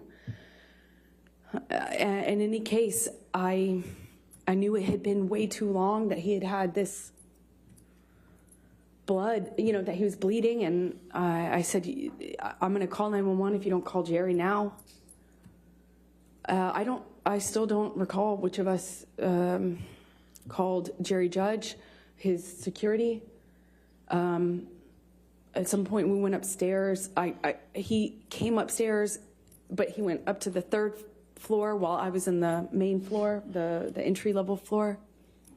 I went to make him a cup of coffee because he was demanding more Red Bull. And I was thinking, that's probably not a good idea. I don't know why coffee would be so much better, but in my head it was. I thought maybe, I don't know, sober him up, or I don't know. Help was coming though, and I remember I made him coffee. As soon as I handed it to him, he threw it at the TV and started screaming again. It was like back to square one. Shortly after that, security arrives. I don't know how long, maybe a few seconds or minutes went by, not long, but they kind of find Johnny, or Johnny finds them walking out of the front door, and they were trying to figure out what was going on. And as they were kind of looking at him and trying to figure out what the heck was going on, Johnny took his penis out of his pants and started trying to pee or peeing outside of the house, saying that he had more messages for me. And this is in front of security. And they kind of just like looked at each other and looked at him and kind of not laughed, but kind of half, played it off and corralled him. It was how it looked. It looked like corralling a wild animal back into the house with, with his penis still out of his pants, peeing or trying to pee. That's what he was indicating. And he went to the wall of the house. And I remember him standing at the wall trying to leave me more, saying he had more information for me. He was going to leave me more messages, more information for me. It made no sense. And Jerry Judge, his security, and one of the nurses, shortly after, I think they put me in the theater room, but shortly after I remember talking to one of the nurses, and she was trying to give me drugs to sedate Objection, me. Your Honor. Hearsay. Trying to give her drugs, she didn't say anything. Thank you. Keep going. And I just remember crying and rejecting what they were trying to give me and fighting with them about how much they were trying to give me. I felt like I needed to figure out what was happening with my life, what was happening with Johnny. I didn't know if he was okay. I didn't know. I actually had no idea, like, could this be something he could die from? If anything, just the drugs and the alcohol. I mean, that alone, I didn't, I just remember being scared and being in this theater room, this dark theater room, and not knowing what the heck was going on. And I eventually was taken up to my room by one of the nurses, and I'm sorry, Debbie, and or suggesting I go up to my room. I went up to my room, and I took a quarter of what she was trying to get me to take, and I eventually fell asleep. I came back downstairs to look for my phone, which Johnny had picked up before my phone, and said, we're going to get to the bottom of this. He wasn't making any sense at the time. Understandably, just different. Nothing made sense. But he picked up my phone and was saying, I'm going to prove this. We're going to get to this. We're going to get to the proof of this. Something to that effect. I don't remember his exact words. And he pushed record on my phone. I didn't actually at the time think that he had done that. I had no idea, but I did know that I didn't have my phone when I woke up and went downstairs to get it. It was dead. It was sitting out on the dining room table by where Jerry Judge was sitting. Jerry Judge was on the phone and talked to me, and I went back up to bed, took more of this sedative, and fell asleep. And then I think the next day, went to the closet and took out the clothes that he hadn't painted on. I guess when he went back upstairs, he had just like, it looked like what he had done is dip his hand in a bucket of paint and just wiped it on my clothes. Just went, and he had picked up another portion of my clothes and put them in the bathtub. And I don't know if he added paint or if he just had touched them with paint, but it was this ugly navy blue brown paint. I packed what was packable, what hadn't been destroyed, and eventually left Australia with Ben King, who you met on the way there. Let me stop you there because I want to ask you some more questions about those 3 days, and then we can talk about Ben King and going home. So, do you recall what bottle Mr. Depp was drinking from and then had that back and forth with you and you threw on the ground? Objection, Your Honor. Compound leading. Sustained. Do you recall what the bottle was? No, I don't. Okay. Do you recall whether it was wine or liquor? It was liquor. The wine was upstairs. Okay. Do you recall Excuse me. what color Excuse me. it was? Well, I believe it was white, clear, but I can't be certain. I think it was clear. Do you remember whether it had a handle on it or not? No, it was a normal bottle. I remember because he was holding it like this and gestured to me to take it. And I did try to reach for the bottle, It was a normal size, but for the life of me, I can't remember like what brand. Okay. When you woke up that third morning and came out of your room, what, if any, food did you see? Oh yeah, I forgot about that. Objection, Your Honor, leading. Overruled. There was mashed potatoes smeared all over the bedroom door, on the wall, and various places. But I remember opening the door and being really confused at first as to what it was. It had little like specks of green in it, I assumed to be spinach. And throughout the house, there was food rubbed in places, just countertops, walls, doors, as I mentioned. And later that evening, I found the raw meat that I had left out, the steak, all over the house. There were pieces of it. It was cut up. And he had ripped my nightgown into pieces, into shreds, and wrapped the meat up, like wrapped the steak pieces up with my nightgown. It was this really beautiful burgundy silk nightgown that had this black lace trim. I ironically got it from Dr. Kipper for a wedding gift.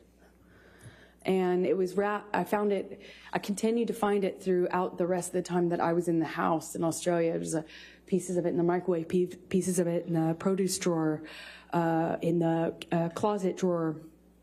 I mean, just raw meat wrapped up in my nightgown, as well as the smeared food on the walls.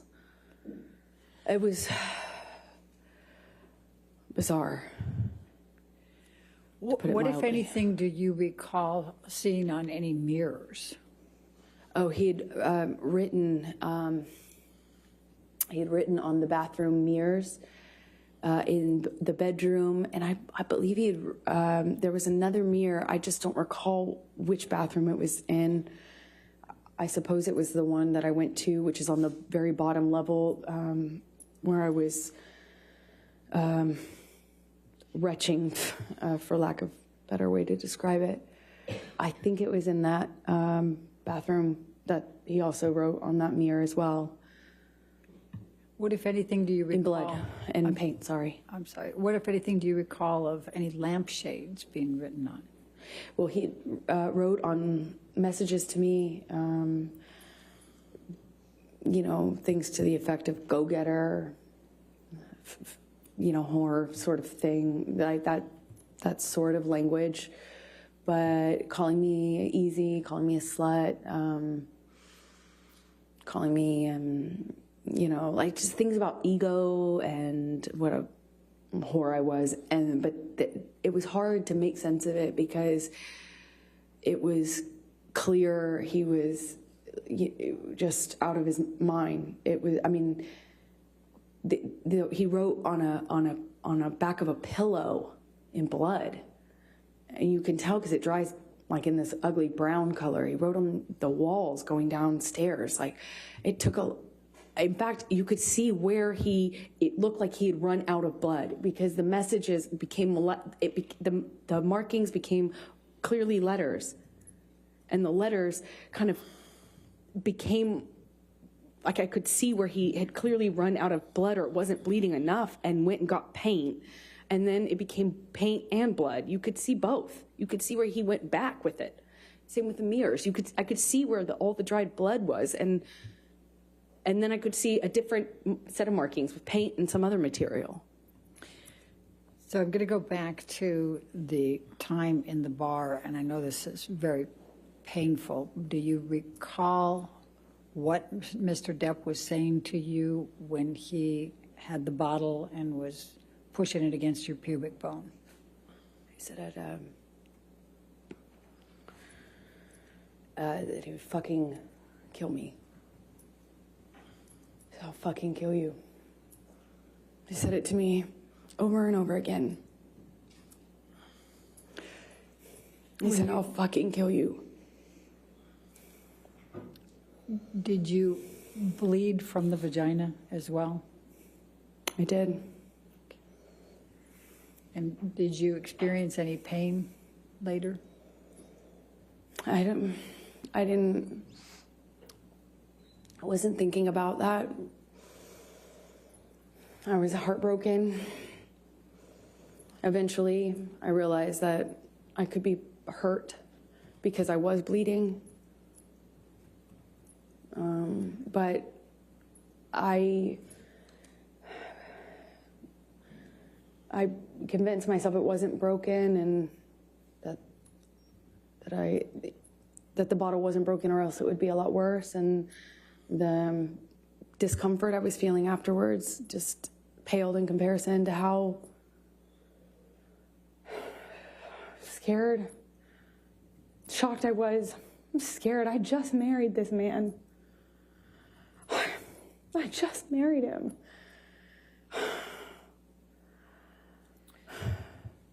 And forgive me for asking this, but I need to just make sure the record's clear.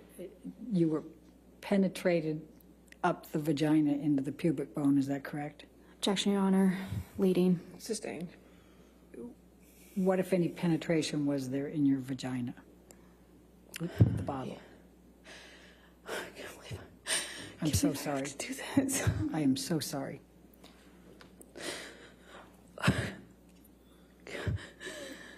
Johnny had the bottle inside of me and was shoving it inside of me over and over again.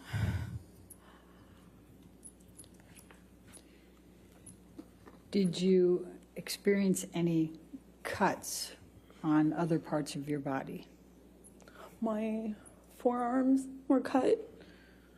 My bottoms of my feet were sliced up pretty good.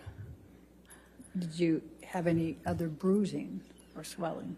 I had a bruise across my jaw, I suppose, from one of the many times he clocked me in the face downstairs. I think I just didn't make a record of anything else. I'm going to ask you to turn to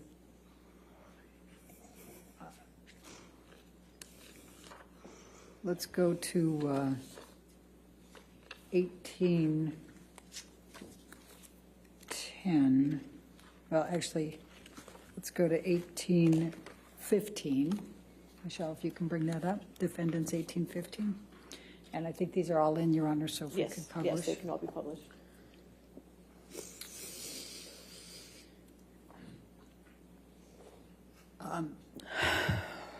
Is this the game table? Yes, it is. Okay. And is this, based on your testimony, is this where you were you on top of this table? Yeah, that he briefly got on top of me and was pushing on my throat, actually, at some point when I was on the table. I had forgotten about that. And this, though, looks like it is after a lot of the stuff was cleaned up, because it didn't look quite like this. Okay. And did the table collapse? Yes, it did. Objection, Your Honor. Leading. Sustained. What, if anything, happened to the table? The table collapsed underneath me when Johnny threw me into it and got on top of me, or fell on top of me. I honestly don't know which one. If we could look at 1816, please, defendants.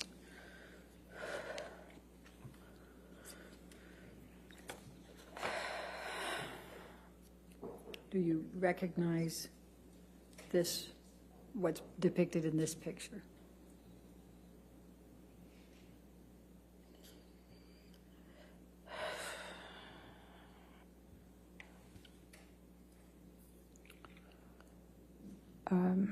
Yes, What is it? it looks like the bottles that were by Johnny on the desk when I came down that last morning, and he was still up, still drinking. If If we could go to Defendants 1817.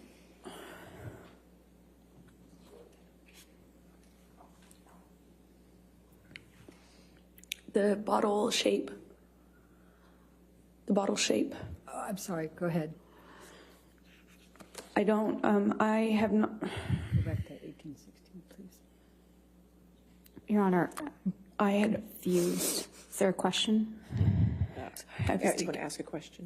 What more do you recall? you had, sorry, it took me a minute to respond because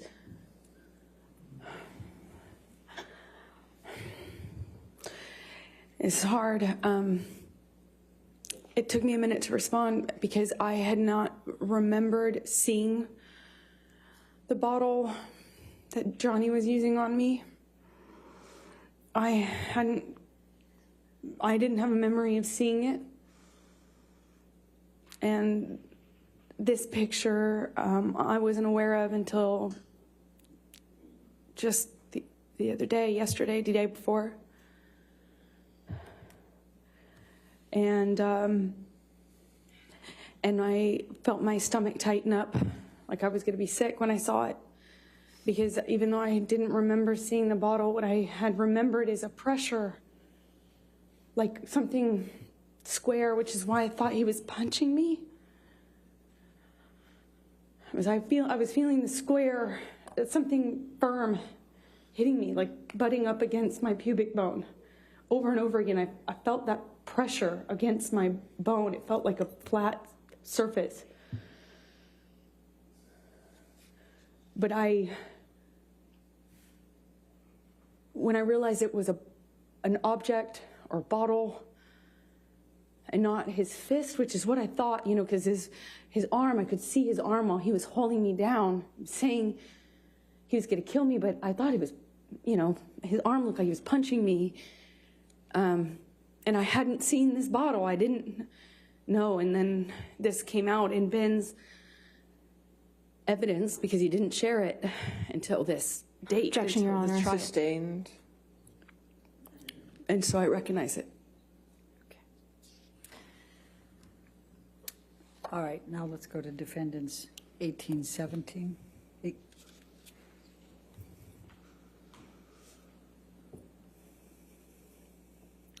Do you recognize this area or this picture? Yes, it looks like one area of the bar. Obviously, this is sometime later because all the liquid is dried up. It was quite slippery. I was slipping all over that tile. That's how I know. Okay. Looks like a lot of the glass has been cleaned up almost. Okay. And then let's go to 1818. Actually, I think I'm that's... sorry, which? Yeah, I don't have that. That's not in evidence. Yeah, that's a duplicate. Let's go to 1819. My apologies. Okay.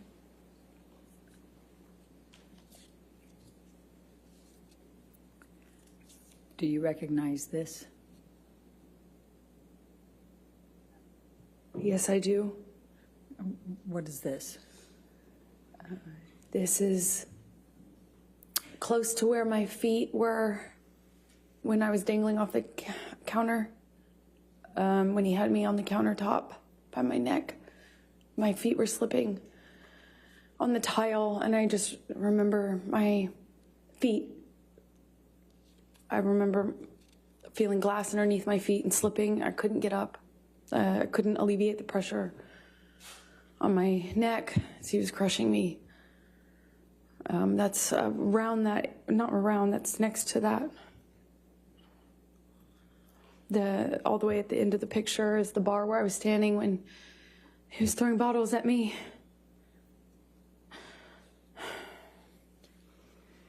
Can we go to 1820?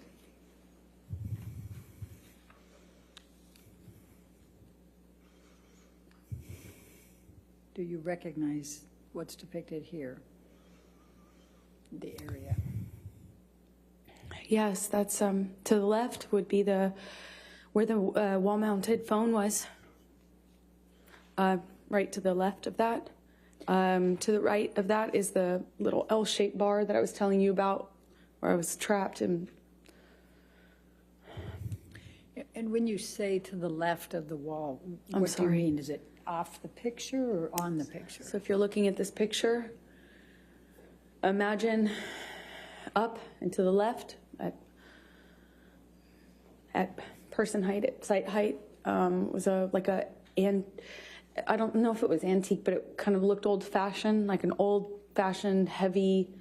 It looked heavy. I didn't pick up the receiver, but it looked heavy when I was watching it break. You know, it looked like these like really heavy glass. Excuse me, it's really thick, heavy, not plastic, but like a Bakelite or something heavy material on it. That's my best guess. So that would have been to the left, and then to the right would have been the very end of the bar that you just saw a picture of. All right, let's go to 1821, defendants.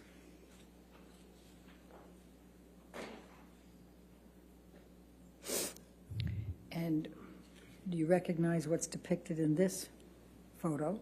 Yes, that's the bar that I was just talking about. Okay.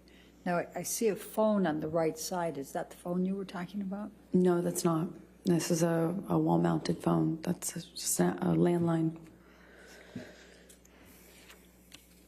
And you see straight ahead at the very, if you look straight ahead at the picture, on the top part of that, it appears to be some broken glass. Do you recall, what do you recall of that? I recall more than just this window being broken. This is one of the windows that he broke when he was throwing things at me. My body was standing in front of that little kitchen sink you see at the end of the picture. I suppose that's some of the glass I felt, though, on the backs of my arms, like when the window shattered. Okay. Let's go to 1822. 1822, I don't have in evidence. 1822 is not in evidence. That's exactly why I just went over here. Let's go to 1825, I think. Is that the next one, Your Honor? 1825 is in evidence. I'm not sure. Okay.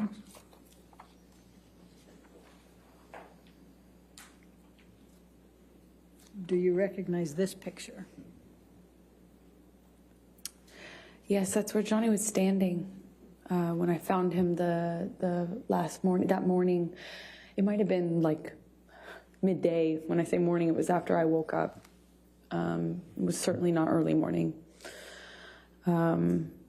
And he was standing at that desk, behind the desk, with the Manson blaring. When I found him and told him that I was going to call 911 if he didn't call Jerry. If you look in this picture, there appears to be a lampshade down below. Do you recognize that lampshade down below the table? That's one of the lampshades Johnny wrote threats or messages to me on. Okay. Then let's go to 1827.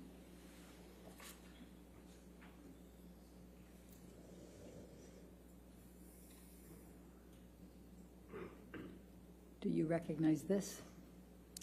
Yes, I do. That's my painting studio. So when I walked downstairs and saw all the blood on the walls, I walked into this room first. That's where the stairs empty into this room, kind of my painting area. And those are the canvases that he repainted. And do you see, if you look by the white tablecloth table to the right of that, do you see a lampshade there? Yes, I don't know if that's the same lampshade or another one. Okay. Then let's go to 1828.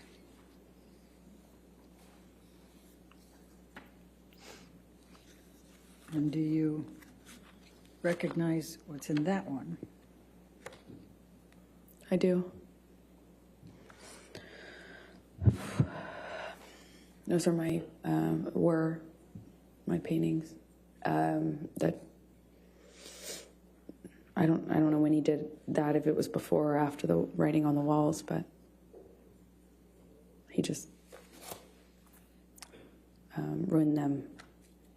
So I just want to make sure, so the painting canvas that's dark colored, there's two of them there.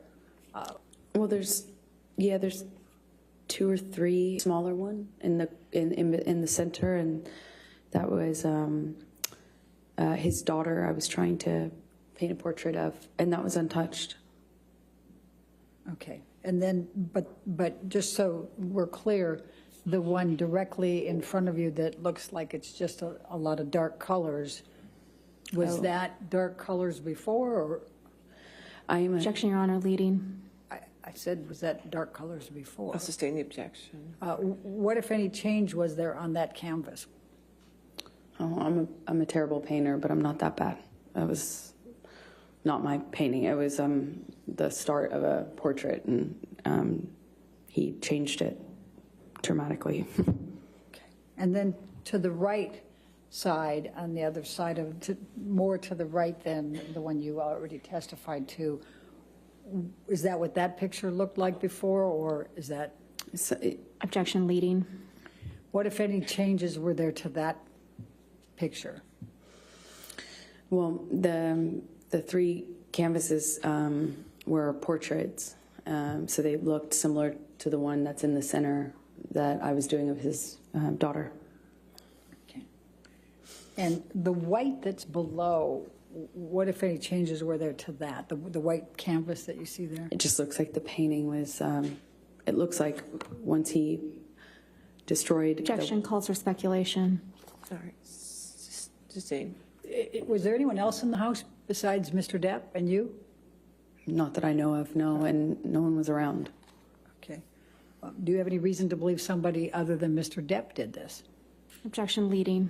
Sustain. What, if any reason do you believe that Mr. Depp did this? Objection, That was not, what, if any? What's the leading. No, I'll overrule that objection. Thank you. It was just Johnny and I in that house over the course of those 3 days, roughly. There might have been somebody, his assistant or something, come on the first day or second day, I can't recall, but for the majority of for the entirety of what I've been describing to you, it was Johnny and I in that house. And did you do any of this? Did you No. create any of this damage? No. I'm also going to take a look at the white tablecloth to the right there. And also, Johnny was covered in paint, so Okay. to answer your question fully, that's also how I know. All right. So I'm also just going to draw your attention to that white tablecloth over there. Does it appear to have some paint on that as well? Yes, there was paint all over the place, to say it plainly. Now, the painting that you indicated, there was a large penis, I believe. Where was that? I believe it was just, like, if you're looking at this, I believe it was on the wall, almost right next to the painting directly center that we're looking at. That's my best recollection, but I can't be entirely sure. Okay. Let's go to 1828. I think that was 1828. Oh, 1829, my apologies.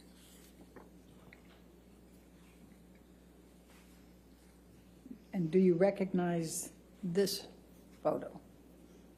Yes, I do. What's in it? And what was this? This is one of the lampshades that Johnny chose as a medium to leave me messages in blood and paint. Okay. Let's go to 1830.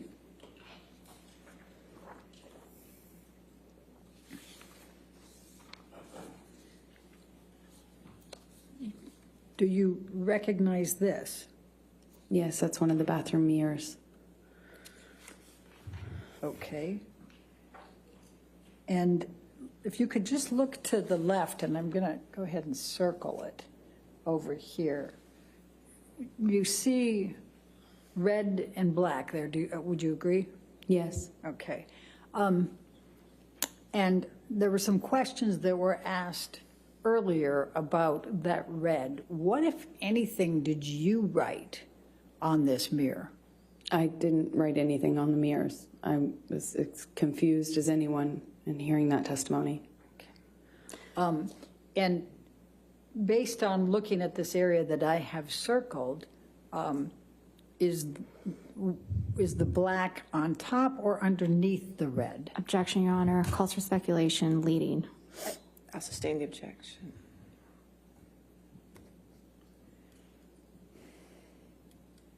All right, this might be a good time to take a break. Why don't we go ahead and take our afternoon break, ladies and gentlemen. Let's go ahead and have our break. Do not discuss the testimony with anybody, and don't do any outside research. We'll come back here. All right, in 15 minutes.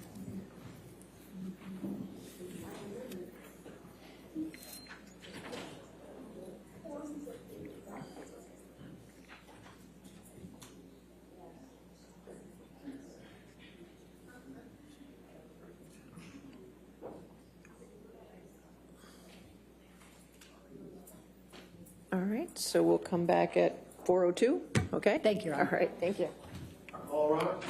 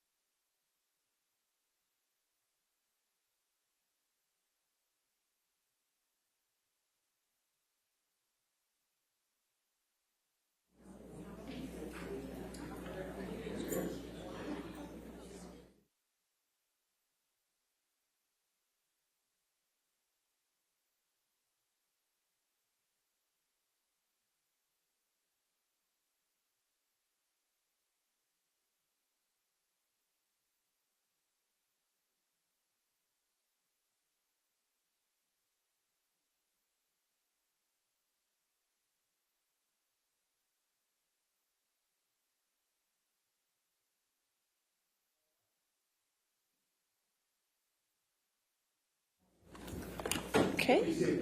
All back?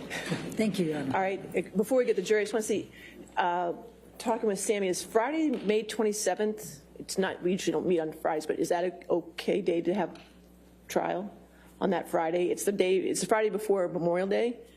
I want to check with the jury, but I want to check with you first. Yes. That'll actually be closing argument day for anybody that wants to know. Okay. So, right. So I just want to make sure that keeps it on track. But if it's good with the jury, I just want to make sure that Friday is good with them. That works for me, Your Honor. Okay. Okay, sure.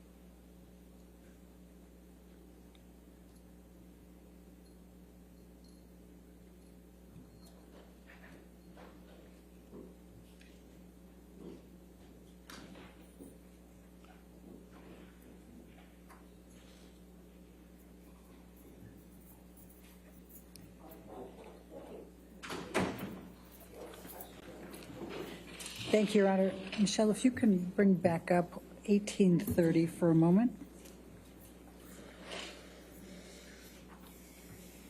1830, I'm sorry.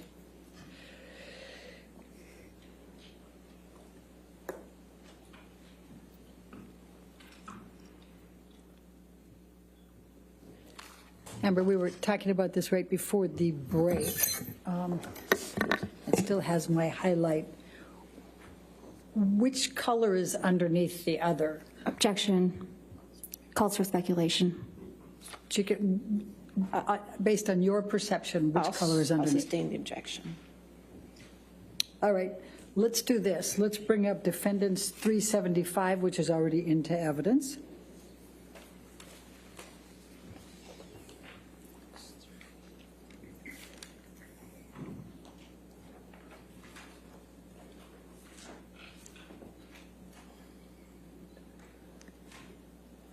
I think I need to clear that highlight, Your Honor, but I don't have the control on mine. There we go. Thank you. It's in the top right corner if you need it, but that's fine. Thank you. There it is. My menu was hidden. Amber, I'm going to ask you to take a look at this. Is the picture that we saw earlier, and do you see the area that's written in red here? Yes. Okay. What, if anything, did you have to do with the writing of that red? Nothing. Do you, before this trial, did you know who Carly Simon was? I might have heard her music, but no, I didn't. Okay. Did you know what songs Carly Simon wrote or sang? No, you had to tell me. Thank you. All right. And then If you can just remember this picture, again, the red area there that I've circled, and then I'm going to ask Michelle to take this one down and put 1830 back up.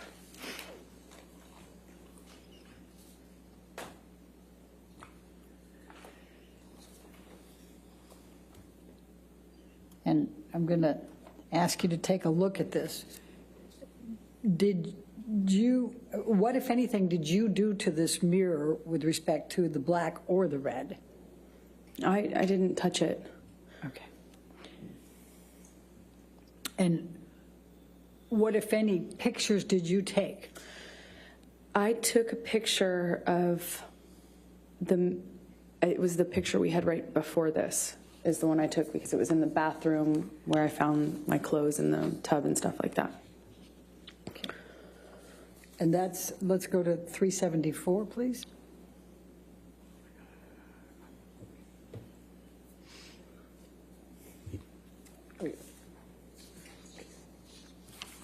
That's already in evidence.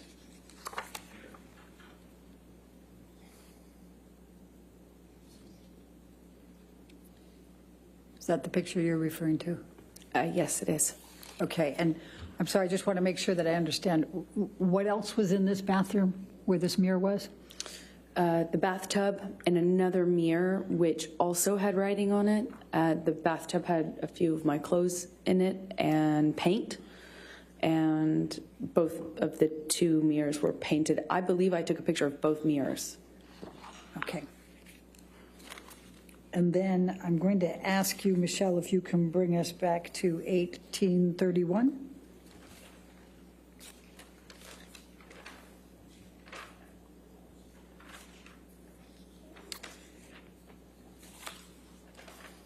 And did you take this picture? No. Okay.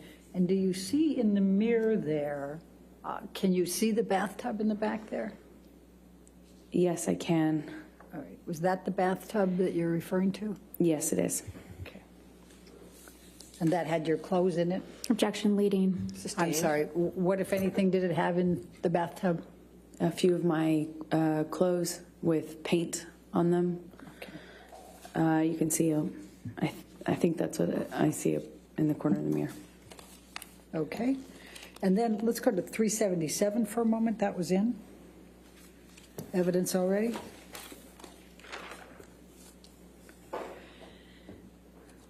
And do you recall seeing this picture earlier? I do. Okay. And now let's go to 1829, please.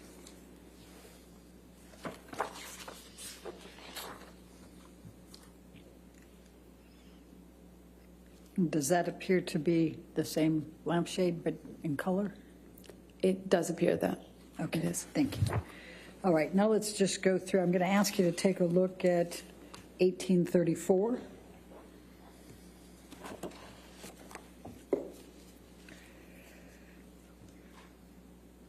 And what does this depict that you can recall? That is the TV that Johnny threw the cup of coffee at. Okay. And let's go to 1835.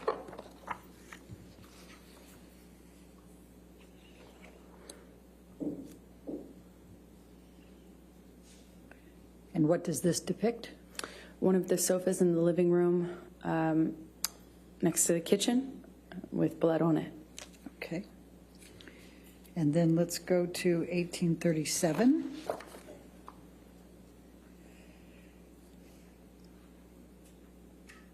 And what does this depict? It's one of the guest bedrooms with Johnny's iPad on the bed and blood and or paint on the duvet cover. All right, thank you. Now let's do 1838.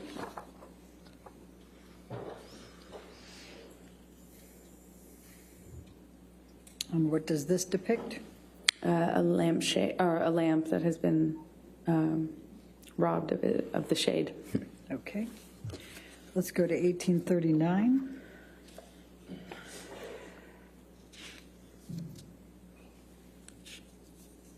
What does this depict?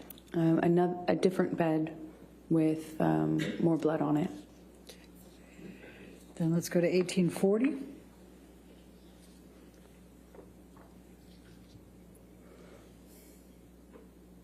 And what does this depict?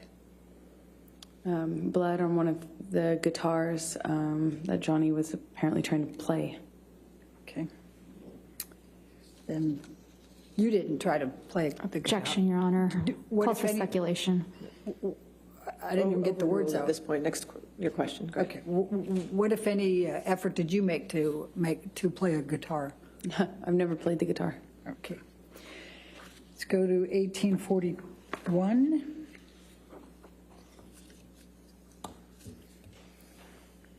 What does this depict? It is where Johnny slammed the end of a bottle into the wall while holding me up against it.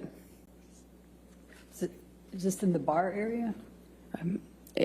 This happened in 2 rooms, so it's hard to tell. Okay. The bottle into the wall, the best of my recollection, happened in the kitchenette bar area downstairs, but I can't be 100% certain. Okay. And let's go to 1842.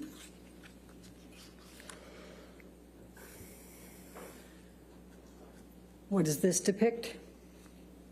Another broken lamp. Okay. And then I've just got a few more left. 1805.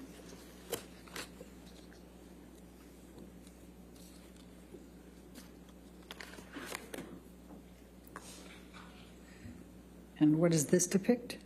Wine spill. It looks like the remnants of a wine glass being thrown. And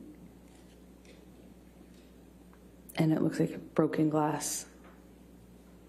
Do you recognize where this was in the house? Well, it looks like a bedside table, but I can't be certain. Okay. Let's go to 1806.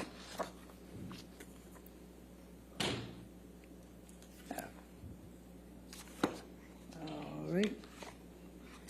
Let's let's skip that one and let's go to 1808.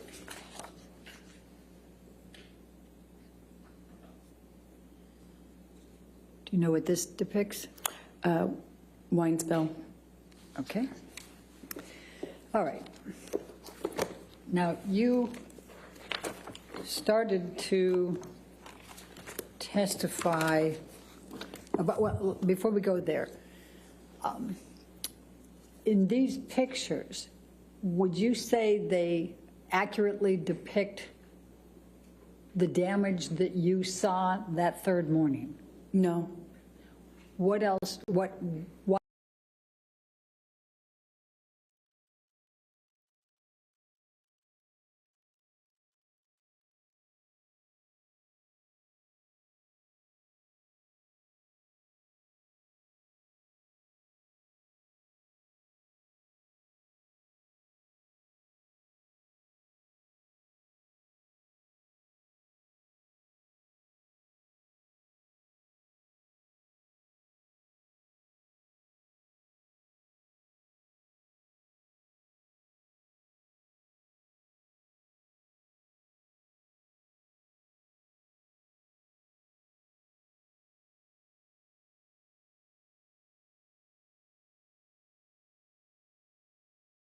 correct? Yes. Did there come a time that you discovered a recording on your iPhone from Australia? Yes, much later. There was this 5-hour-long recording, and naturally I didn't know what that could possibly be, because even though Johnny and I recorded each other often as part of our, struggles to figure out our relationship, this one was, 5 hours was unusual, and that's when I discovered that there had been this recording of the end of that Australia incident, if you will. And did you listen to that recording? I have heard it, yes. And does it accurately represent what was depicted in that recording? Yes. Objection, form, lack of foundation. You want to approach? I'm not sure.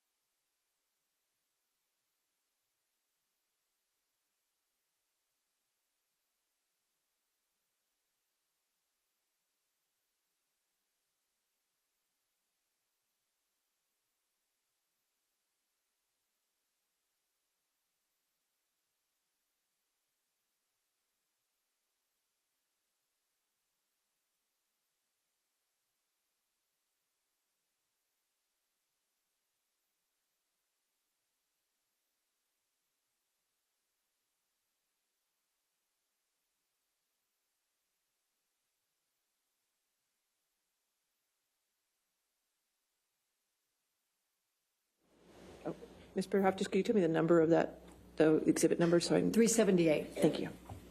Thank you, Your Honor. Thank you. Okay. Amber, you testified that you made arrangements to return home. Can you describe, let's take you to at the point you left the Australia house to go to the airport and were accompanied by Ben King. Could you tell the jury what transpired during that period of time? So I left Australia shortly after that. My understanding was Johnny was in the hospital for his finger, and Ben King was going to accompany me. And on the way to the airport, Johnny calls me, and we were just crying on the phone.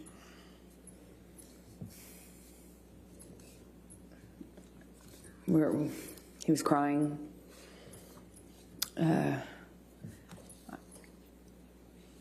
He asked if it was, if he had killed it, meaning the relationship, it was, I don't remember the exact words that he used, but it was kind of asking me in that way, is it done? Is this over? Did we kill it? Did I kill it? That sort of thing. I don't remember what I was saying to him, but we hung up as I went into the airport. I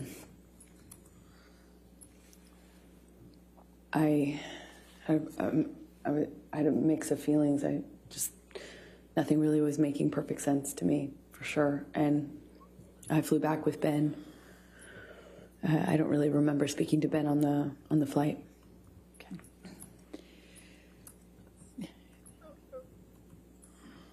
Do you, when Mr. Depp was, what you testified on what Mr. Depp said to you on the phone ride, were you on the phone with anyone else, or was it just Mr. Depp you were on the phone with?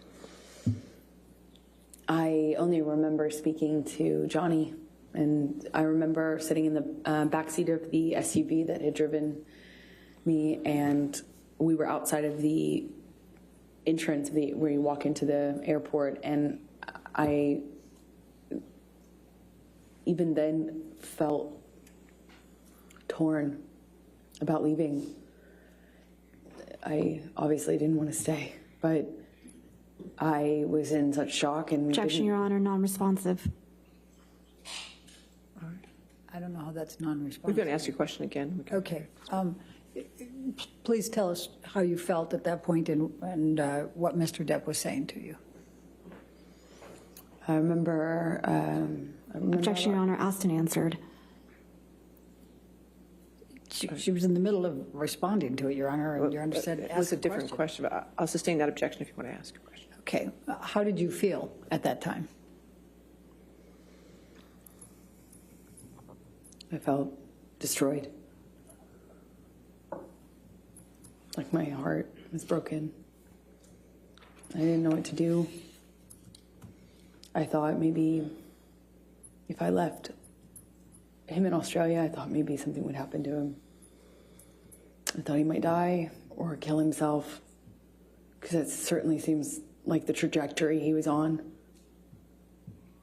He had told me he had put a cigarette out on his face before, the Friday before, and combined with all the, when I was in the bedroom and he was in the hospital, I found, and I was packing my bags and stuff, I found all these empty bags, Coke bags, dime bags with white residue on them.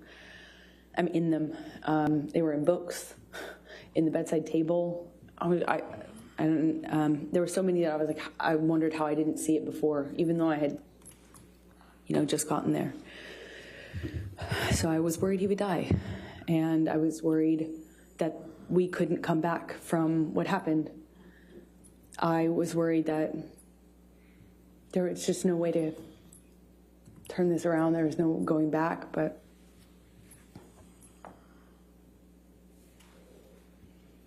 shock. Shock. So you flew out of that airport. Did you have a stop anywhere before you went back to LA? Objection and relevance? In a minute, I'll show Overruled. Yes, we did. We stopped in an airport. I think it was, we stopped at the Sydney airport from Brisbane, I believe. And did you have to change gates there? Yes, we had a short flight to get to Sydney, and then in Sydney, I walked with Ben through the airport to get the next plane, and we passed a newsstand. And I just remember I passed this newsstand, and there was a book on one of the book stands outside of the store, and it had this puzzle piece on it, and Johnny and I used to use that as a term of endearment, puzzle piece, and I saw this puzzle piece on the cover of the book. It got my attention. It said 4 ways to click, a relationship guide. So I bought it, and Who was the author? Dr. Amy Banks. Okay. Go ahead, please continue. So the book, at least from the subtitle, said it was a book on solving relationship problems. So I bought it, and I read it on the way home. And why did you buy it and read it on the way home? Because I loved this man. I loved this man so much. And it was so toxic. And for some reason, I couldn't get him to...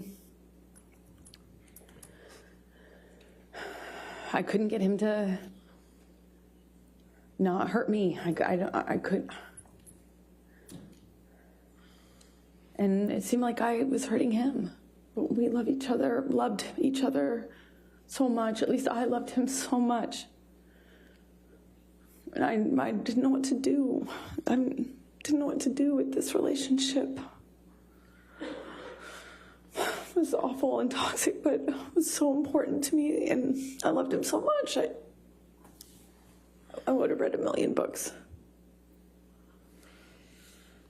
So when you got back to LA, how long before Mr. Depp came back?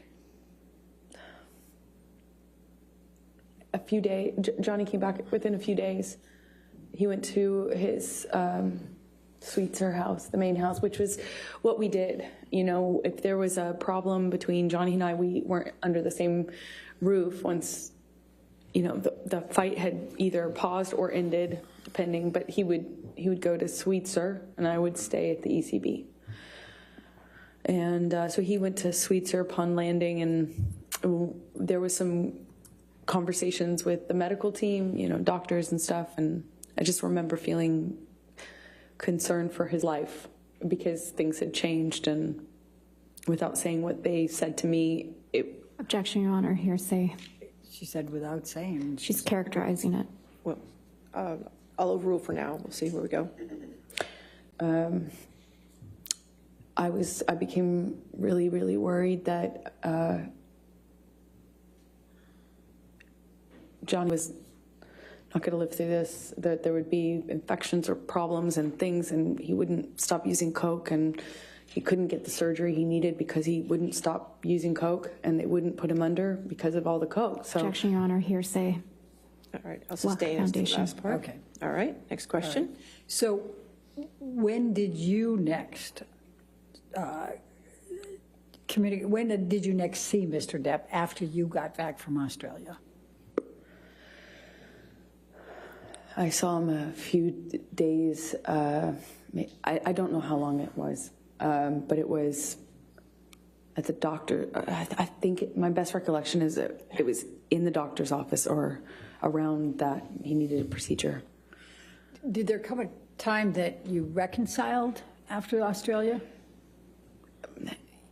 Yes, because it almost felt like it went away so quickly, because there was this surgery that he needed, and there was maybe he had more than one surgery, but it was, like, it became very, very about getting Johnny through the next step. Getting Johnny home, getting Johnny off the coke long enough to get the procedure done, and then after that procedure, getting another procedure done. And it was just these small steps, and before you know it, we were kind of back in it. With the prospect, of course, of him being done with all the drugs and drinking, because that's what necessarily had to happen for him to have this surgery. So that made me feel a little bit more secure and kind of coming back into this relationship with him. Okay. So I'm going to take you to March 23, 2015, which is a few weeks after, 2.5 weeks roughly after Australia. Where was Johnny staying at this point?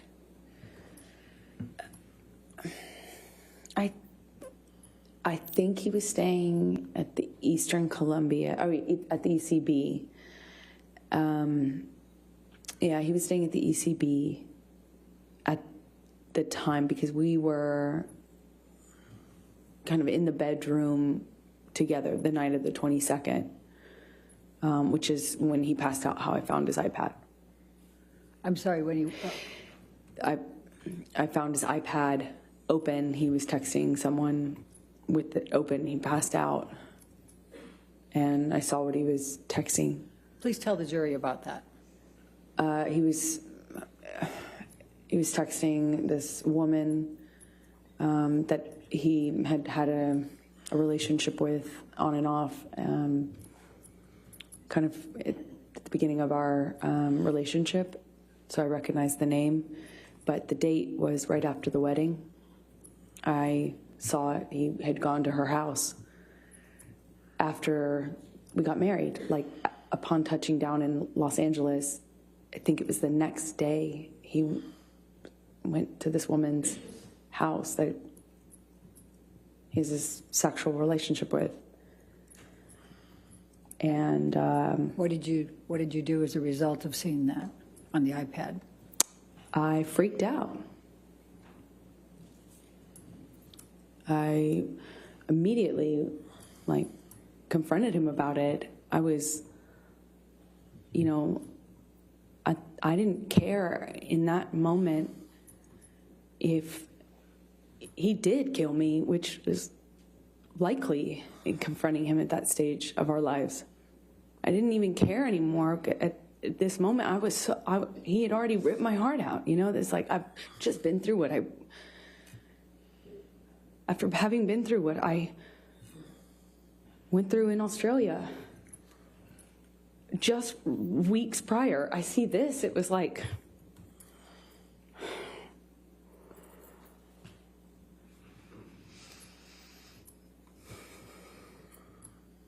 unbelievably painful. So what did you do? I'm yelling at him. So yelling. I was calling him all these ugly names. I was screaming at him. Told him to get the fuck out of the house. That's what I said. Excuse my language, but we were screaming at each other. At some point, we were upstairs in Penthouse 3, and we kind of get into a how do you describe it? Pushing each other, And I just remember being so mad at him for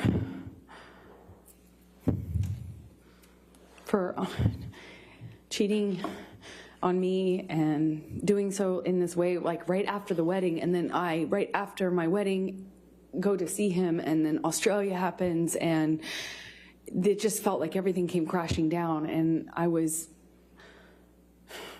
so hurt. Anyway, I break out of his grasp at some point, and I go into my sister's room. The apartments in the ECB are connecting, at least 3 of them are, and they connect from upstairs only.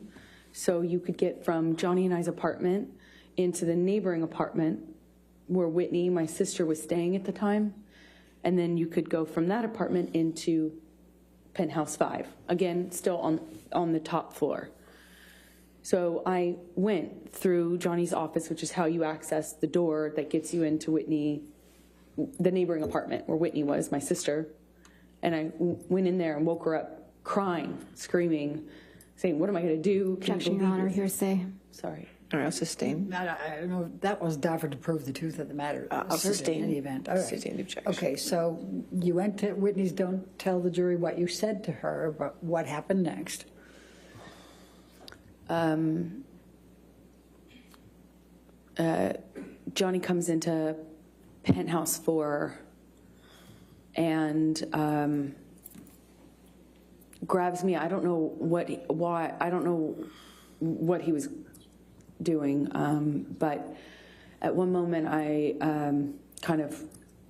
I'm aware that my sister's somewhere nearby, and I thought about that. I just remember thinking about that, and he, I remember getting kind of free from Johnny, and he left, or he walked out of the room. When you say free from Johnny, what, if any, connection did you have? The physical connection before that? Well, I mean, I'm,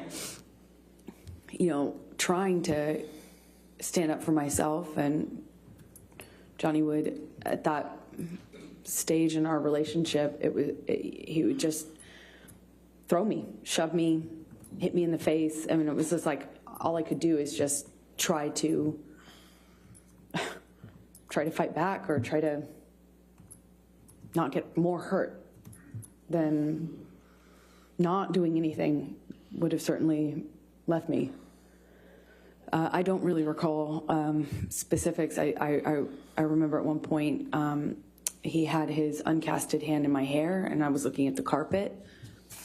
I don't know what happened immediately after that, but I remember he left. He was out of the room for a while. I don't know how we got into, I think I heard him in P5. Again, this is the neighboring apartment of that. So there's P4 in between, and P5 is the corner. And that apartment was empty, basically. And so I used it, the top bedrooms, the bedrooms on the top floor as my closet.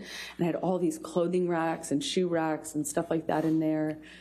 And then it had another level, the mezzanine, which is it hung over the rest of the bottom floor. And I use that as my office. And the bottom floor is, of course, the living room with just some sparsely decorated, just some big couches and a low table. And I I hear him in Penthouse 5. And on the lower level also is another painting studio, like painting area of mine. So I go in there because I hear him, and he's screaming, but I don't know why. I don't know who he's. My understanding was he was screaming at me, but I wasn't in that apartment. I could hear him, and when I heard him, I came into Penthouse 5, and I have to go down the stairs, and I went down the stairs to the mezzanine level where my office was, and I could see him and a security guard and Debbie, the nurse, and he was sitting on the sofa when I first walked into the room, and he kind of stood up, was drinking Red Bull and screaming at me, and Debbie came up the stairs because I'm screaming back at him. She came up the stairs, I think. And while she came up, I'm supposed to kind of comfort me. And while I was up on the mezzanine floor, Whitney came down, and he threw the Red Bull can up at me, certainly, but it kind of either hit or narrowly missed Debbie. And I said I called him a pussy, and said something about, I'm screaming at him angrily. I at least called him a fucking pussy. I don't know what else I said, but I was screaming at him because he threw this can at me and everything else that had happened. And when I did that, he bolted up the stairs. And, there's only, he was up the first flight of stairs. Again, I'm on the mezzanine, which is in between two flights of stairs. He bolted up the steps. And I don't know how he managed to get his hands in my hair so fast, but he had his hand on the back of my head, my hair, and kind of was yanking me down and hit me in the face with this cast he had. I just remember this brief struggle we had before we kind of break away. Whitney, my sister, all of a sudden put herself in between Johnny and I. She just threw herself like in the line of fire or whatever. She just all of a sudden was there and was trying to get Johnny to stop. Her back was to the staircase, and Johnny swings at her, and I just see my little sister with her back to the staircase, and Johnny swings at her, and I don't even wait for any other, I don't hesitate, I don't wait, I just in my head instantly think of Kate Moss and the stairs, and I swung at him. In all of my relationship to date with Johnny, I hadn't landed a blow. And I, for the first time, hit him. Like, actually hit him. Square in the face. He didn't push my sister down the stairs. And all my time of being in that relationship to that point, hadn't even landed one on Johnny. Sure, I had tried to fight back, threw my arms, flailed my arms, hit whenever I could to try to block blows myself, but never landed anything. And Johnny kind of looked stunned and then laughed at me and then lunged at me again. And before I know it, security stepped in between us and pulled Johnny away. And I went upstairs with my sister, and we locked the door, and I could just hear all this commotion happening in Penthouse 5. I could hear him raging, destroying my things. I could hear it. And at some point I saw it the next day. Tell the jury what you saw the next day. All these all my clothing racks were toppled over, shoe racks toppled over, thrown down the stairs. Desk, everything on my desk wiped off. Just it looked like everything that he could touch, he tried to turn over, destroy, smash, But my clothing racks, these huge, heavy clothing racks full of clothes, there was at least one of them he threw down the stairs. The rest were toppled over.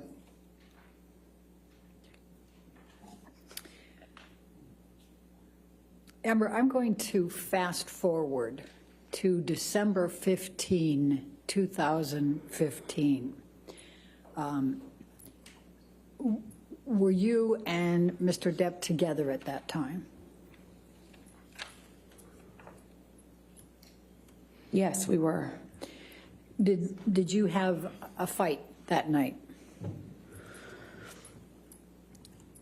December 15th, yes, we did, but I don't recall I don't recall what started the argument. We had had periods leading up to that were really beautiful and really good, and then periods that weren't. Well, let's talk about the December 15, 2015. What do you recall of your fight that night with Mr. Depp? I remember him chasing me in the kitchen. I remember throwing something in his direction to slow down his momentum. I remember him screaming. I remember him getting on top of me at some point, toppling me. Mostly at that moment downstairs, he was hitting me in my face. Again, this is another example of when I wish so much I could tell you an exact sequence, but I can't. It's flashes. So I'll tell you what I do remember. I remember at some point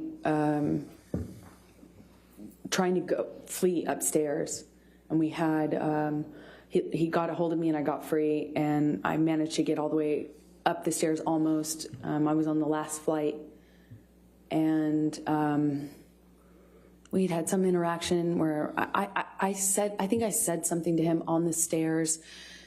It might have been broken up, and I think I said something on the stairs, and I just remember how quickly he shot back up those stairs and grabbed me by the back of my hair, my head, and slammed his hand on my head. And I went down on the stairs, and he overtook me. I remember him so well. I remember his boots and the sound they made.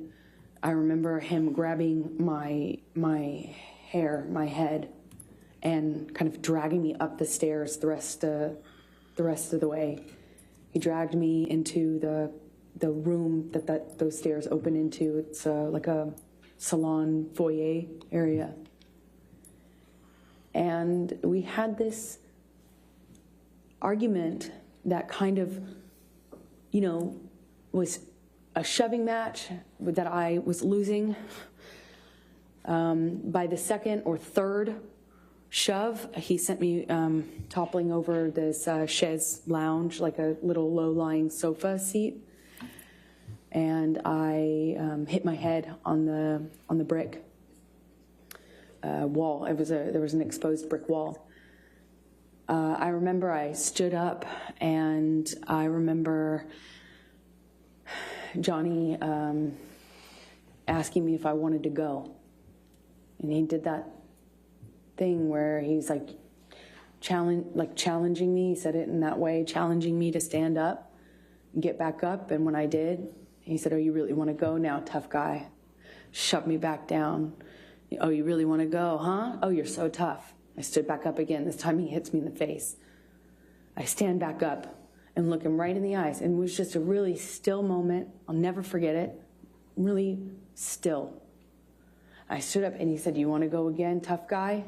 And I just looked right at him, just looked right at his face. And he balled up his fists, leaned back, and headbutted me square in the nose. Just right as I stood in front of him. I was a foot from him. Just slammed me right in the nose. Instantly, searing pain. It's one of the few memories I have in this long relationship that I actually remember the physical pain in that moment, just searing. And I remember thinking, you have your hands free. I had time to think. You have your hands free. You could have hit me with your hands. Why did you headbutt me?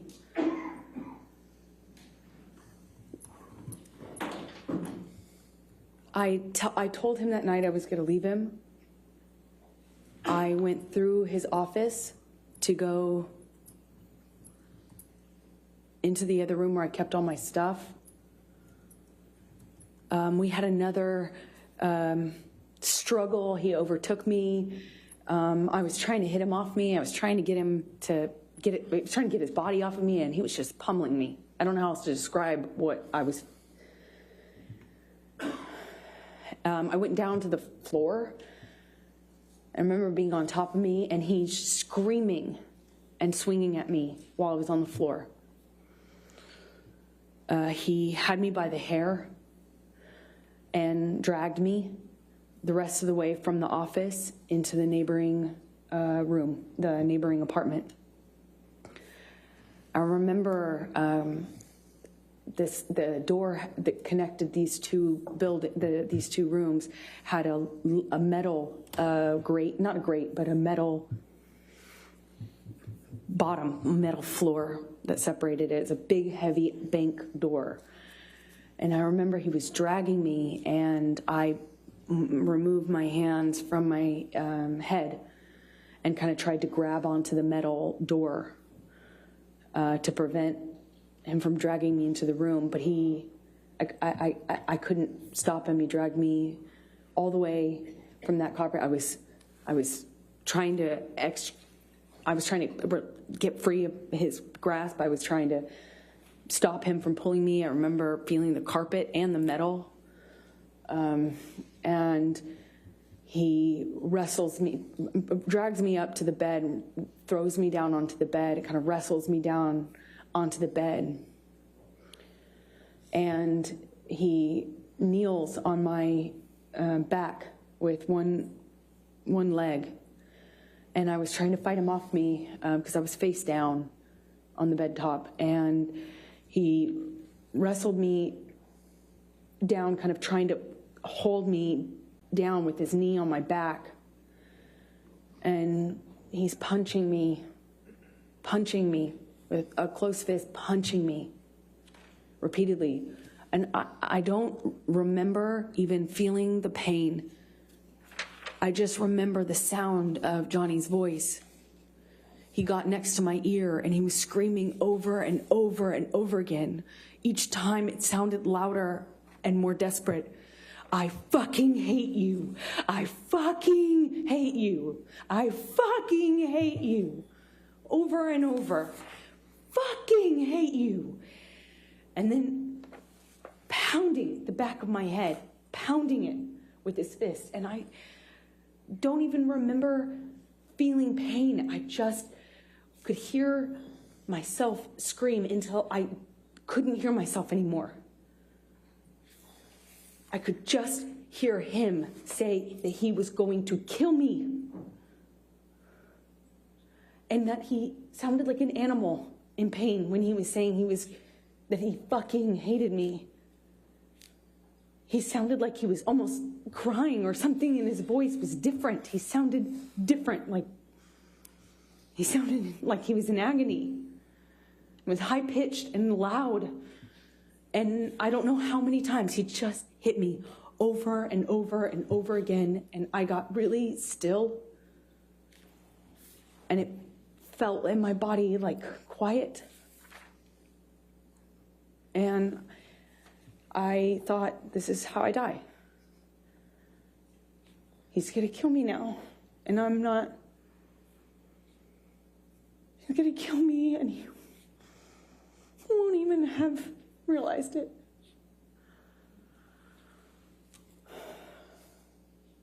I couldn't breathe. I remember trying to scream, and I couldn't scream. I was suffocating in this pillow top with him holding me down, punching me over and over. And I don't have any memory after that until I woke up. When you woke up, was there anyone there?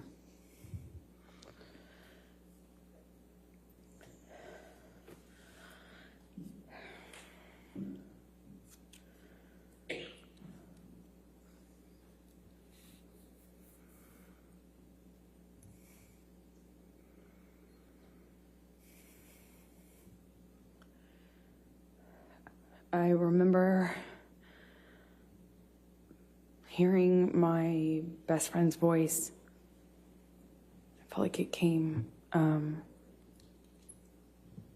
like it was like on a speakerphone, like it came from everywhere. I just heard her voice in a weird way. It felt like it was coming from two directions. And I realized that I was sitting on the edge of the bed, on the carpet of the floor against the broken frame of the bed. And there was a low-lying bed with a really thick wooden frame. And it was broken from his boot trying to get a purchase on it while he was... Objection, Your Honor, calls for speculation. I could feel it. Overruled. Thank you. Please continue. I was there for it. And while he was on top of me, I could feel that. I could feel him trying to get balance. I could feel him slipping. I could hear it. I don't know how I got off the bed. I don't know what happened to me from the time I stopped hearing myself scream. I don't know what happened to me.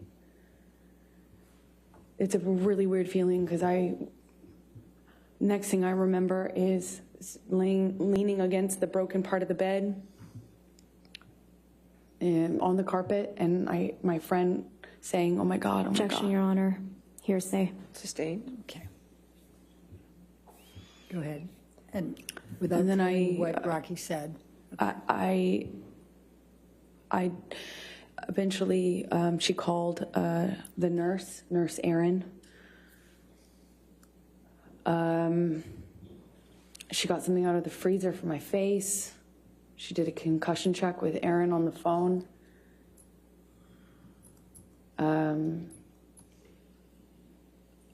I thought I probably had a concussion and certainly thought I had a broken nose.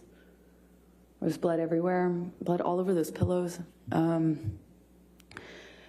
head was bleeding from the ripped out hair, chunks of hair on the floor all over the place, actually. It was just all over the apartment. He after leaving me, had written on the countertops in Sharpies.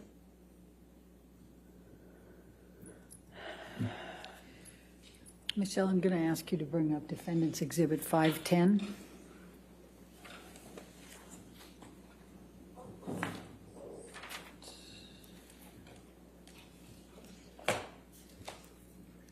Do you recognize this photograph?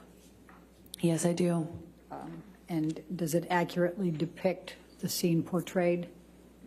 Yes, that's the next day, I think. Your Honor, I'm going to move the admission of Defendants Exhibit 510. No objection. All right, 510 in evidence. You can publish it, please. Thank you.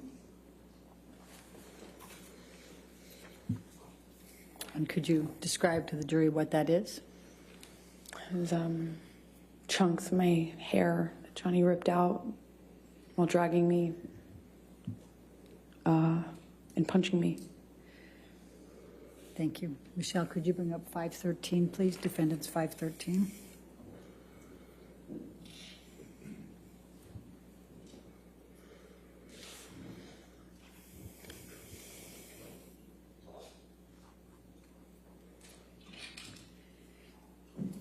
Does this picture accurately depict you and the scene portrayed? I think this is a couple days later, but yeah. Okay. I'm going to move the admission of Defendants 513. No objection. All right, 513 in evidence. And could you tell the jury what this is and what it depicts? This is my face with a busted lip, which it's difficult to see in this picture, but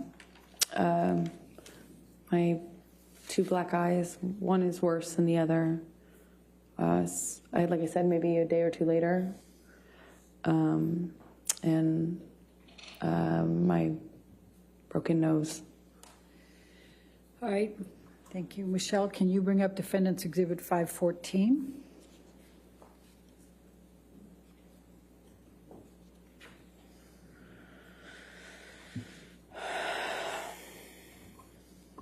Does this accurately portray the scene depicted?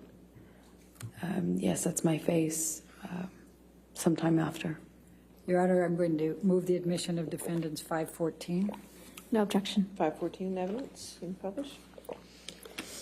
All right, if you could just briefly describe for the jury what this one is. That's my face. Some time after, and Johnny beat me up.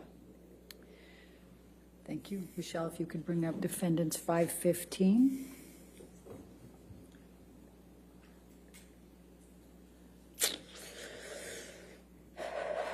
Does this accurately portray the scene depicted? Yes. Going to move the admission of Exhibit 516. No objection. 515 or 516? 516, I'm sorry if I misspoke. You said 515 Oh. before. It's 515? 515.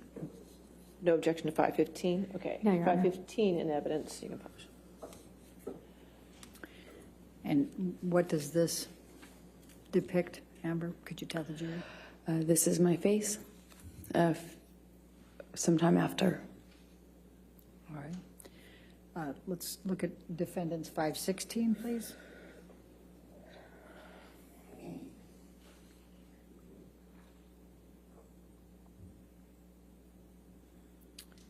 Does this accurately portray the scene depicted? Amber? Yes, it does. This I'd is maybe. Wait, let me move it first. May I move Sure. the admission of Defendants Exhibit 516, No objection. 516 in evidence? published to the jury, please? Okay, Amber, go ahead and explain what it is. I think this is maybe that night or the next night after Johnny left me on the bed. Let's go to 517.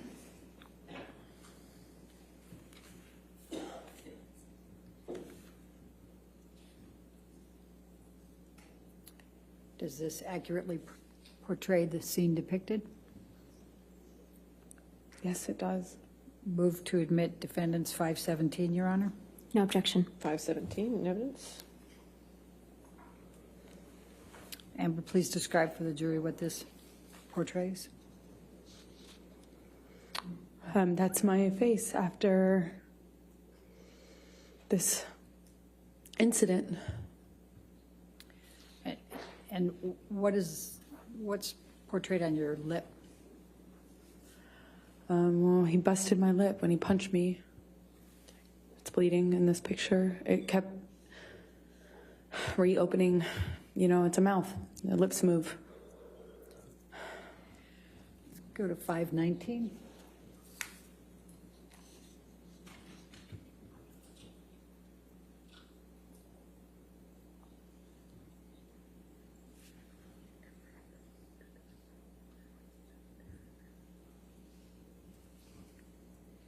Does this accurately portray the scene depicted?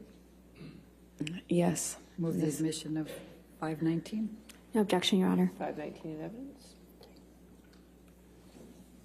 And tell the jury what this shows. This is my lip a few days later.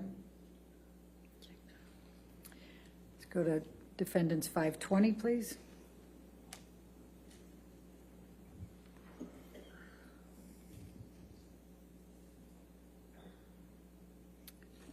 Does this accurately depict the scene portrayed? Yes. Move the admission of Defendants 520. Is it 521 or 520? 520.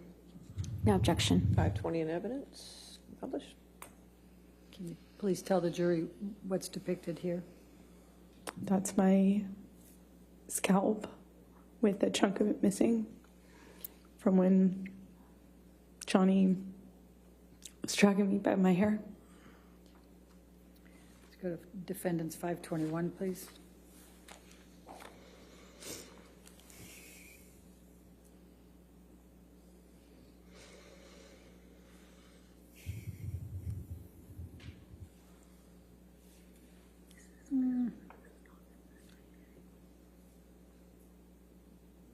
think that's the same. Let's take that one down. Let's go to 522.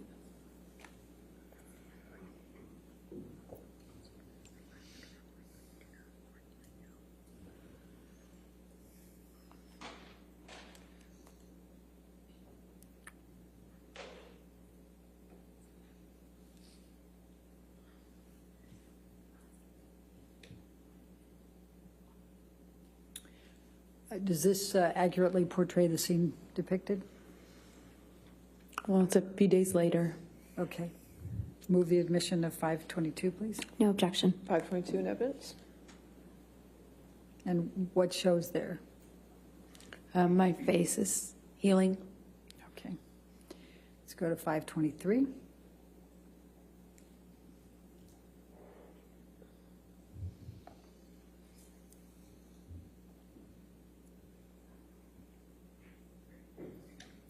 Does this accurately portray the scene depicted? Yes, I think this is day or so after, maybe longer. I can't tell, but yes, it does. Move the admission of 523.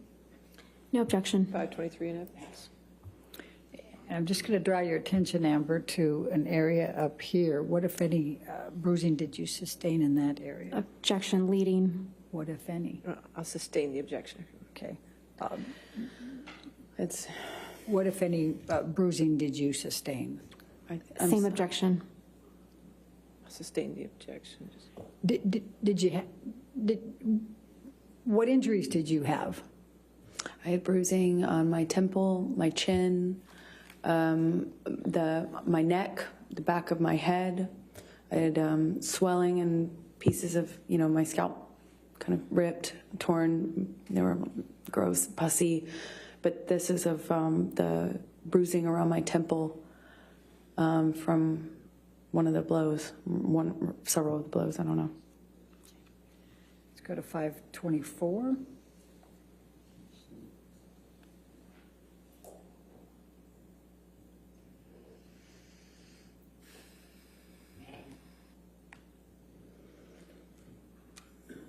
Does this accurately portray the scene shown? Yes. Okay. Move the admission of 524. No objection. 524 in evidence? And what does this show? It's, I had a pretty, can I touch the screen? Yes. Yes. Yes, ma'am, you can. Yes. And I had a pretty gross bruise right there in my head, on my temple. It's difficult to see it in this light, but I remember it was pretty ugly. Now let's go to Defendants 509.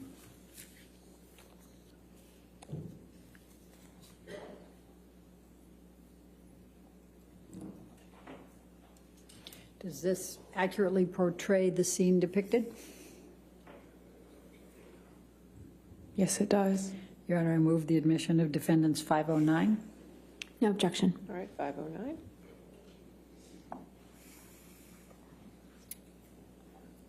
Will you please tell the jury what this is? That's the bed that Johnny broke while on top of me.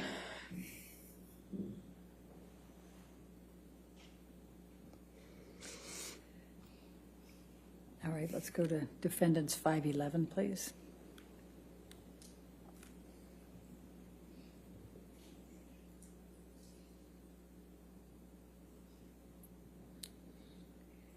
Does this accurately portray the scene depicted? Yes. Okay. Move the admission of Defendants 511. No objection. All right, 511 in evidence? What do you see in this picture, Amber? Just more destruction from a part of the fight that happened in the bedroom. Not the bedroom that I was just talking about. It was the main bedroom. There had been a part of the fight that happened in there too. Let's go to Defendants 512, please.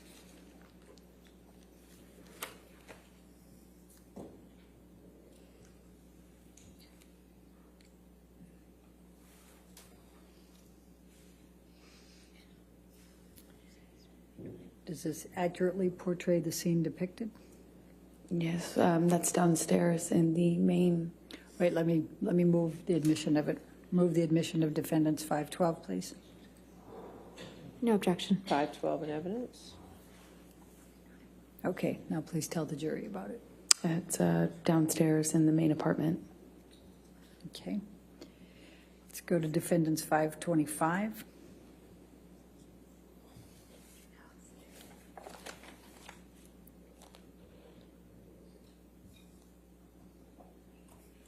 And does this accurately depict the scene portrayed? Yes. Move the admission of 525, please. No objection. All right, 525 in evidence. And please tell the jury what this is. This is Johnny's graffitiing on our kitchen counter that he left on his way out, I suppose. All right. And I think Defendants 526 is already into evidence. Could you just bring that Yes, up? 526 is in evidence. Right. All right. Now, Amber, as of December 15, 2015, what were your plans for Christmas that year? Well, up to this point, the plan was to have our families join us. We would go with the kids and celebrate Christmas together, as a married couple. And we would all go to Johnny's Island, and he had invited my best friend at the time, Rocky, and her family, meaning her mom and her fiance, and my parents, and my sister, and we were all going to go to this island I've told you about that Johnny has in the Bahamas and spend it together. And that was the plan leading up to this. And what, if anything, changed as a result of this night of December 15, 2015?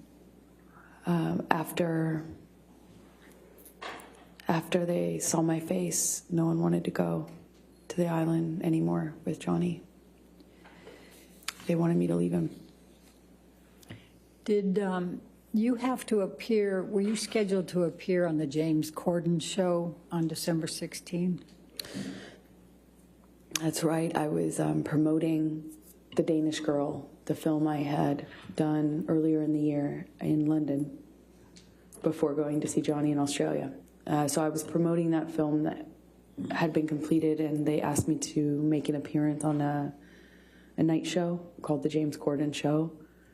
After this happened, and I did the first concussion check with Aaron on the phone, I got worried that I wouldn't be able to hide the bruising and swelling. But I iced it all night, and the next day checked in the mirror to see if I could get away with it, meaning hiding it, so I could make an appearance. And I gambled and thought maybe I could pull it off.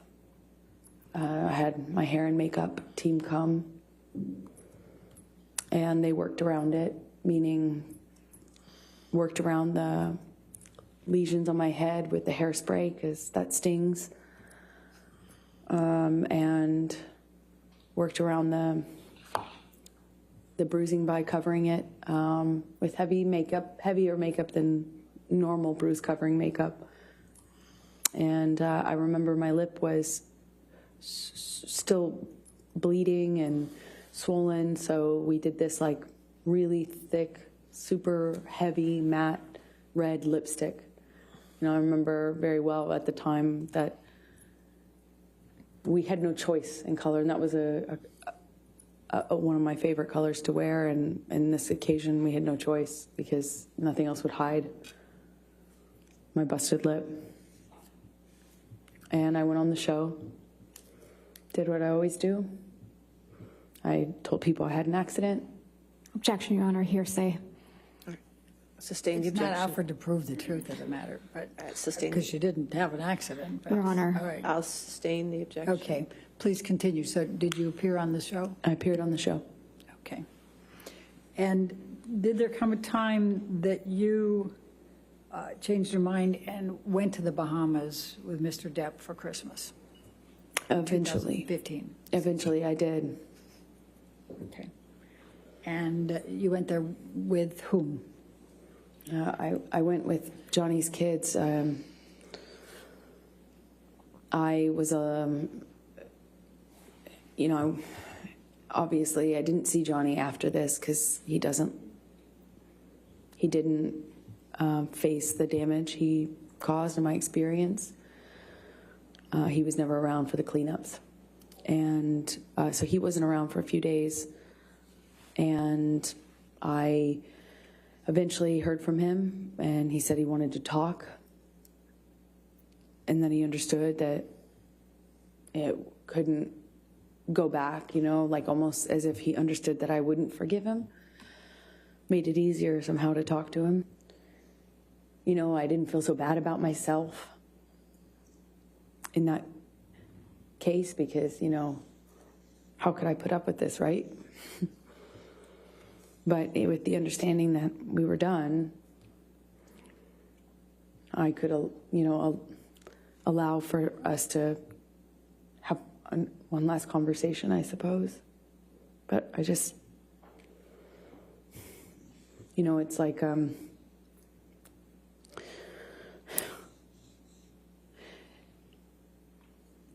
I was heartbroken by the idea that I would spend my first Christmas as a married couple with his kids and everything on the island.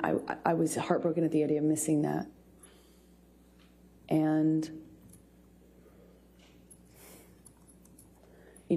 it's the best I can describe it is it's like for every hit, every instance of violence, every time I was choked, every single one of these instances was like a heavy coin put into a piggy bank. And you think, okay, well, each single one of these is like.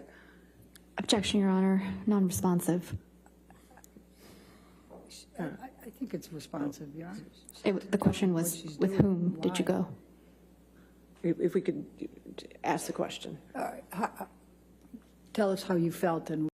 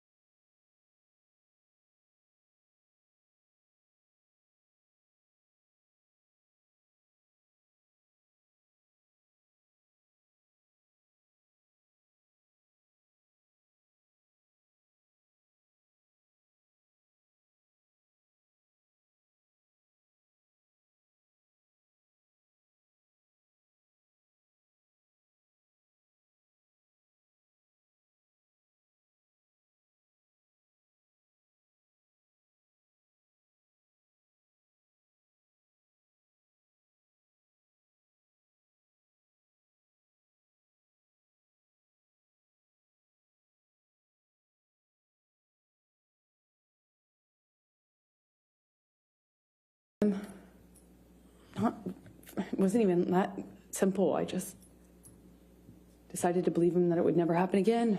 clean and sober once again. This time was the last time because it couldn't be worse than this, right? It couldn't be worse. And part of me thought that maybe it just needed to get this bad to get, like now we can't go back. There's no way this could happen again.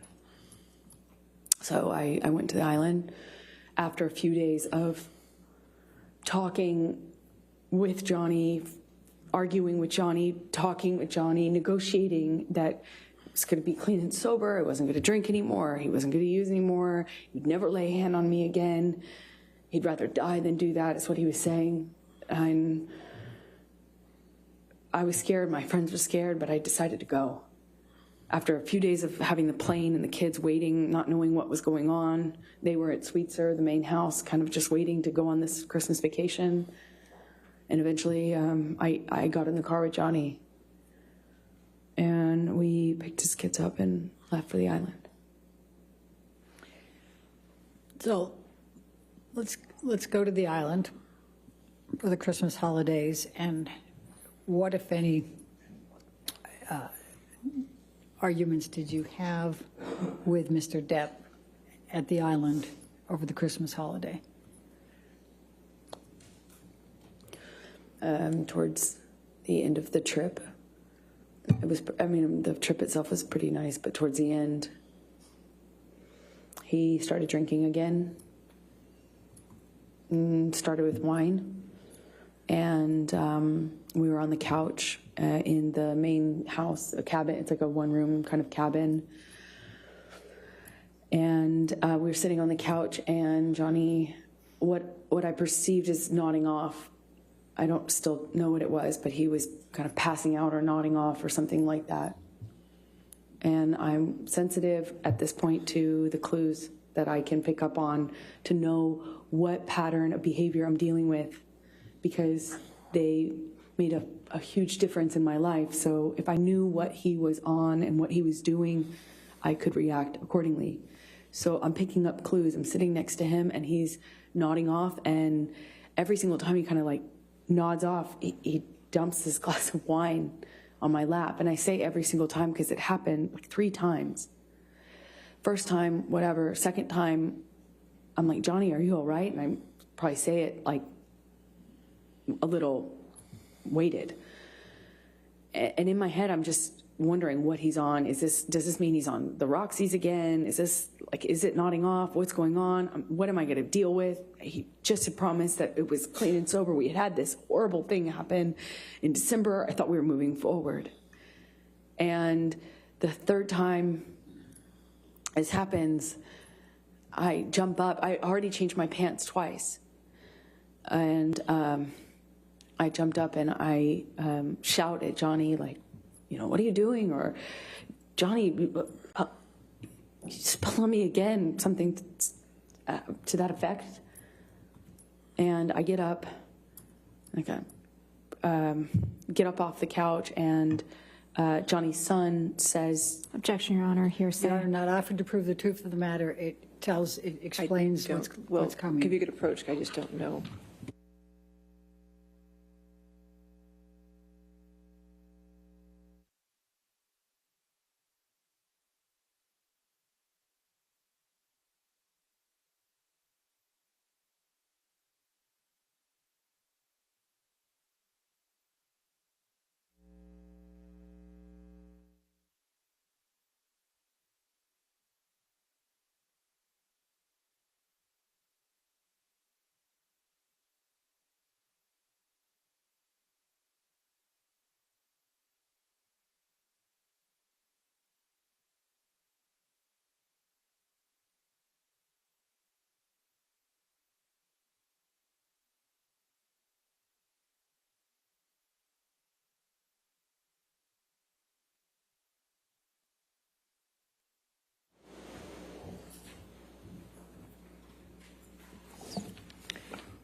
Amber, please continue.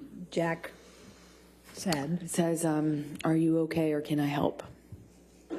Something to that effect. And I pointedly say to Jack, but really to Johnny, like, thank you, Jack, to make a point of the fact that he hadn't offered to help me or even acknowledge that he'd been spilling wine. First, he's drinking wine. Second, he's spilling it all over me. And third, he's spilling it because he's nodding off, is what I assume. So I kind of say this in a pointed way at Jack, thanking him for offering. And I get up, go to the closet, take off the pants that have just been ruined, and Johnny comes into the closet right after me and slams me up against the side of the closet. And I mean, just with clarity, while holding my neck, he said he'd fucking kill me if I ever spoke to him like that in front of his kids again, if I ever embarrass him. And he just shoved me in embarrassed. If I ever embarrass you, if you ever embarrass me again in front of my kids, I'll fucking kill you.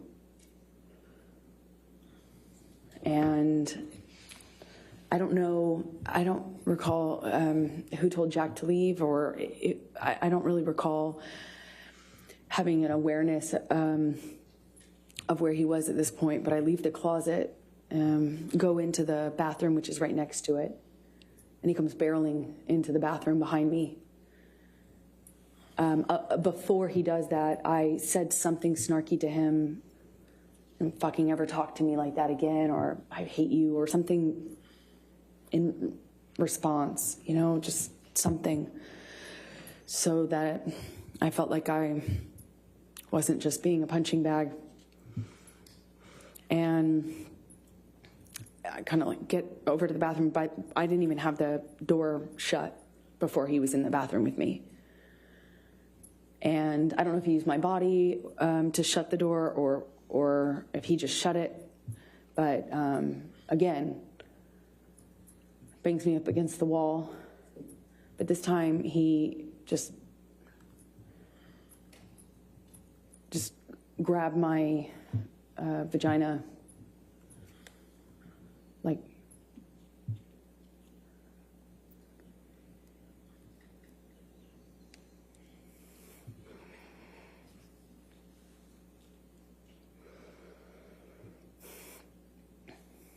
I was wearing this peach, kind of like netted kind of style swimming suit underneath. That's what I had on from the waist down, and he just grabbed me. Best I can explain it with his shoved his fingers inside me, but through my bathing suit. He didn't like move my bathing suit out of the way, and just kind of held me there and asked me if I was so fucking tough. If I thought I was so fucking tough. Said, "Oh, you tough like a man now? You some man now?" Just kind of taunting me while jerking me around. And he kind of seemed to do this thing where he was smiling, not just like teasing me. You know, like, "Oh yeah, you think you're so fucking tough, now what? Now what?"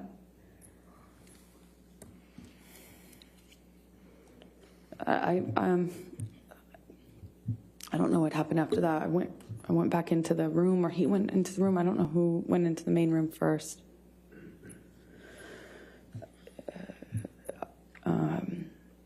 I just remember his hand landing on the back of my shoulder neck area. I remember trying to get him off of me. I don't know. I don't know what the next thing that happened was, but I do remember I knew I needed to get away from him. At some point, I ran. I ran out of the back door, ran out onto the patio. At some point before I ran, he swung at me, but I don't even remember how much of an impact it made.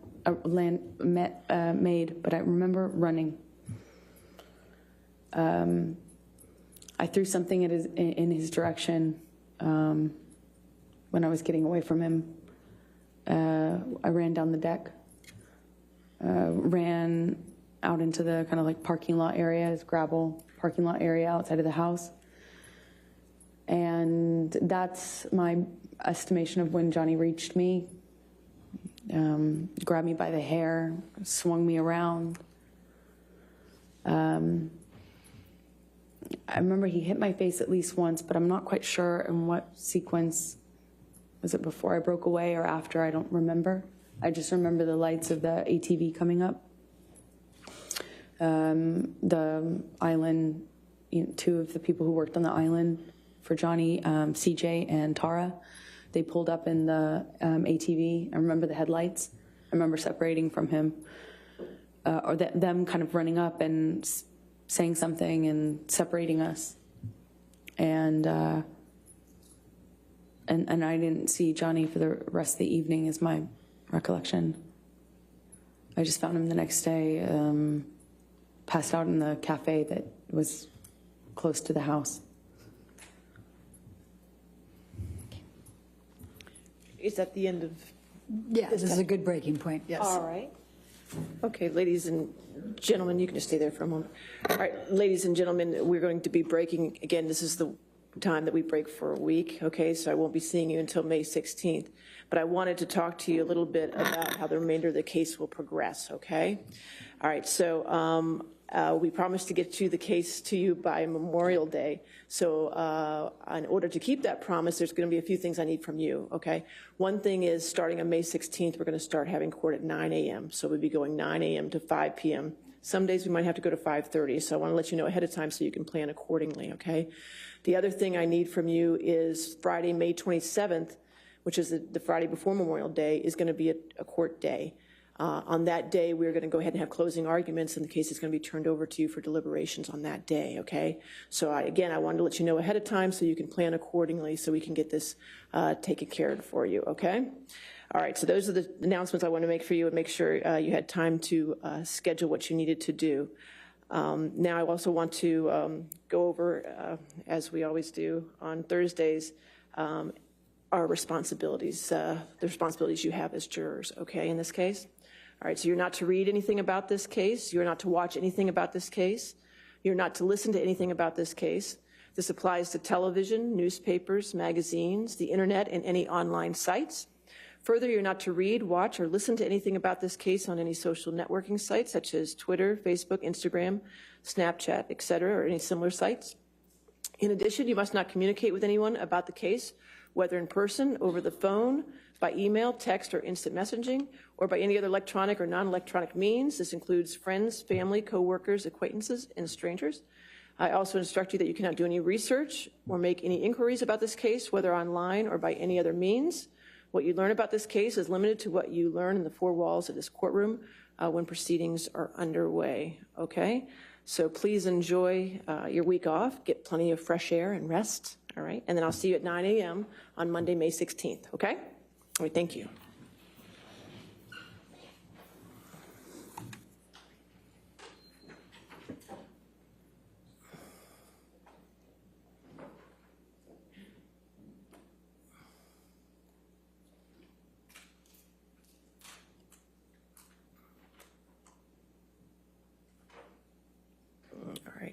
And again, ma'am, since you're still in the middle of your testimony, you can't discuss your testimony with anybody to include your attorneys, okay? You can step down, though, and have a seat with your attorneys. I have a few housekeeping matters I want to take care of before we finish.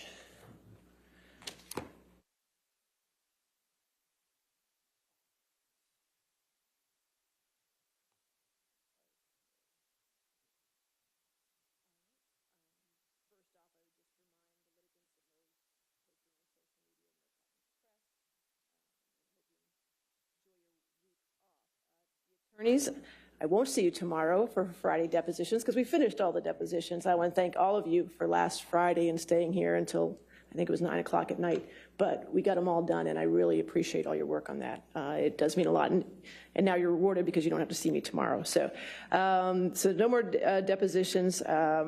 What I'd also, for planning purposes, though, since we're going to be going 9 to 5. The day is going to be a little different, so we'll start at 9. We'll probably break for a morning break between 10:30 and 10:45. We're going to break for lunch between 12:30 and 1:30, so I want you to plan accordingly for that. Our afternoon break will probably be between I don't know, 3:15 to 3:30, maybe even a little later to 3:45, we'll see. And then we'll try to break at 5. There may be times when we might go to 5:30, as I told the jury. So I just want to make sure you know that. Since I won't see you tomorrow, I wanted to go ahead and give you your times as of this very minute of what you have used and what you have left, okay? Are you ready? Okay, Mr. Chu's going to try to use it with a highlighter. Let's wait. That's There why we we're go. here. There we go. That's right. Okay. There we go. All right. So plaintiff has used 35 hours and 6 minutes. Defendants have used 36 hours and 31 minutes, which means the plaintiff has 26 hours and 9 minutes left, and the defendant has 24 hours and 44 minutes left, okay? And just a reminder, as we said from the very beginning, once time is up, once your time is up, your time is up. If it's in the middle of a witness, I'm going to stop you, okay? So make sure, I mean, the 9 to 5 schedule, when we start back on May 16th, will give us a little buffer, but not much. So I will be keeping everyone on task for those last 2 weeks, so keep that in mind as well.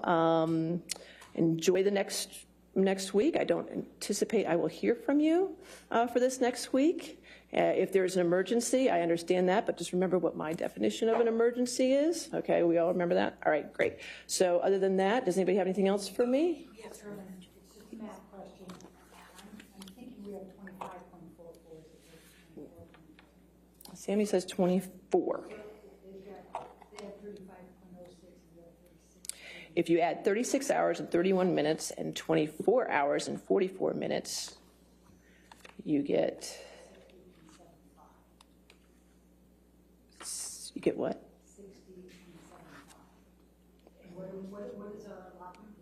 It's 61. Well, we'll get with, you can get with Sammy when we're done, okay? Is it right or wrong? What's the total of that? What's that? What's the total of that? 61 hours and 15 minutes. Does that add up then? That is right. Mr. Ronenberg says I'm right. Okay, so that's the right time. Sammy did it 3 times over, so I thought that was right. You made him very nervous.